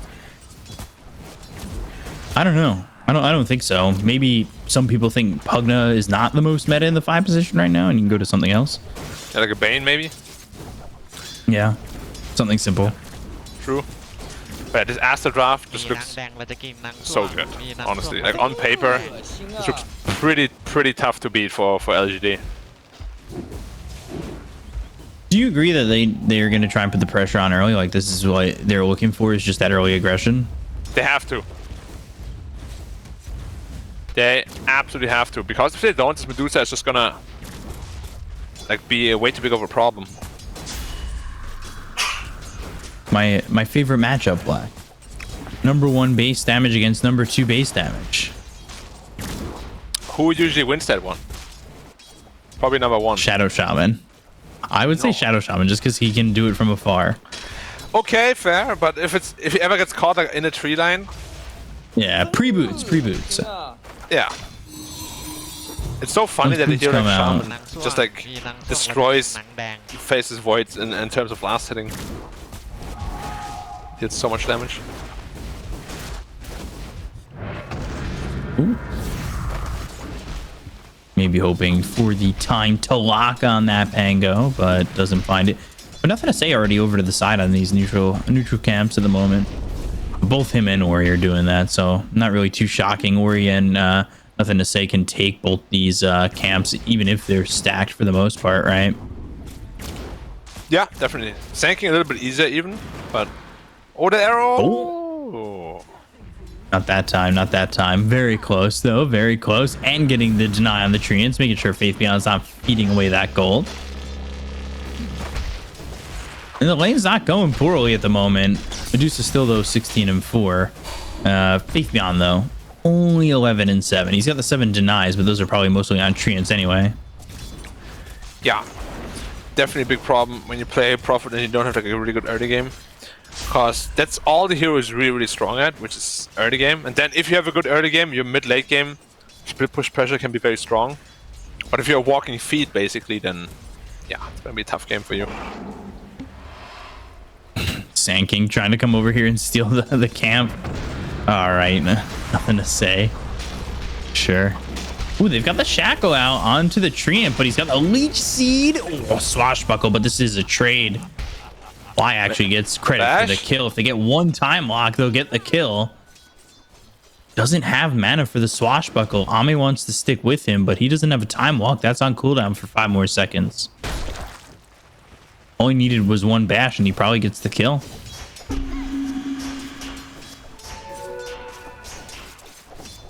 $37 and 2 for nothing to say. Yeah.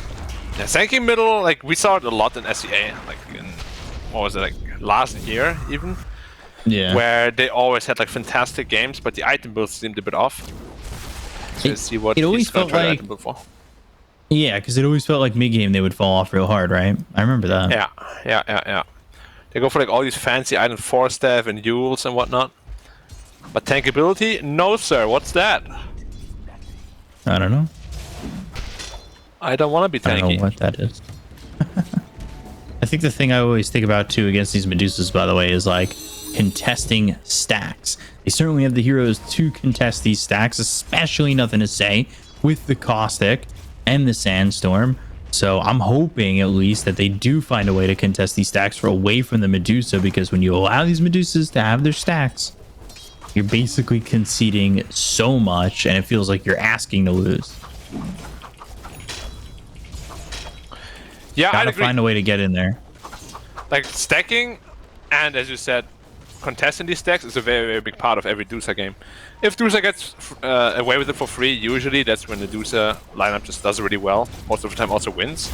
But we have seen, if you can invade the triangle and keep Dusa from farming it all the time, then yeah. Ooh, nothing to say. Nice anchor rotation. They're already coming over. Goodbye. Yeah. And that's the combo that I was expecting coming into this, and that's what I think we need to see a lot of.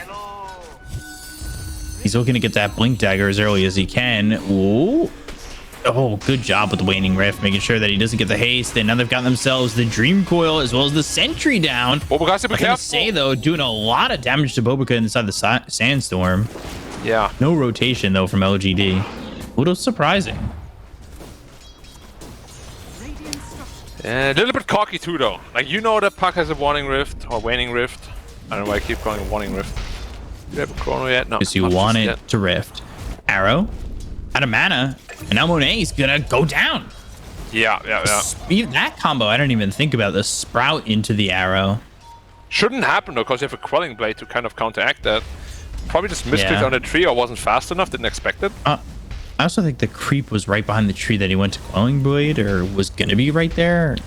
So you're telling me mistakes were made? Oh. Yeah. That triple bash on the catapult to ruin the CS, man, I hate it. I really hate it.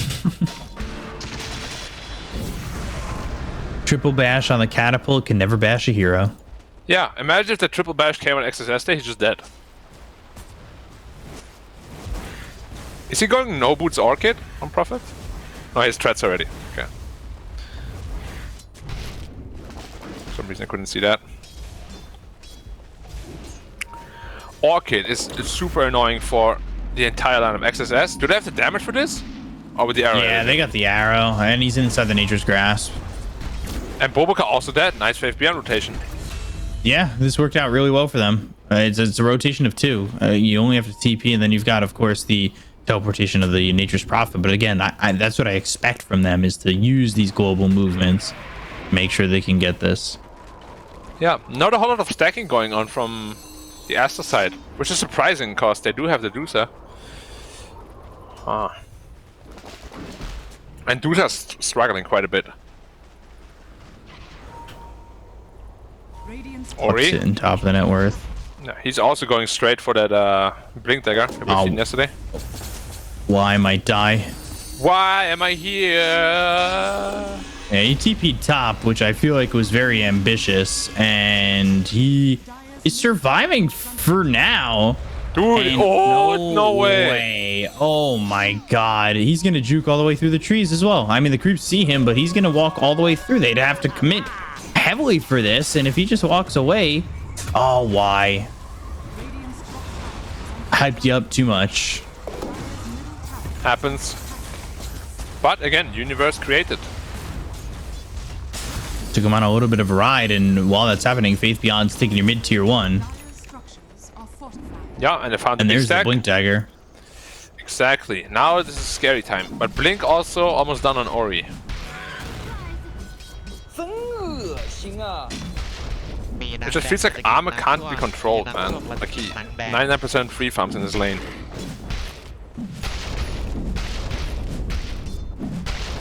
Well, it's not free farm this game, I guess. It was contested a little bit, but oh, he's pumping the epi.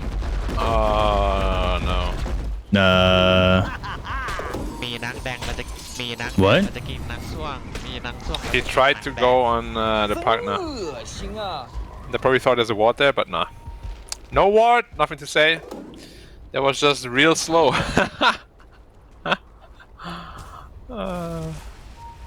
Maybe they didn't see it though on Aster. Burrow strike? Not much gonna follow that up. And they have Bobica here too, so this is looking like a very dead Treant. Maybe going aggro. Potentially a Void to come in and just clean up. He's also got Chrono in 2 seconds. Oh, Bobica just stands shackled. Yeah, Wow. Bobica, that is not the spot you want to be in, and especially feeding this gold over to Ame is not what you want. Yeah, the thing with the Faces Void, super late game, like you have a very good matchup against the Medusa. It's just getting there is very difficult because she's supposed to farm so much faster than you. But right now they're sitting neck and neck.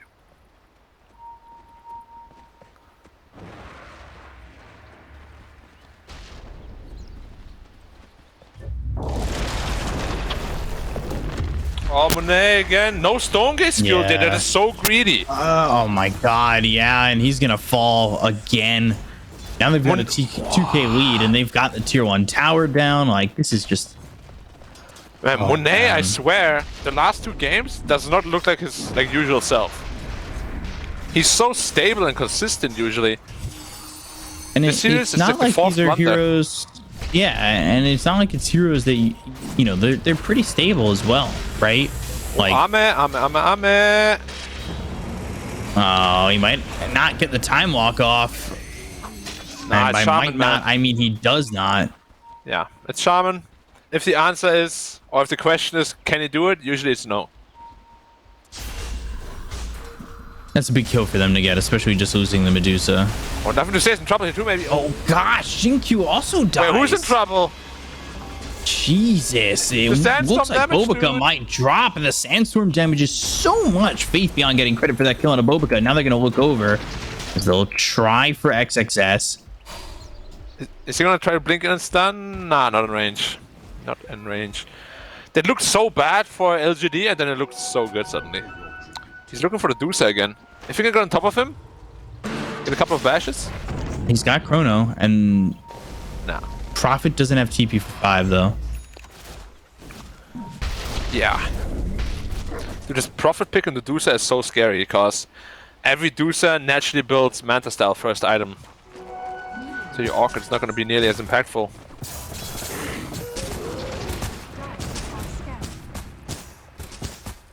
Yeah, but maybe you just use it on the puck instead. Oh, I think you're just bossing up the high ground. Damn. Siamese cat. More like Siamese dead. Yeah.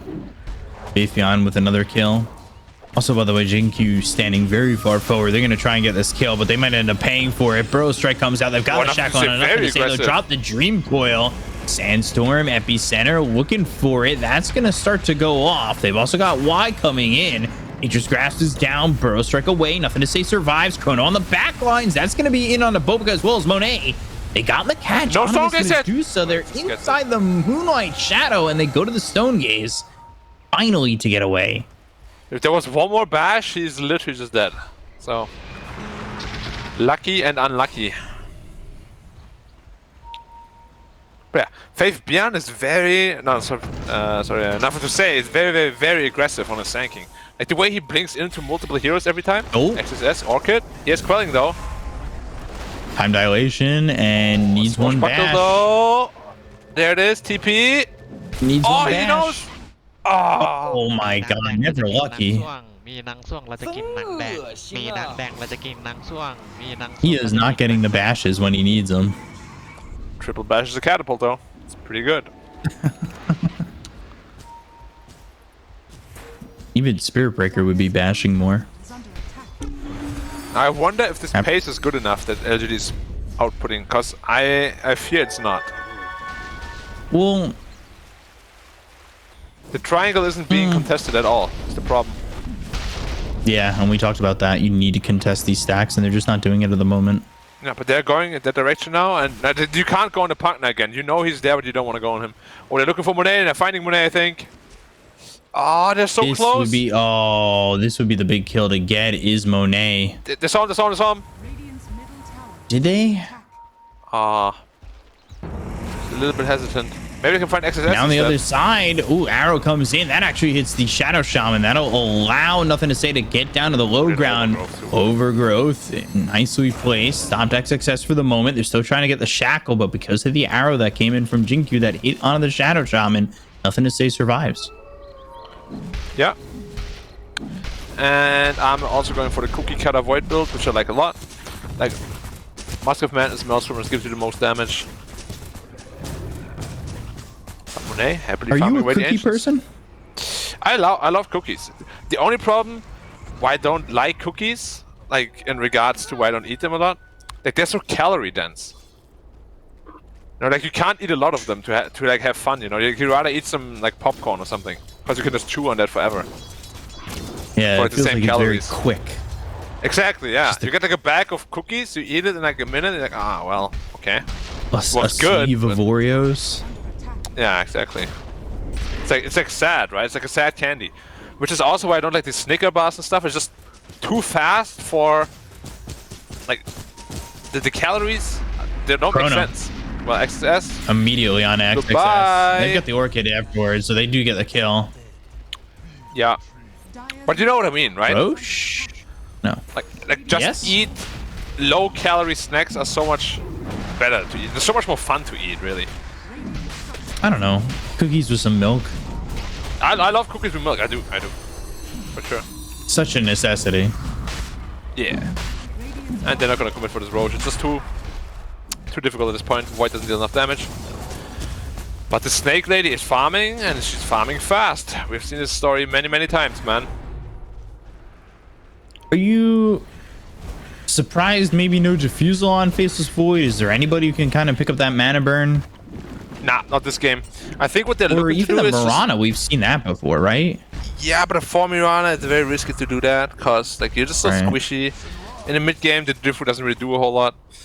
What they're playing for, I think, at this point is just don't fall behind and go into the mid late game, where their lineup is actually pretty strong as well. Then it comes to who outplays who. And they see Boboka under the ward. And now they're moving in slowly. Ever so slowly. He sees Might him. be a second. Arrow. Not gonna land. Overgrowth even committed to that one. Dream Coil to turn this one around. Time dilation comes out, but they get the kill into Bobica. XXS looking for the Rolling Thunder. They go into the Moonlight Shadow. They got the dust from Siamese Cat. They'll get the kill into Shinkyu. 1 for 1. Very aggressive Overgrowth. Usually you want to keep that for that Pangolier as a counter, but make it work either way. What? Where's Prophet's money? Oh, he went for the shard early on. Okay. I don't hate that. I know getting out of the sprout, or now having it be tougher to get out of the sprout, right? That's impossible. With the arrow being that lineup. Yeah, it's impossible for the Dusa because she doesn't have Force Staff or Face Boots. It practically guarantees you an arrow hitting, right? Now that you've got that shard. Yeah. Unless there's a Force or Face Boots on the hero going on. Oh, Sammy's cat? No.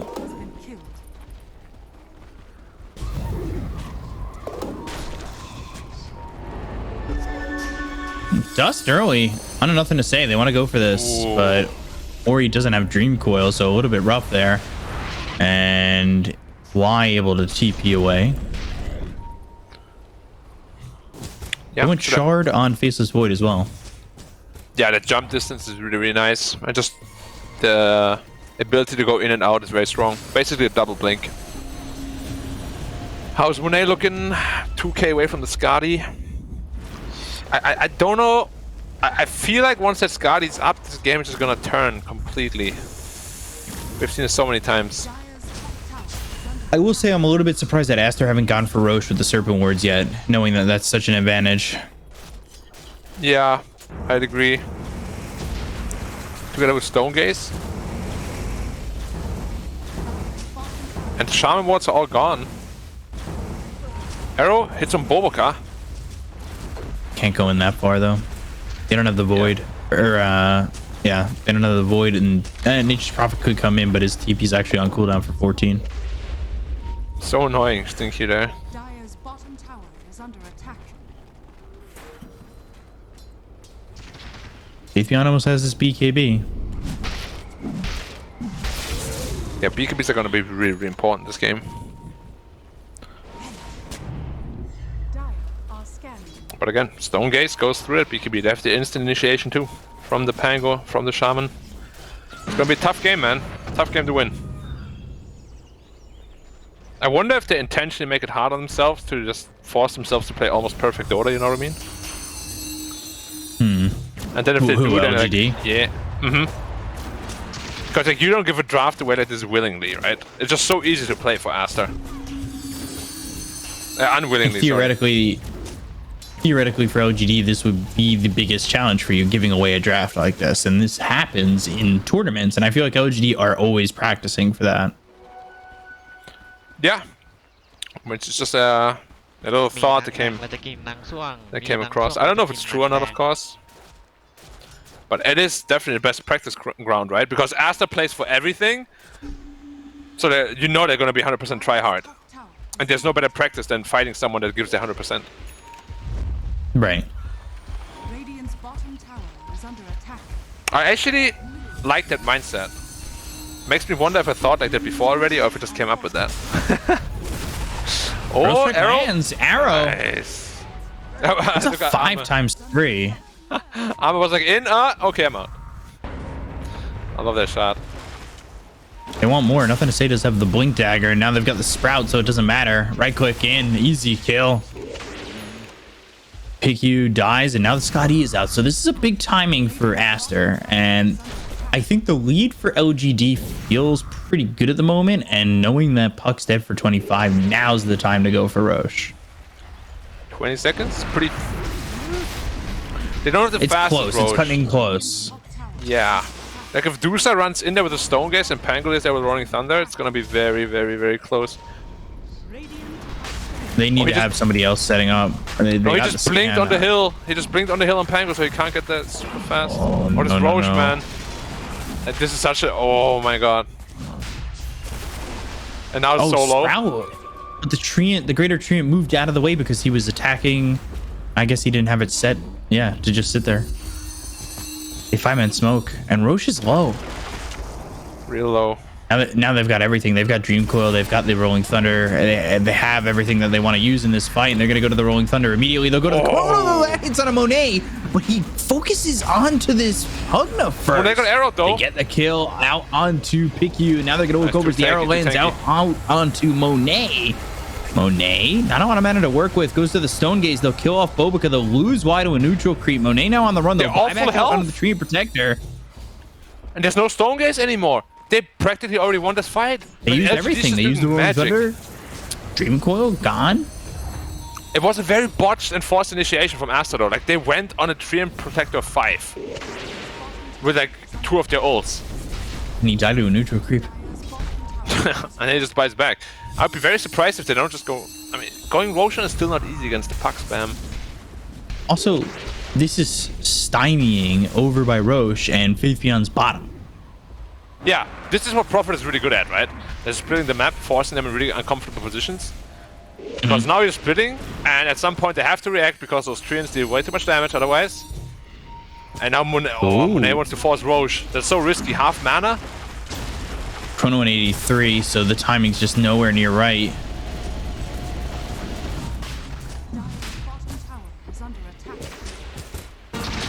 Treant's still pushing bottom though. Yeah. If you're gonna try and get this Roche, if you're gonna try and stick this, we're gonna make you pay for it. Another smoke from Aster. Time walk in, time walk out. Hokey pokey right now from Ame. Or for all the people in the UK, the hokey cokey, apparently. Dream Coil comes down, and that's out on a nothing to say. They've got the Rolling Thunder as well as the Dust, and they'll have the Hex. He's stunned up Still on nothing alive. to say, but he still doesn't end What up. a profitable! Is the one who ends up going down. They took out the Shadow Shaman. They finally dropped nothing to say, so it ends up being a 1-for-1 with both these heroes having buyback. But Roche is still up. The forever Roche fight, man. But this is giving Void time to farm his BKB up in the triangle. It's not bad for them. This fight has been so long that, or the stare-off rather. Chrono's gonna be back up soon. Exactly. Monet keeps going in and out. It's just so difficult to do. Do I stay or do I go? Do I stay or do I go? Yeah. If I go in, I might die. If I go in, I might die. yeah. Now they're committing though. Now they're committing. Shaman Wards 2. Yeah. Chrono. It's available. Ooh. They gave up the Roche. I didn't think they were going to do that. Silence out on XXS, taking a lot of damage, and now... Oh, no! Rolling Thunder! Oh, my Ame. That was so unlucky. Unfortunate. There wasn't even a Rolling Thunder, there was the roll up. And then he got right clicked by the Prophet and he rolled right into Ame. Oh, my. But, again, unnecessary risk. Ame likes to take those sometimes. He didn't have to. He could have just found his BKB. I mean, he was looking for the 5-man Chrono. Yeah, he was. He saw it. He saw it line up. Name me one person in the world who would pass up that opportunity. I foresaw your death the moment you were born. If I go in, I might die. If I go in, I might die. Well, Ame, answer that question yourself. There was a very, how do you like to call it? An unforced error. Yes. That is some very tennis lingo for you. Or really sports. Any sports, yeah. Yeah. Isn't And then really Prophet's every cutting the wave sport top. like every sport is a sport of mistake, right? Or like an activity of mistakes. Whether it's football, esports, or tennis, or anything. Oh, why? Oh, why? Why am I here again? Well, very dead. Triangle is very balanced, by the way. Ori got arrowed by... Ooh, they found Ori! Burrow strike arrow. And now they're running away. And without that control, it does get a little bit harder for them. I like what Faith Beyond's doing. I think he feels it. He needs to... He's cutting the creep wave top. He's pushing bottom. Like, he is making this not fun for Aster at all. Yep. And nobody likes to play Prophet games. Unless you're the Prophet. If I go in, I might die. If I go in, I Can't might die die. if you don't go. And Monet is running bot, but they don't want to go for him. He wants to go for them. Was it an Idurun or does they have a... Yeah, it was an Idurun. Must have been.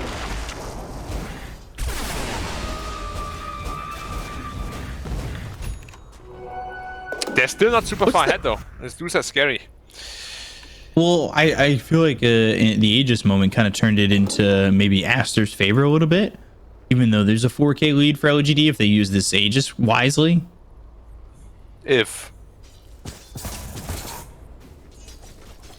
But it's so hard to use this Aegis as a deucer. Like, Prophet splits the map so much, and like Boboka really has to be on top of his game. Like, they need some Tinker wards, just be able to find that Prophet. He's so obnoxious. Well, I know Picky was trying to get those down, but I think he died a couple times for it.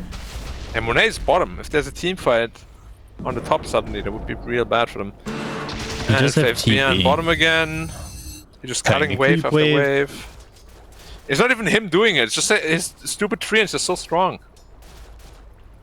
Radiant's bottom tower The big treant like 3 hits the range creep.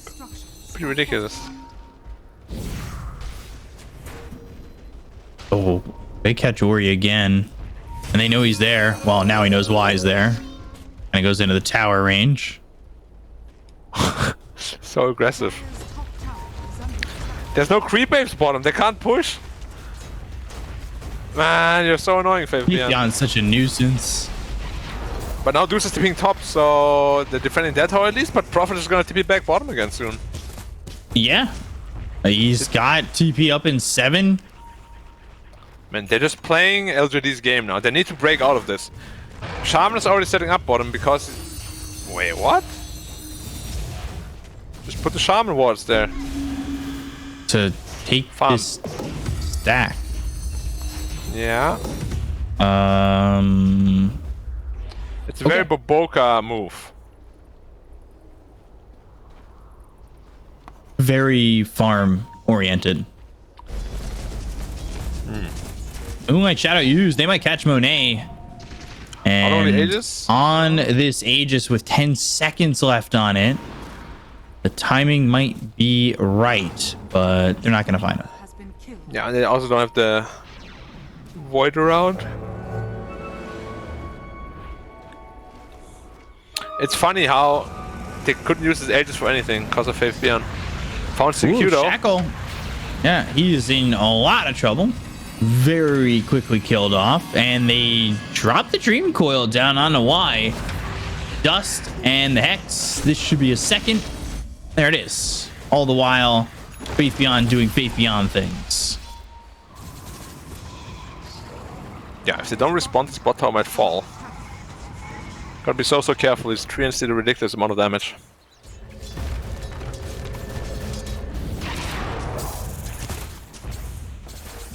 Monet is just TPing to defend all the time. Like, they're just reacting. FaveBeon is too hard to catch right now. It does feel like, though, if FaveBeon gets caught once, they do maintain or regain a lot of the map back.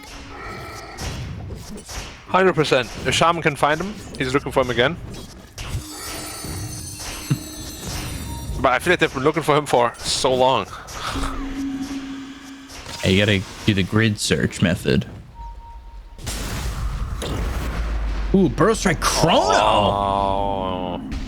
Not for Monet, but they do catch Ori, and this has been one of the answers LGD have used throughout this game so far, right? Is just take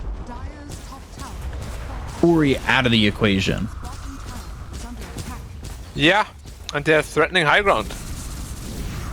Does Monet have TP? He does not for 15 seconds. Oh, and they know that. They know that. No Monet means your high ground tower is gone.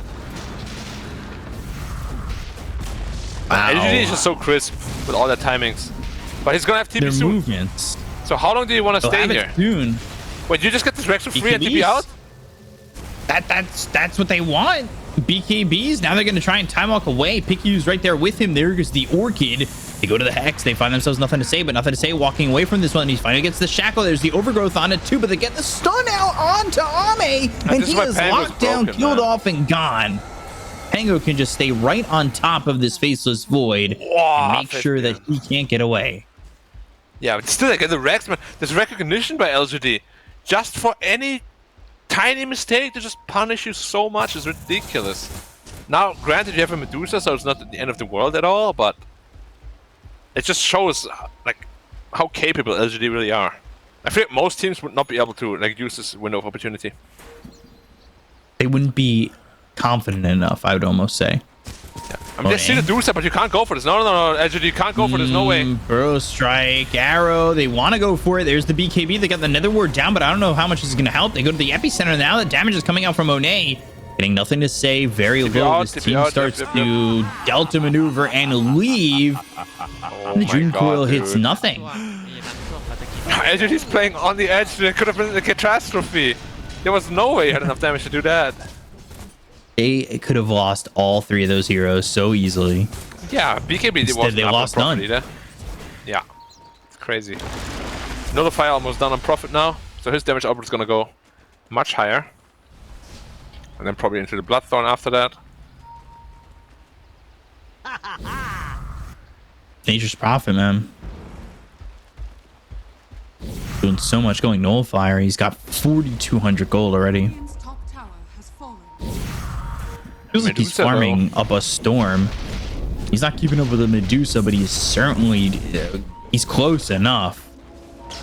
Yes, it's just the Nebwith isn't as powerful as the Dusas, right? So. Yes, the Prophet is farmed, but Dusa is so much scarier. 5-man smoke. Y currently in a good spot, but we need to see where his positioning lies. And well, Aster taking a smoke from the other side of the mid lane and then bringing it back up and all the way around. Which... Oh, Monet is finding faith beyond. There's the Dream Coil. That's what they needed. They go to the BKB. He's going to try and TP out. Stone Gaze. Ooh, oh, just in Stone. time. And there's 1,600 gold the other way. That is so much gold that he just got. He just played an ELO concert for him, turned him to stone, and then got so much money for it. Exactly what you need to do. Faith Beyond's positioning this time around wasn't very sneaky at all, right? Just in the middle of the lane, kind of asking for it, and just one lapse in concentration. You know, sometimes leads to your death. And like I said, once they kill the Prophet once, they can try and regain control of the map, and that's exactly what they're doing. Look at how aggressive they're playing now. Yeah, you can see how much LGD is struggling to just keep the lead, right? They're having to make so many complicated plays all the time, whereas Aster is just strolling down lanes. All they need to worry about is trying to pick off the Prophet.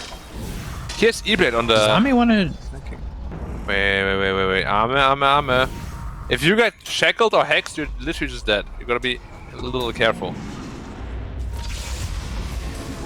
Oh, he might want to crawl on the puck top, but you should be aware that he's there. Oh, Ori, he turned back the other way.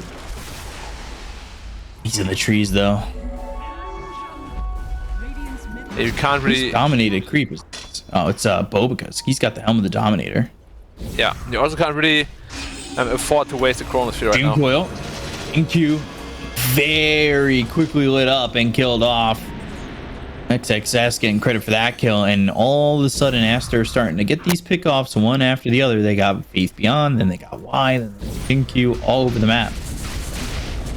And Roche is up too. Gotta be careful. Chrono's available. Epicenter's there. If they can get the right positioning, maybe they can make this a big problem. But XXS, Rolling Thunder coming through. Ame caught. Ame killed. And that is Roche. Yeah.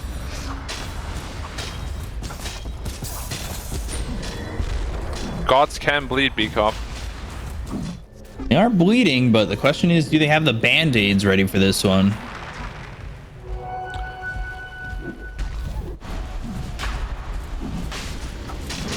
This top lane is naturally pushing in, but I don't know if one set of racks is going to be enough. Yeah, I can see here like Dusa. As you said, there's not a whole lot of weaknesses a Dusa draft usually has. Especially protected by a whole bunch of meta picks. Yeah. Letting a team have this sort of draft is You're very confident, let's put it that way. Radiant's middle tower has fallen. Bottom lane again, though. They want to try and get this bottom tier 2. Whose courier is here? The Medusa's. Not a bad courier to snag if they were able to get it, but we'll get the Eagle Song and it will deliver over to Monet, who will now have the completed Swift Blink, which makes this even tougher. Yeah, he's already AK ahead of everyone else. Crazy. He was 2k ahead of the Nature's Prophet, then they've had a couple of pickoffs, now they have a 2k lead, of course, that getting bolstered by the Shard from Roche. Ooh, I caught. And it's an easy kill. They've got the gem on Pango, so it's taking him out of the equation once again. But Faith Beyond back up towards top, pushing these creeps in with these treants.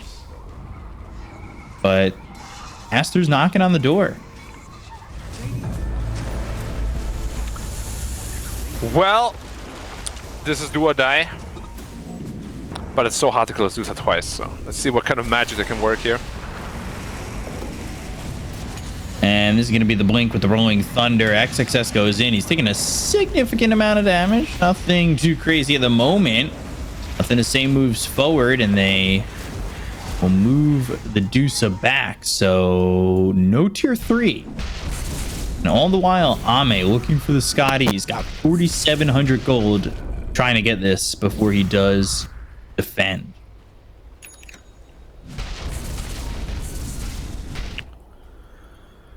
Is the Scotty enough? Because they do have damage problems against Dusa, I think. Once they have the Bloodthorn on Prophet, it's going to be not nearly as bad. Because the single target damage is very high of that, of course. But there's still the crappy fight to worry about if he's BKB. But they have the Nullifier for that. It's just like so many pieces have to come together all the time, you know? Chrono. Ori was ready, man. Oh. Ooh. Ori was ready. Very ready, in fact.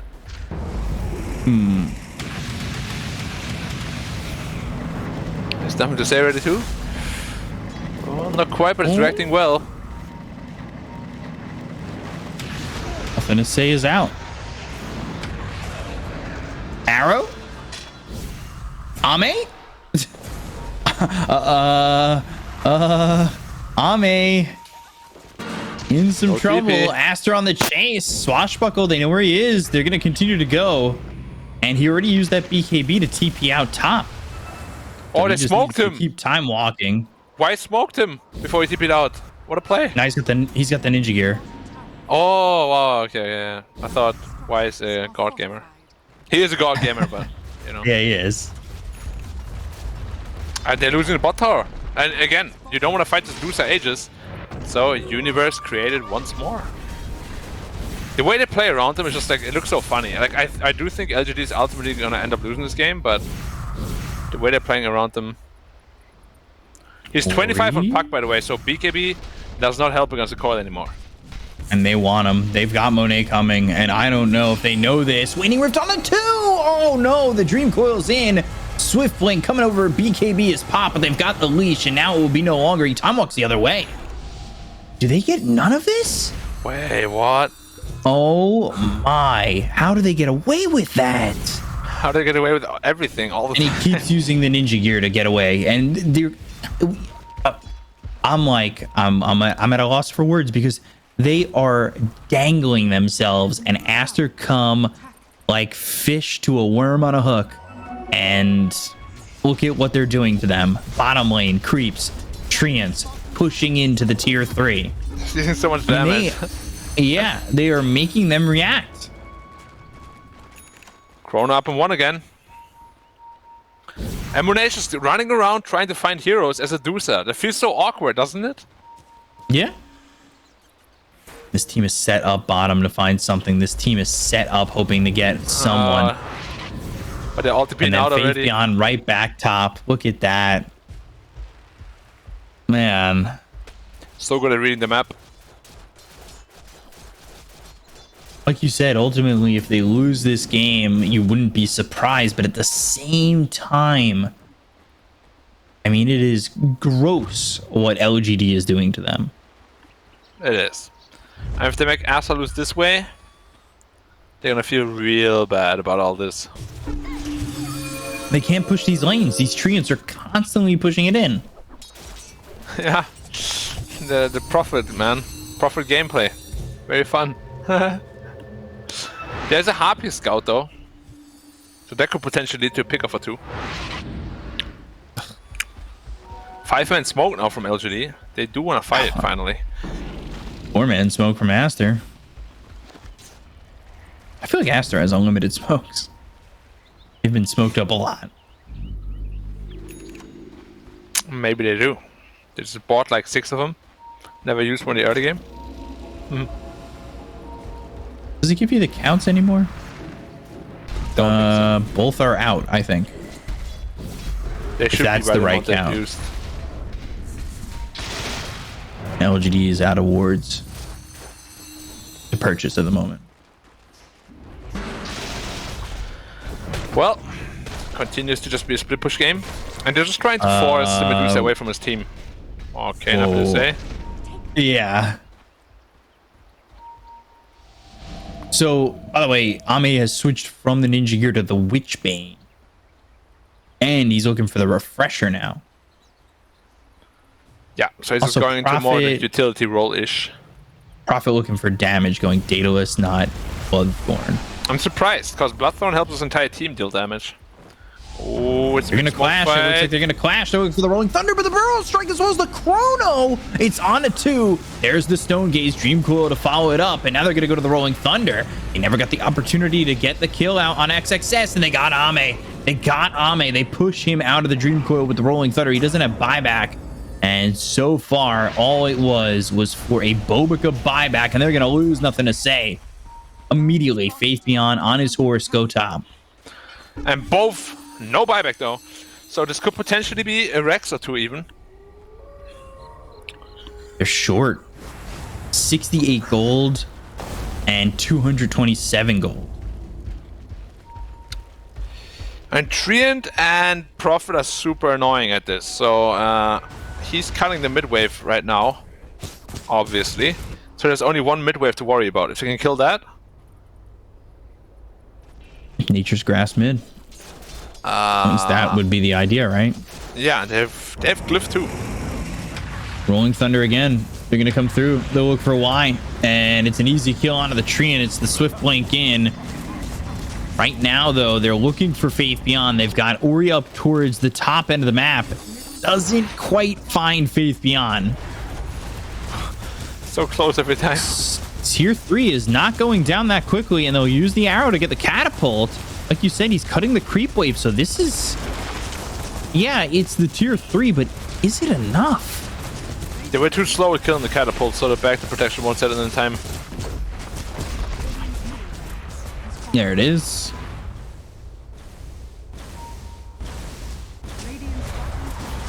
So now Ahmed's up, but nothing to say. Now they've got the creeps bottom. And you've got no Y. I feel like he is also a big part of this, of keeping your towers alive. Time walk in, time walk out. Monet thinking about maybe backing off. He's got an MKB now. They need to worry about XXS, though, with this Rolling Thunder.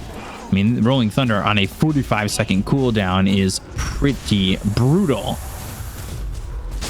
Serpent Wards, blink in, Burrow Strike. Now they've got the stun. The Lotus Orb is there. They'll get the Rolling Thunder with the roll up now, right on top of Faith Beyond. And again, the Yules and everything. Faith Beyond's just dead with no buyback. He is short 2 gold. There we go. Just so easy to play for Aster. It must be frustrating. I mean, that whole thing with Pango's kind of insane. The Rolling Thunder with the Yules and all that, just being able to sit on one hero and have constant control. But That's the reason that is the way to play first it. pick so much. XS is a very, very capable player on that hero. Ag's Blessing. On Dusa would be so good. Ooh. Oh. Arrow coming in, 13,000 net worth lead right now, and they need to find a way into this fight. They're going to bring the Sand King over. They've got the Harpy Scout ready to go and ready to find them that vision. XXS immediately into the Rolling Thunder. The blink right onto the Void. Right onto Ame. It's like he's got no chance to ever survive, but the Overgrowth, it is a little bit late, and they will get the kill. They'll buy back on him and buy back on Faith Beyond. Pangolier again, man. Let's put some more Boboka got arrowed. Now in a lot of Roche. forceps, though. Throw strike. BKB. Boboka has no buyback, so now it's a 5v4 situation in the gem on the deck. He's very important. Yeah, So the can they instant make hacks, something the happen? shackles. Mid's pushing in. Arrow coming through. Oh, gee. Time walk. Monet. They're going all in Monet. Chrono, Rolling He didn't Thunder BKB. is just on the edge. They've got the Nullifier. Now they go to the BKB. They've got the Lotus Orb. The right click's coming through, but they've got the Life Drain as well as the Manta. Monet trying to fight this, but he's out of he did mana. Soul Gaze. Arrow. Oh, the Arrow for Shinkyu. But they're not following You guys it gonna up. commit? They have to commit to Monet. They lose Beyond. They're going to lose. Why? They never committed. They could have got the kill here on the Medusa, and instead they're going to lose everything potentially. E-Blade getting bounced back. Buyback from Y. No Faith Beyond. Stone Gaze still up. Yeah, I never got a chance to use it. And his partner, this is the power of partner. It just keeps him alive. They hit the arrow. I feel like they could have committed. Yeah, Ori was tearing them apart in the back line. Killed Faith Beyond and Y. So it was a very tough initiation. They still have Epicenter. Just didn't have the damage. They needed Epi. Monet is very tanky again, though. Yeah.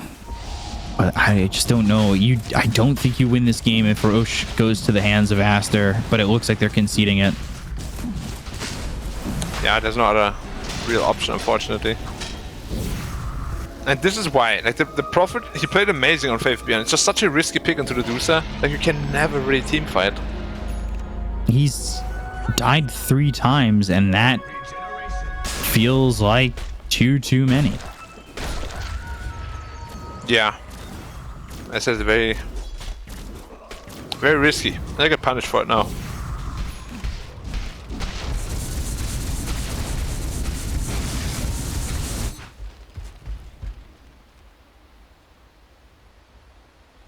Pushing bottom again. Faith Beyond up in 18.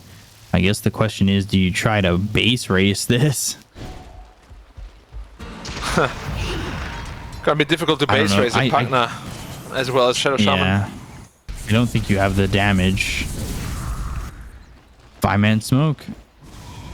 Looking for the opportunity, because this is going to be the Rolling Thunder into the Swift Blink into the base. They're not scared of jumping in.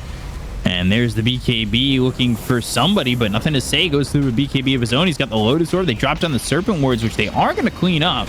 They disarm the Medusa. There's the Rolling Thunder that I was talking about in the Waning Rift. They'll look to get nothing to say. Again, Yules with the Rolling Thunder. Shield Crash right on top, but he does have buyback. Arrow hits the Wild Wing. Rolling Thunder still going on. XXS. But meanwhile, look at the base. The base is getting got here by Ame. Chrono down. It's out on the Medusa. But he snaps the Dream Coil. Ame's dead. Oh, he is going to no. go down for 2 minutes. And this is all trying to make a play at the base. Yeah, and as we said, even gods can bleed. Okay, Boboka. At least. Yeah. And maybe XSS, not Rolling Thunder. No, Rolling Thunder. But 2 minutes, no Void. Yeah, slight miscommunication there. If they have to nullify, they can kill a Dusa, I believe, but it was on cooldown. Without it nullify, a partner is just too effective.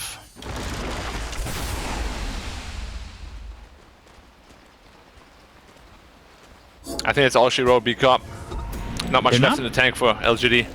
Oh, I guess Monet is now pushing in, but I was going to say they're not exactly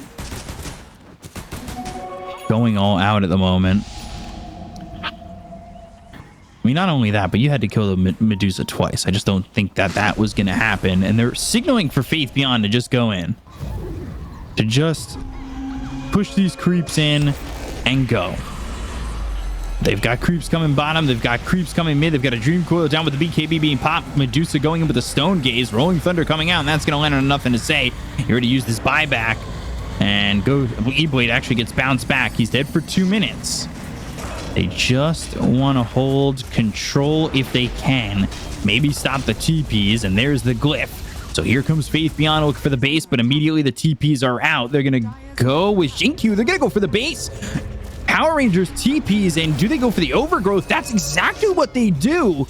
But they will get Bobica as well as Ori back, and Jinkyu just trying to keep the game alive. They'll go to Faith Beyond. They've got the Serpent Wards down. BKB's running out, but the Nullifiers out onto Bobica. They've got Monet getting the kill in their own base, but they take out Bobica. They look for the tier 4s on the other side of the map. They're going to go for the tier 4s themselves. They haven't got them just yet, but they end up losing Jinkyu.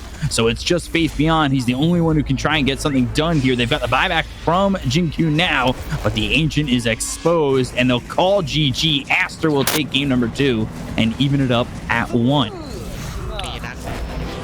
Yeah, well played by Aster. I think really they won on the back of their draft. I do think LGD outplayed them quite a bit, but that draft was pretty bad, like overall. Giving away all these heroes is confident. Yeah. Yeah. I mean, yeah, Biko? I was going to say, I think against the lesser teams, I think maybe LGD get away with that. But we always talked about how Aster play up to their competition, right? They do so there.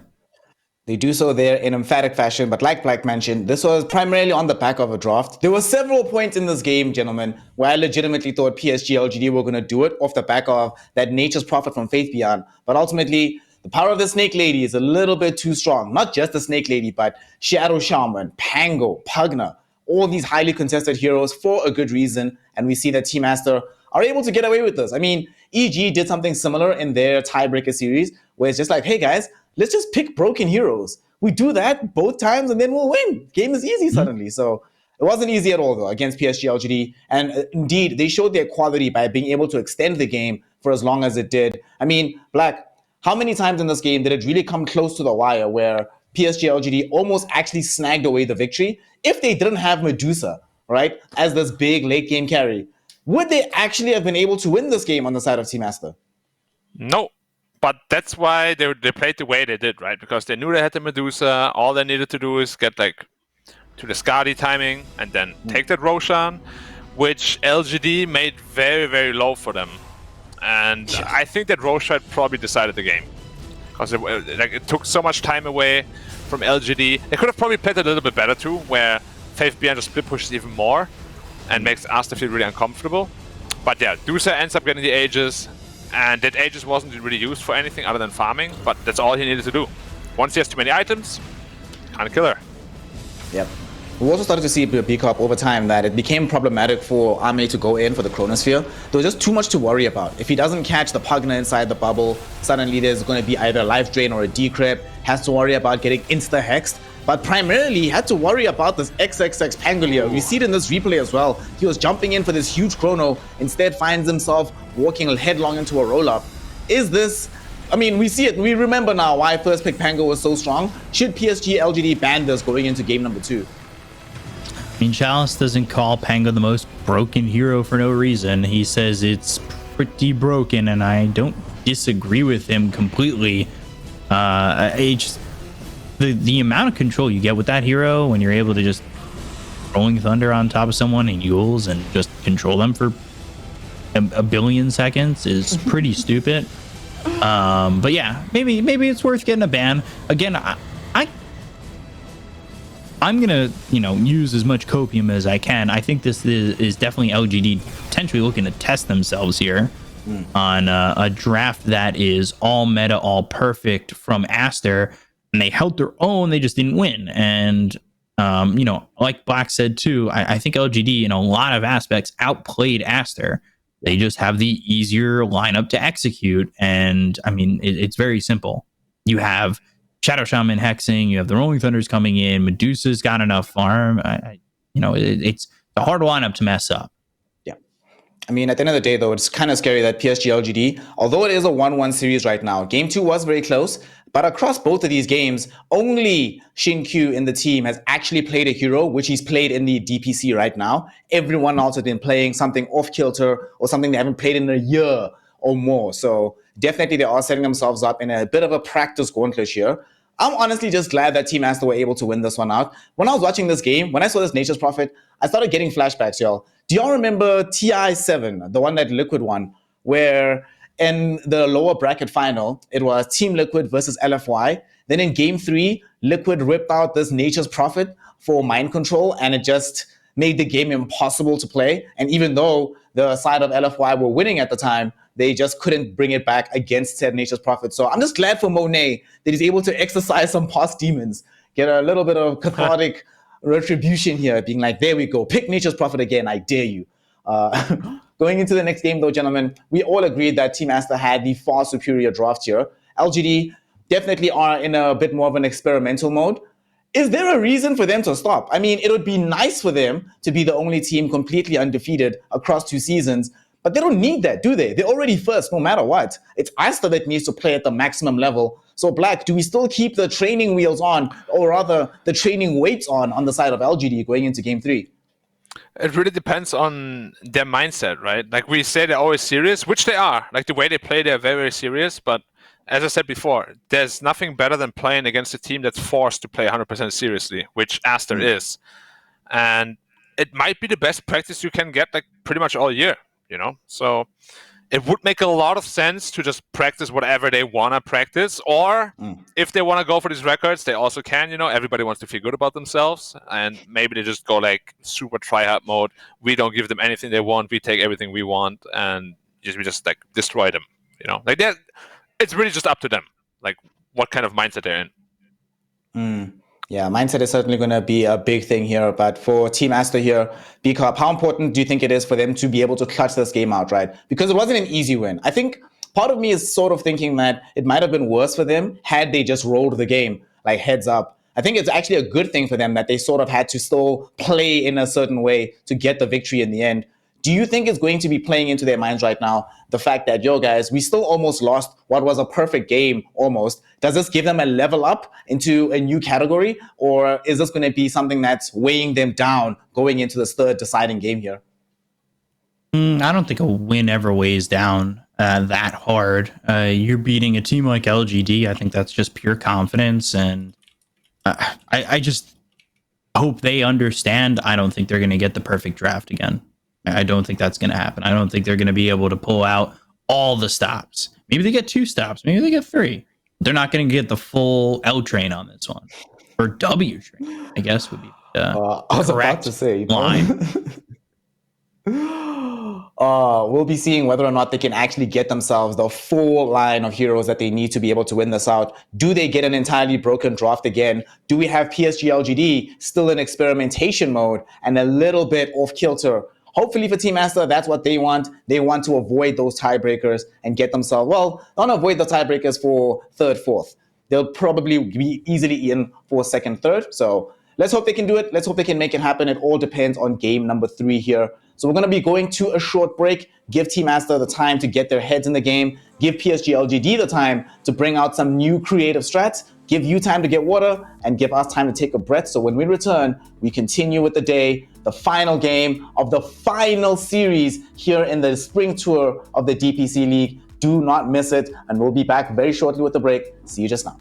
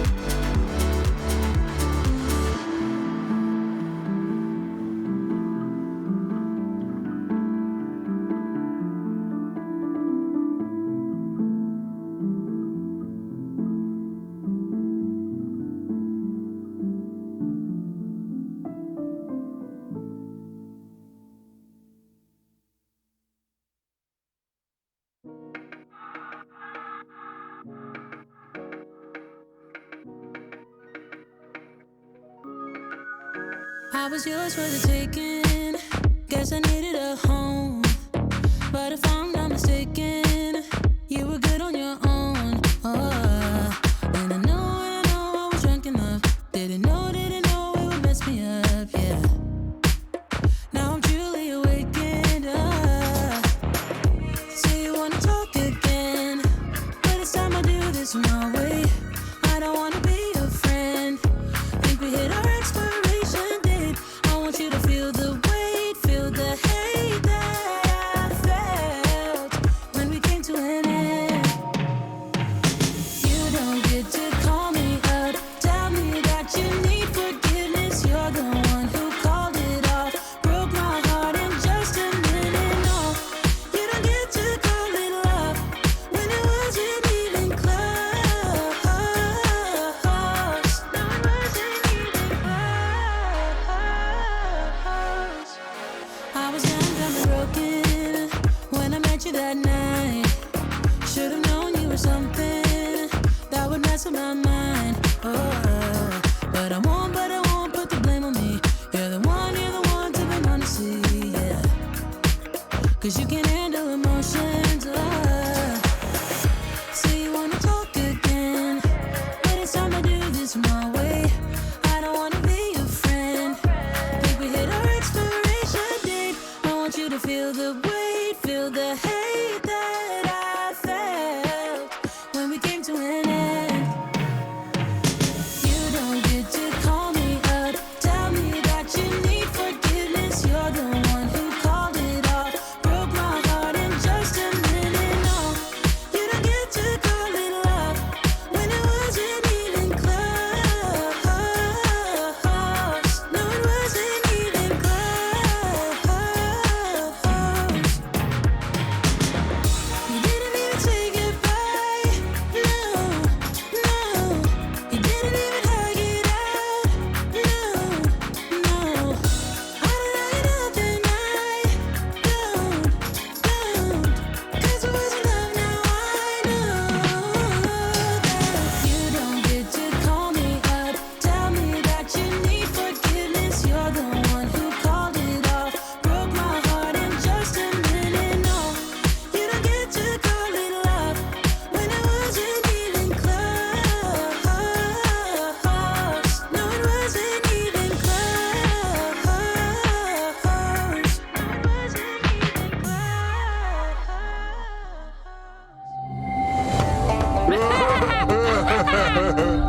So, who wants to play a game? Yoink! And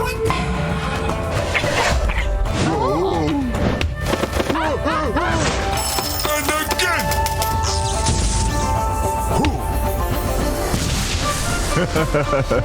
I always get what I want. In the bag.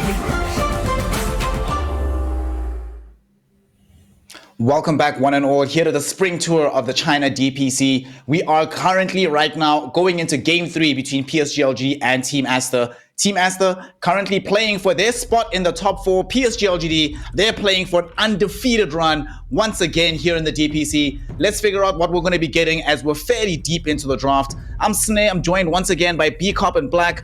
And Black, sir, what do you think? This is the draft here for Team Aster. Is this winning against what PSGLGD have to offer? It is certainly very strong. Like Tiny IO in general is amazing. You have Winter Wyvern also to sort of back that up, and Storm for a more global presence. I like the draft a lot. It's just LGD also have the right pieces to counter that. So it's really just gonna come down to who is gonna outplay who. And so far we have seen that LGD really did it in both games. So.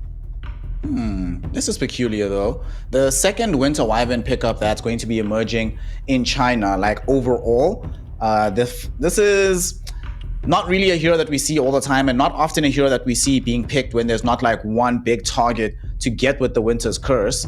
What do you make of this, Bcop, having this particular hero emerge here? Funnily enough, the last time this was played, it came from PSG-LGD. So is this using good weapons against an opponent? Because only seems to be LGD that's using this hero.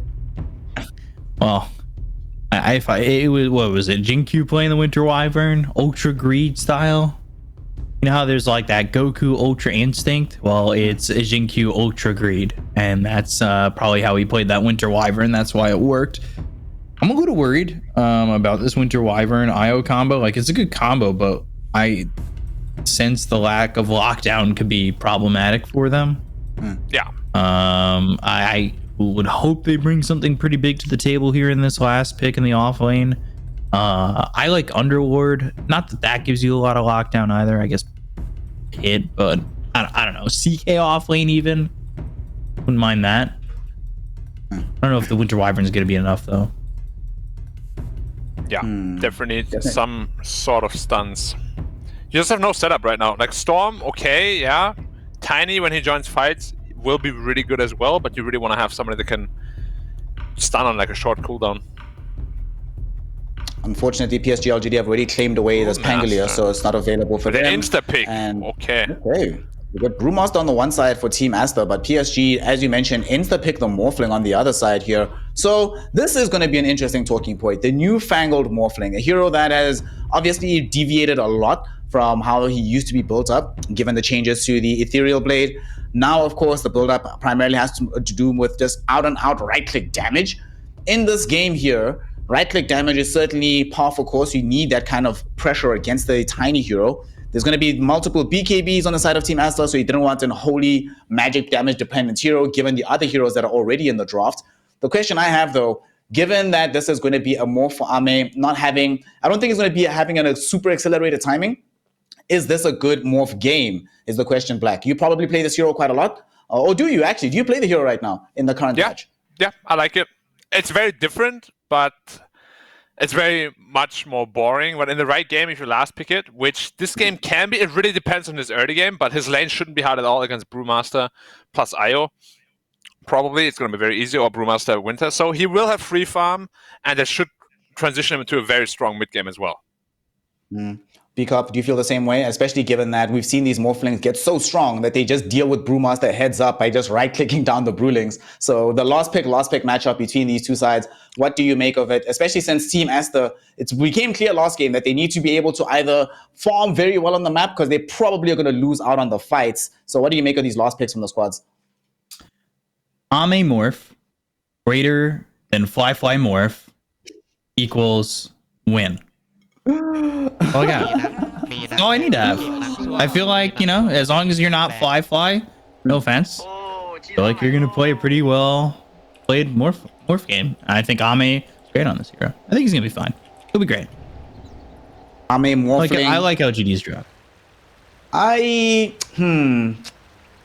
I think LGD's draft is a bit too strong, personally. I would like to see them lose, if I'm honest, but I do think this might be the situation where they go back-to-back seasons completely undefeated. Too many strong heroes. This 4-position Pango is amazing on Shinkyu's hands. Very excited to see how this game is going to pan out. But of course, to see how this game is going to pan out, we need some illustrious casters on the mic. And if we have that in spades, and today we've got B-Cop, we've got Black, we've got Game 3. Gentlemen, for the final time here in the spring tour of the China DPC, take it away for a game. See you afterwards. Good luck. Have fun. Bring us the hype. Thank you very much, Snare, again. And I hope Fly doesn't take this personally. I'm always joking. I love Fly ever since his days on Serenity. Even before that. Hope he doesn't find out that I say this every time there's a Morphling picked and he's like, I'm gonna hurt that guy. That guy being me. Definitely you. Ooh. Oh, is it 4? It was 3, but Monet's taking a lot of damage, and there's a death pulse available in 3 seconds. If Faith Beyond is just quick enough. It doesn't honestly matter though. Monet cannot touch creeps right now. Yeah, stepping in would be an issue. That's the problem, well, quote-unquote problem, if you're super high health. If you start the lane with 10%, then you're pretty low health. And you can't just reason it up easily. Yeah, Faith Pierce is standing in front of the creeps. That is not fun. Death Pulse again. Yeah, you definitely want to give the Necro a fast level 2 for his aura, and I think he literally will just... Oh no. He reached XP for that. Bad boy, thank you. Very bad boy. Don't say it like that. Did you talk to your cat like that Nah, sometimes. when he attacks you? Hey, I got attacked by a massive beetle in my bathroom right now. That was insane. Beetles should never make it if you have a cat in your house. Yeah, but he was just sitting around the corner looking at me like, what the hell happened to you, bro? You okay? Like, yeah, I'm good. I'm good. Thanks for the help. What do you go Death Pulse level 2 at 3? Yeah. Oh, it's getting a I little say that, low. but he's taking a lot of damage. But that's the thing. If you don't burst the Necro, every last that he gets from now on, it's gonna feel real bad. And a healing self Even a from salve? Thank you. Thank you, bro. I appreciate that.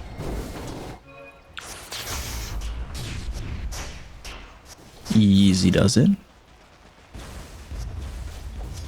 This draft definitely feels like it's better from LGD.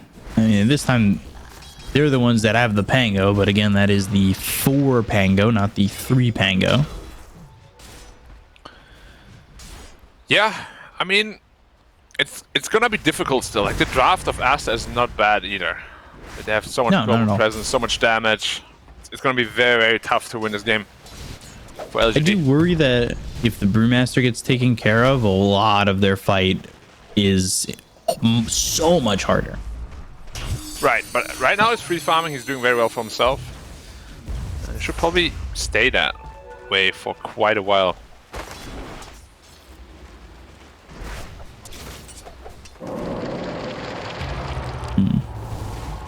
And Faithion's having a good time. Yeah. But so is Monet, really. Yeah, I feel as though Faithion is not playing as aggressive in the lane. He's not stepping up nearly as much, but certainly susceptible to, say, an avalanche coming in and having the damage from the Winter Wyvern follow it up and make this a little bit unpleasant. Death Pulse is level 2, though. I would assume he goes Heartstopper or a level 2 at 4. Yeah. And he's got the extra regen to really bump it back up even more. Did you have an all avalanche these toss lanes are available quiet. soon? Yeah, he's playing very carefully. He doesn't want to get tossed back too far. I just say that though. Oh. Under the tower and dead. First blood for Monet. That is not how you want this to go. And I think you.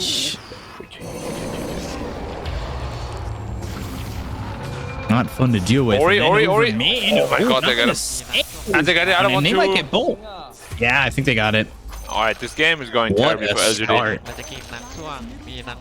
Yeah, the What power a of IO, start man. for Aster. Power of IO. And he gets the second water rune as well. And this is how the game can just completely snowball out of control. It's not quite there yet, but it is starting to get there. Faith Beyond again top. Won't be able to kill him this time, but pretty low health again. They were enjoying their time, and now top 3 in the CS are all Aster, as well as the fact that they got those 3 kills.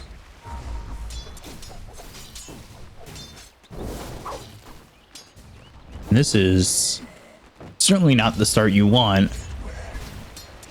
What do you need here for Morphling to kind of get the ball rolling?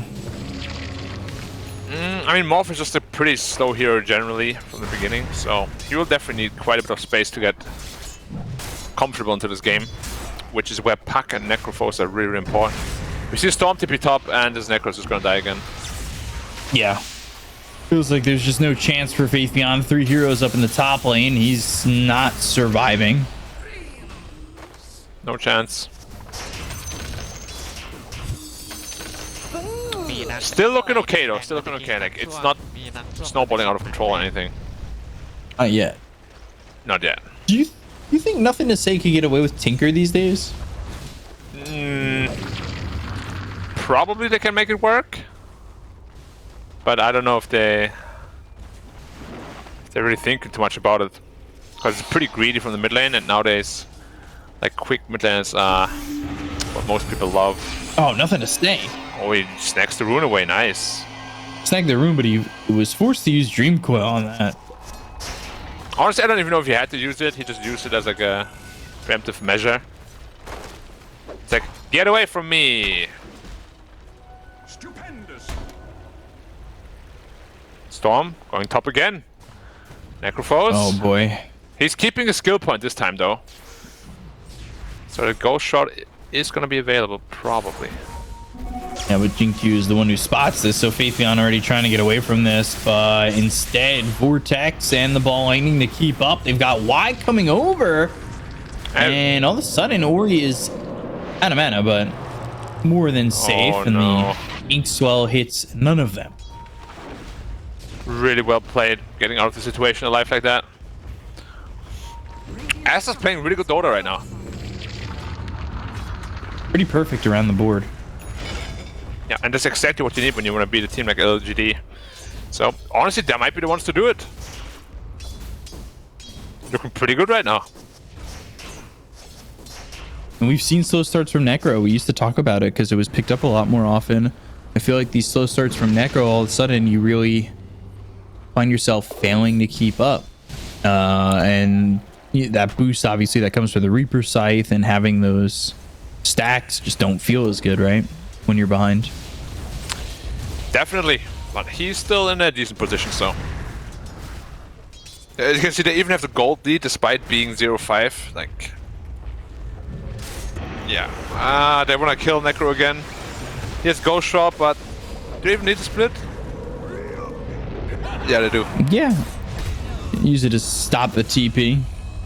Oh, meanwhile, they finally get a kill here. Yeah. Taking out Ori, nothing to say, gets credit for that one, and that's a bit of gold going his way. Still, though, opening up space for Ame with XXS going top. Yeah, and that's not really what Brewmaster wants to do early on. So it gives a lot of space to Ame.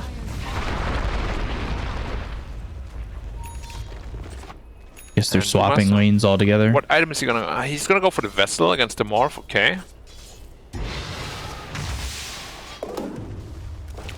Now, Ame back on his Morph thing. Like, he likes it here a lot. Question though is... Whoa. Little Creep is super mad at him. Question is, how effective is Morphling even nowadays? Like, it's very different from when you had E-Blade still.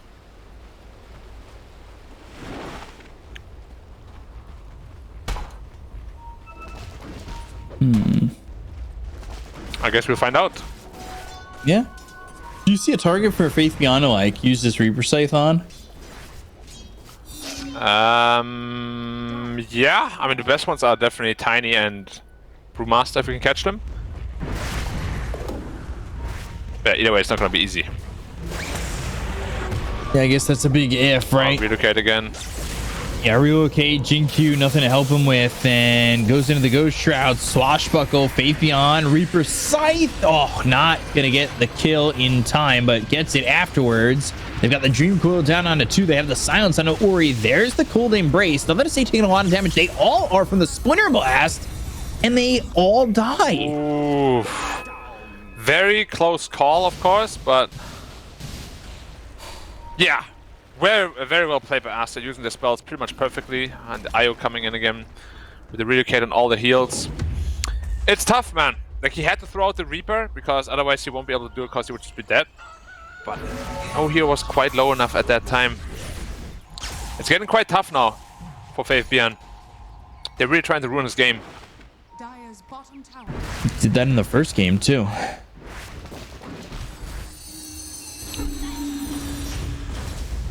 Yeah, he's such an important piece to LGD. Like, you could just see in game 1 how annoying it is when he has a good game.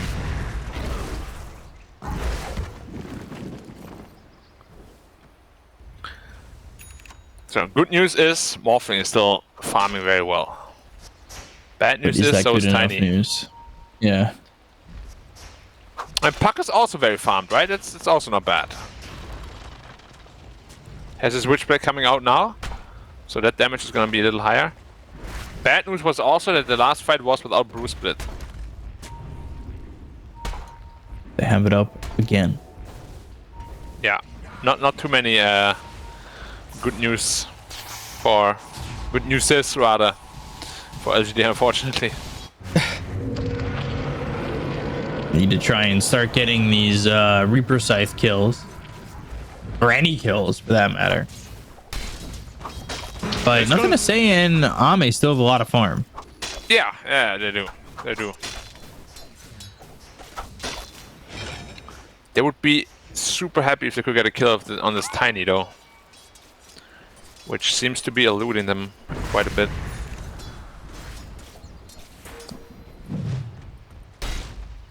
They're definitely gonna defend the top tower. Like if 5 Beyond steps up too far, he's just gonna die again. Well, he's not necessarily someone who takes that tower too quickly, right? So I feel like you get a pretty optimal chance to defend on that. Yeah, that's like the little bit of the weakness that the Radiant draft has. That their building damage until Morphling gets a bit bigger is not great. Two-man smoke. Just the two of them, huh? Going up to the Brewmaster. Look at his health though, 1900. It's going to be so hard to burst him down. Especially with like an IoT ping in there, potentially. They would need the constant silences and the lockdown. Yeah, it's a very tough kill to get. Especially because he has bonus magic res and armor 2 from the Drunken Brawler. So they choose not to go for that. Try for the middle instead. Ori is very close to his Orchid, so a death here would be very, very annoying for him. Binding in. Winter's Curse, use on Jinkyu. And Shield Crash. Now they've got the Soul Bind. It doesn't latch anywhere, though. The damage onto the Winter Wyvern, but there's the relocate out. So, nothing to say. He's in trouble. Goes to the phase shift, trying to survive with the help of maybe Faith Beyond, but nothing doing for LGD still. It's good, though. It's very nice to see LGD get outplayed for a change, you know? It's a rare sight. Refreshing. Yeah. Exotic. Certainly refreshing.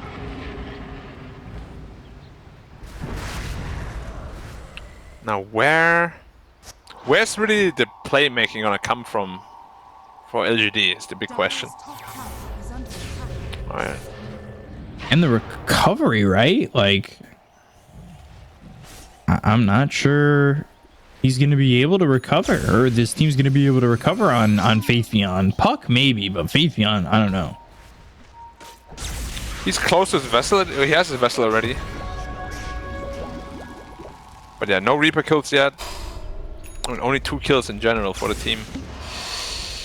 Yeah, there's gonna be an Orchid now on Storm. They're looking to set up a kill on the top lane. Should be pretty free. Well, I say that, but I think he's actually running away. But he will get caught anyways, and you're gone. Yeah, they've got the silence, but they are trying to turn this around with the Morphling coming in. Venom's Embrace, but he doesn't have the waveform, so that Inkswell doesn't pop on anything. Yeah, he tried to turn into the Storm and pull the Storm. Get a kill on him that way.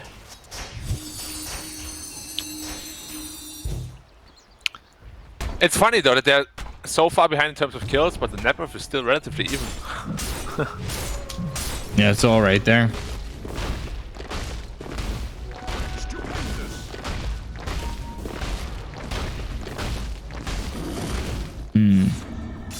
Going straight into is this okay though?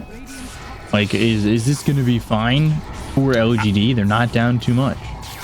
I think so, just because Morphling early game is usually a pretty big investment, but I'm worried about the Tiny's flash farm ability once he gets that shard, which he chose not to go for straight away.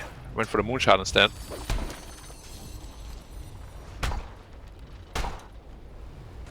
Yeah, once that shard is up, of course, his farm is gonna skyrocket as well. I think LGD is just doing a much better job being efficient around the map. Sure, they're behind the kills, but they don't really care. Dire's structures are fortified. Radiant's bottom tower is under attack. As long as And Armor doesn't Fifi on like top. randomly die to Storm. Are scanning.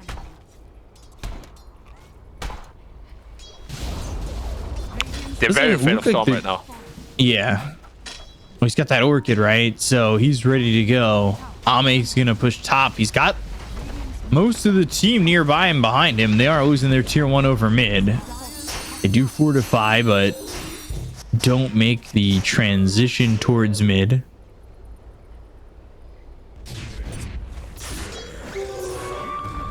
And more of the ping bottom now. Just push that out. Dire's top tower is under attack.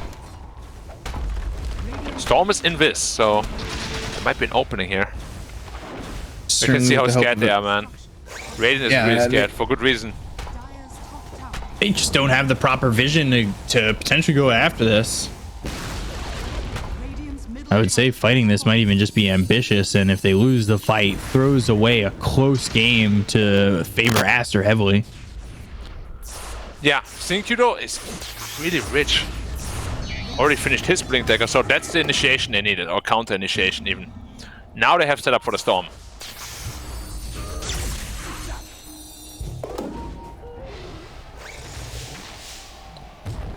So, are Aster playing this the right way at the moment?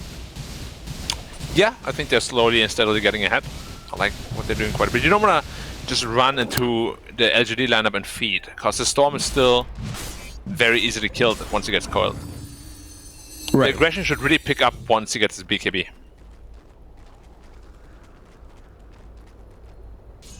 It's just like they're not really doing anything wrong on Aster, you know?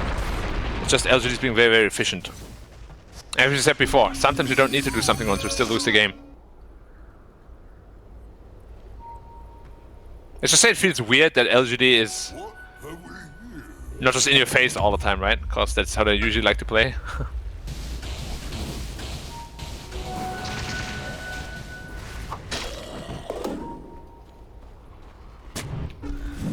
Yeah, they've certainly kept it a 1K net worth lead.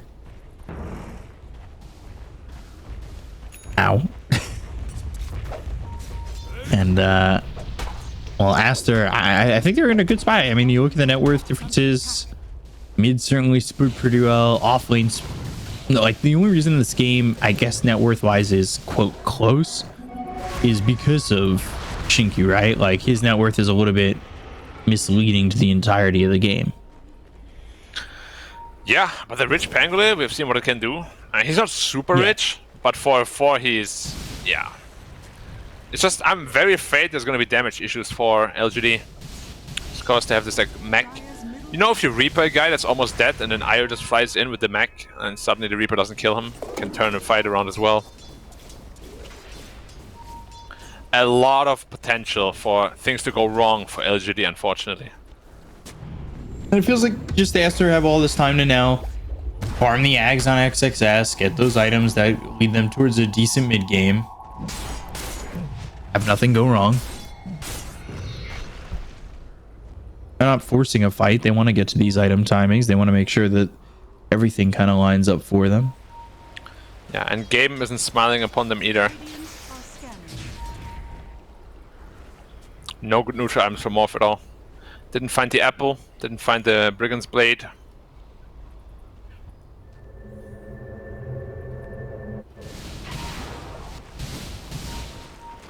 They are smoked. Maybe looking to line up behind Ame, but nobody's there.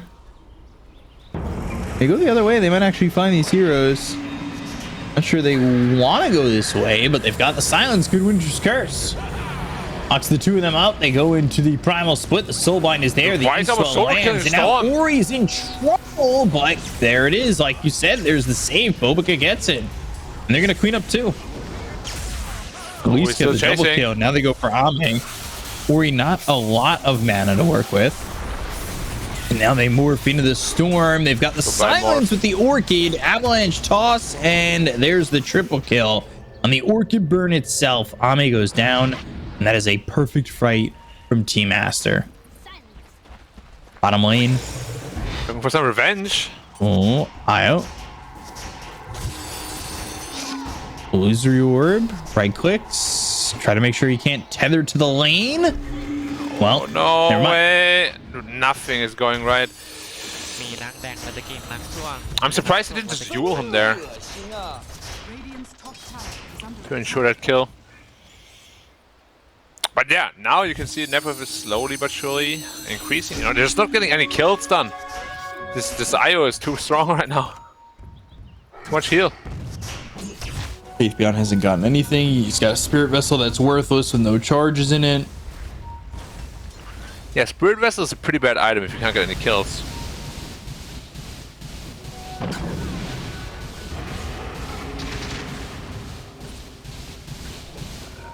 So far, all Aster. Boy, he's just manning up on... Faith Beyond? You all by yourself, friend?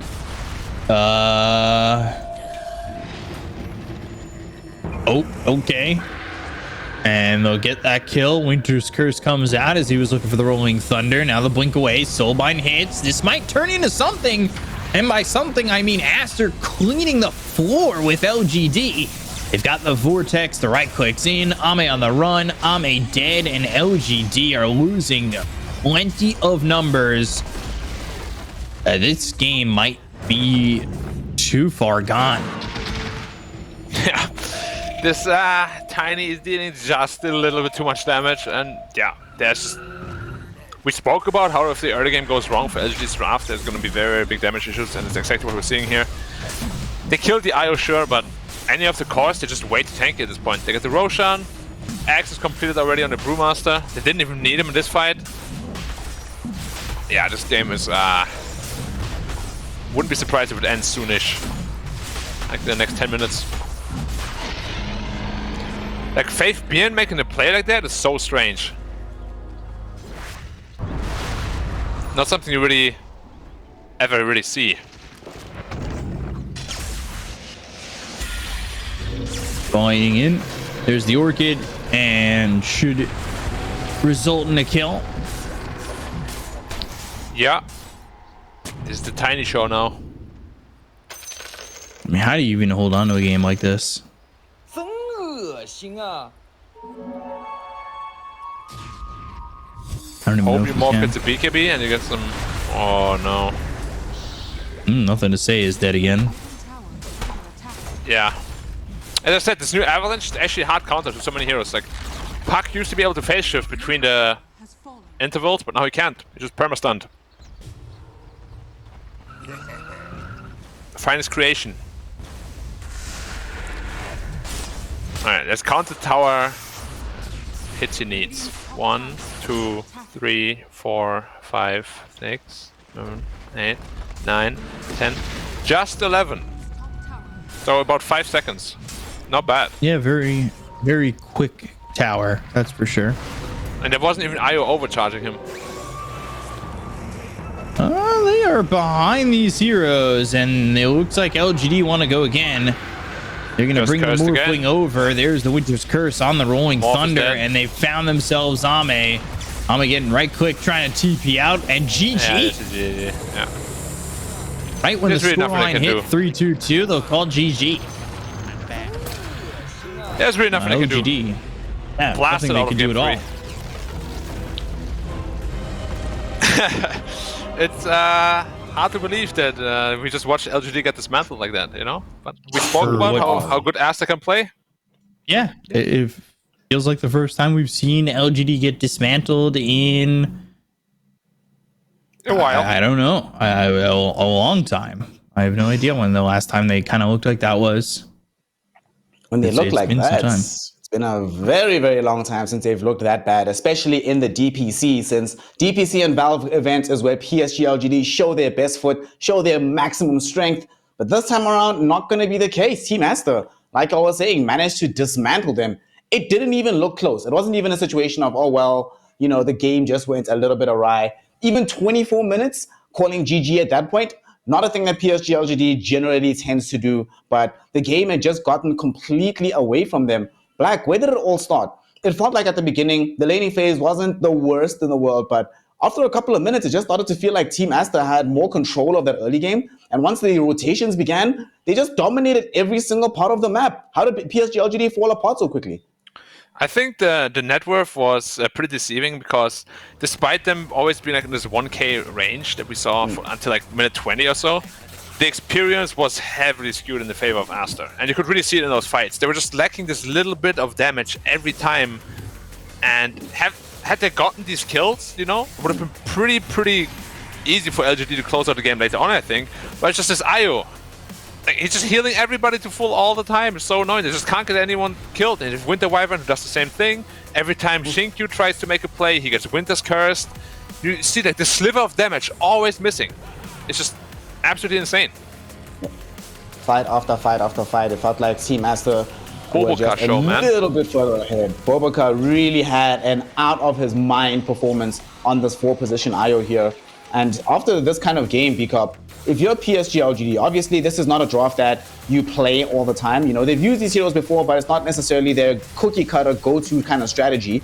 Is this a situation where it was... Well, we know that the draft was like Team Aster played really well with it, but primarily, what do PSG LGD think about their strategy in this game? Did they overextend too far and not pay the appropriate amount of respect towards Team Aster, given how strong they got in the early game? Would love to know the mindset of what they were thinking. There was a couple of points where like Faithion was just, it doesn't look like he was even at his own keyboard, just walking forward like that, or even when he had to in that situation. I was like, huh? Like he just ghost routes, runs next to the Tiny, and Monet's like, what the hell, bro? What are you doing, mate? Yeah. He couldn't believe it was real. He really couldn't believe that was real. Neither could I. It was so weird. I looked at the map. I'm like, your allies are moving away from you. Something is going on here, and obviously just get solo killed. But it's yeah, I always don't think LGD is going to be super mad, right? Like they were still all chatting, still voice chatting, like with voice lines and stuff. They're still going like first place, no matter what. Yeah. Right? So. Yeah. I mean, they first place. Nothing to lose. What does this mean for Aster now, by the way? Do they have to play a tiebreaker with Extreme for second place, or? Well, they will have to play a tiebreaker, right? There's going to be 2 tiebreakers played. So the way it's shaken out just now, given that PSG LGD have given up the ghost, unfortunately, no possibility of them going 2 back-to-back seasons undefeated. So that particular crown is still available for any of the teams that might want to try and attain it in the future. Right now, though, with them being in first place, Extreme Gaming and Team Aster are going to be tied up together in 5-2. And then we're going to have Avicii Gaming, RNG, all of them sitting together, tied up just underneath that 4th mark. So we have 2 different tiebreakers that we're going to be playing out. Team Aster taking on Extreme, Vichy versus RNG. 2 of these teams, of course, will be, of these 4 teams, or 3 of them rather, will be staying in this top 4 berth. The other one will be getting knocked out between Vichy or RNG. But for Team Aster, coming into this one, given how difficult the competition could be, because we kept talking about this before the game started, this team levels up when they play stronger competition. It really felt that way throughout the series as well, right? Where if we compare the performance, game 3 to game 1, hell, even in the laning phase, Aster started looking a lot more crisp, and they started looking a lot more capable of actually dealing with PSG LGD. One of the things we often talk about of how do you beat this team, beat them early, no one else could ever do it. But Team Aster, it felt like slowly but surely they started gaining the necessary momentum, and now they're at that point where it feels like they could actually do it properly. With some caveats, LGD don't really have much to play for. But Aster have always kind of been like this. I think they always play really well regionally. It's just when it becomes internationally, does Aster have what it takes? Because I remember ESL Birmingham. I remember how they got absolutely hammered, but that was, of course, a different team with Love You, Love Me in the mid, or D-Stones in the mid. One of the 2 of them. I feel like it's happened with everybody at some point. Yeah. It's always an Aster lineup that's getting it hammered in like that. But we'll see. I mean, LGD, I'll be honest, they didn't really have anything to play for. It's copium. I know they didn't really play their toughest. I'm LGD bias. I get it. But like at the same time, like we've been saying this whole series, Aster had everything to play for, and LGD didn't really lose anything by losing these games. Yeah. I think Aster at times have what it takes to be really good and in the top 5 in the world, but there are also times where they GG out because LGD is playing techies against them. Like, they have to find the right Aster at the right time. I don't know. This team is very interesting. Black, when we were talking about how this game panned out, you brought up something interesting about this game, right? Where Team Aster would often find themselves with slivers of additional health. Obviously, we saw that mech being built there. Ori, shout out to him on the Stone Spirit, doing so much for the squad. But one thing I'm thinking here is it seems they do quite well when they have some of these, at least one healer on the team. In this game, of course, they had 2 available. So 2 different questions, right? The first one is does Aster start now thinking that we're most successful when we can ensure we have the sustained advantage against the enemy team? And the second question is, why on earth is no one else picking Winter Wyvern? We've seen it twice now. PSG dominate with it. Aster dominate with it. Where the hell has he been? I mean, Winter Wyvern was specifically picked to counter the Pangolitis draft. Like, you see every team fight literally, whether there's a hero around them or not, Winter's Curse, Winter's Curse, boom, boom, boom, boom, boom, every time. And Sinku's just like, I can't do anything.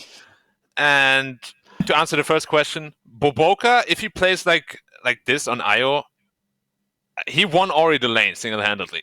Like, when he rotated into the river, gave Ori the double kill, that pretty much sealed the deal to have Storm set up for like an amazing game. And then Ori obviously capitalized on that and goes like 12-1. So, but without Boboka, he would have just died there. And it's like, well, now you're in trouble. IO is a strong hero. Boboka is a strong player on it. Makes perfect sense.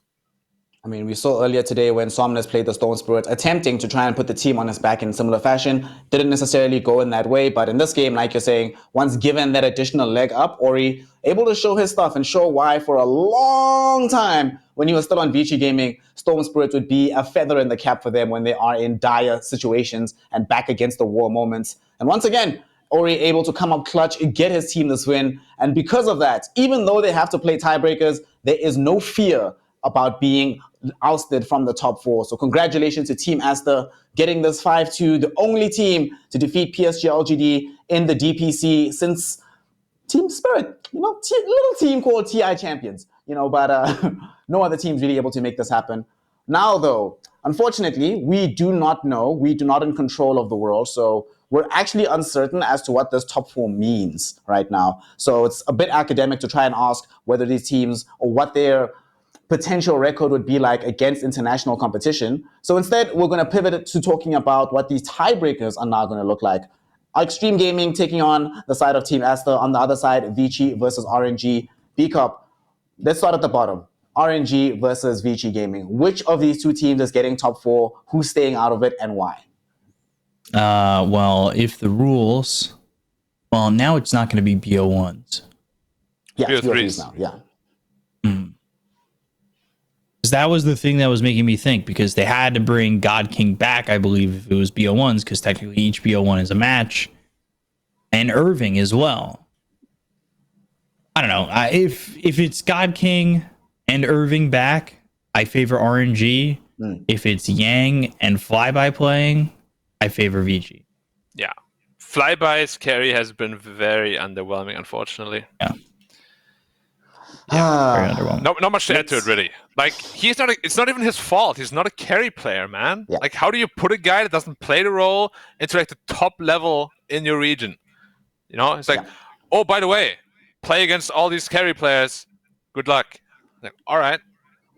It's sort of like I guess I'll just build Mask of Madness and an MKB. I'm like, okay. And hope. And just hope and pray. It sort of reminds me of, did y'all see that match where Nigma brought in Fata to replace in the mid lane? And it's like, well, Fata has been a god in the mid lane in the past, but not now, and times are definitely different. So, of course, on that side of things, we're probably all going to be riding the Vici train a little bit more. But Black, talk to me about the other side of the card, Extreme Gaming versus Team Aster. Based on what we've seen today from Team Aster with a solid victory over PSG LGD, and from seeing Extreme Gaming grab a 2-0 over RNG, who do we favor in that particular series? Who gets the number 2 seed here in the Division 1? And Aster already dismantled them before, so I do think they still have the edge, especially coming out of a win against LGD like this. Like, they're very confident in their strategies and their gameplay, I'm sure. And Extreme definitely looks like the more unstable team of the 2. So I'll say Extreme is going to go third and Aster second. Because put some hope. Come on, man. You don't have some hopium for my boy Lou on Extreme Gaming? If Aster play like they did today, I'll give them the benefit, but I don't know. I like XG better. Really. I have some faith in Lou. I'll give you the faith in Lou. Hey, yes, at least someone must get on this hype train. So those games will be happening over the course of the next 2 days. I believe tomorrow is when we're going to be kicking off. The official announcement will come a little bit later in the day. So make sure that you are following the Perfect World Esports channel on Twitter, here on Twitch as well, so that you can keep abreast of these news. And gentlemen, unfortunately, we are done. This is the end of the season. Give me some highlights. Speak up. Best moment of the season. The reason that what VOD should everybody go back to and say we need to see what just happened in order to understand how great this particular season was? You got to watch every YBB game. I think those were definitely no. I think if you watch LGD's gameplay all the way through, I think that was very exciting. Obviously, I think the growth of Extreme, it's not just like one big moment. I think the growth of some of these teams has been pretty exciting. And, what about the decline of RNG? Yeah, or the decline of RNG when you've just got Flyby coming in. And no offense to Flyby, again, it's just not the position he's supposed to be in. Yeah. What about you, Black? How do you feel about it? Standout moment of the entire season so far? I mean, it's probably going to be the last one, right? That Aster actually dethrones. Well, they didn't dethrone them, but they showed that the king can bleed, or the god can bleed. And yeah, I haven't seen LGD get dismantled like this in any of their losses really for a very long time. Usually it's like a very close back and forth. Yeah. But yeah, that is probably the most surprising thing for me that happened. I'd actually be interested. I want to go back into the records now in the archives and see what has been their shortest game, because generally speaking, like you say, when they lose, it's a long, arduous affair, similar to game number 2, where they're pulling out all the stops and it's just not enough at the end.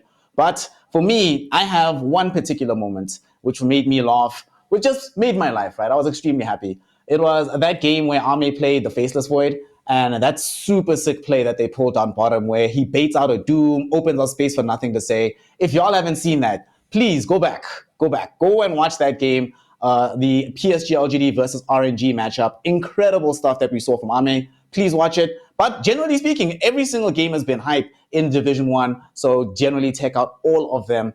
With that though, we are going to be signing out at long last. Until the tiebreakers, we will be gone. Black, thank you for your service. B-Cop, thank you so much for your service, even through injury. What a guy. Y'all may not know it, but this man right here, an actual trooper, right? And before we close out, we would be remiss not to say shout out to everybody else who's been involved. Nef Sensei, Dragon Drop, Lizard, R Cryptic, Nomad, everybody who's been involved in making this a success and making sure that we have the best talent team in the entire world. With the best order being done, the best season being done, we're going to be finally saying goodbye. Thank you so much for joining us. And until the next tour, Snare, B-Cop, and Black signing out for the last time. See you in the tiebreakers.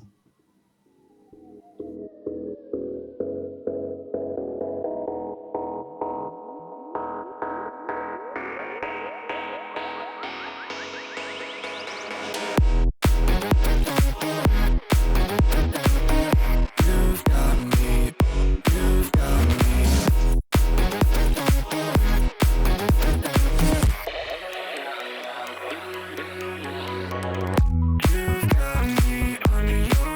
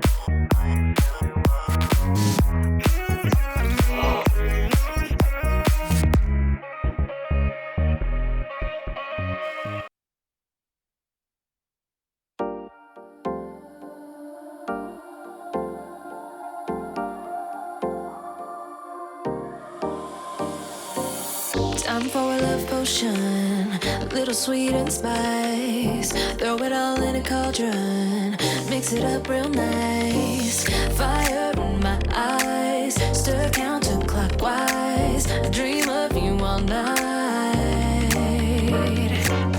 Feel with the lotion, follow the signs. With this devotion, you will be all mine. I'm pulling you closer to me. You're finding it harder to breathe. The magic is taking over your mind entirely. I'm the only one that you see. I got what you want, what you need. Before you know it, you are falling deep in love with me. Little sweet and spice. Made a love potion for you. Little sweet and spice. Made a love potion for you.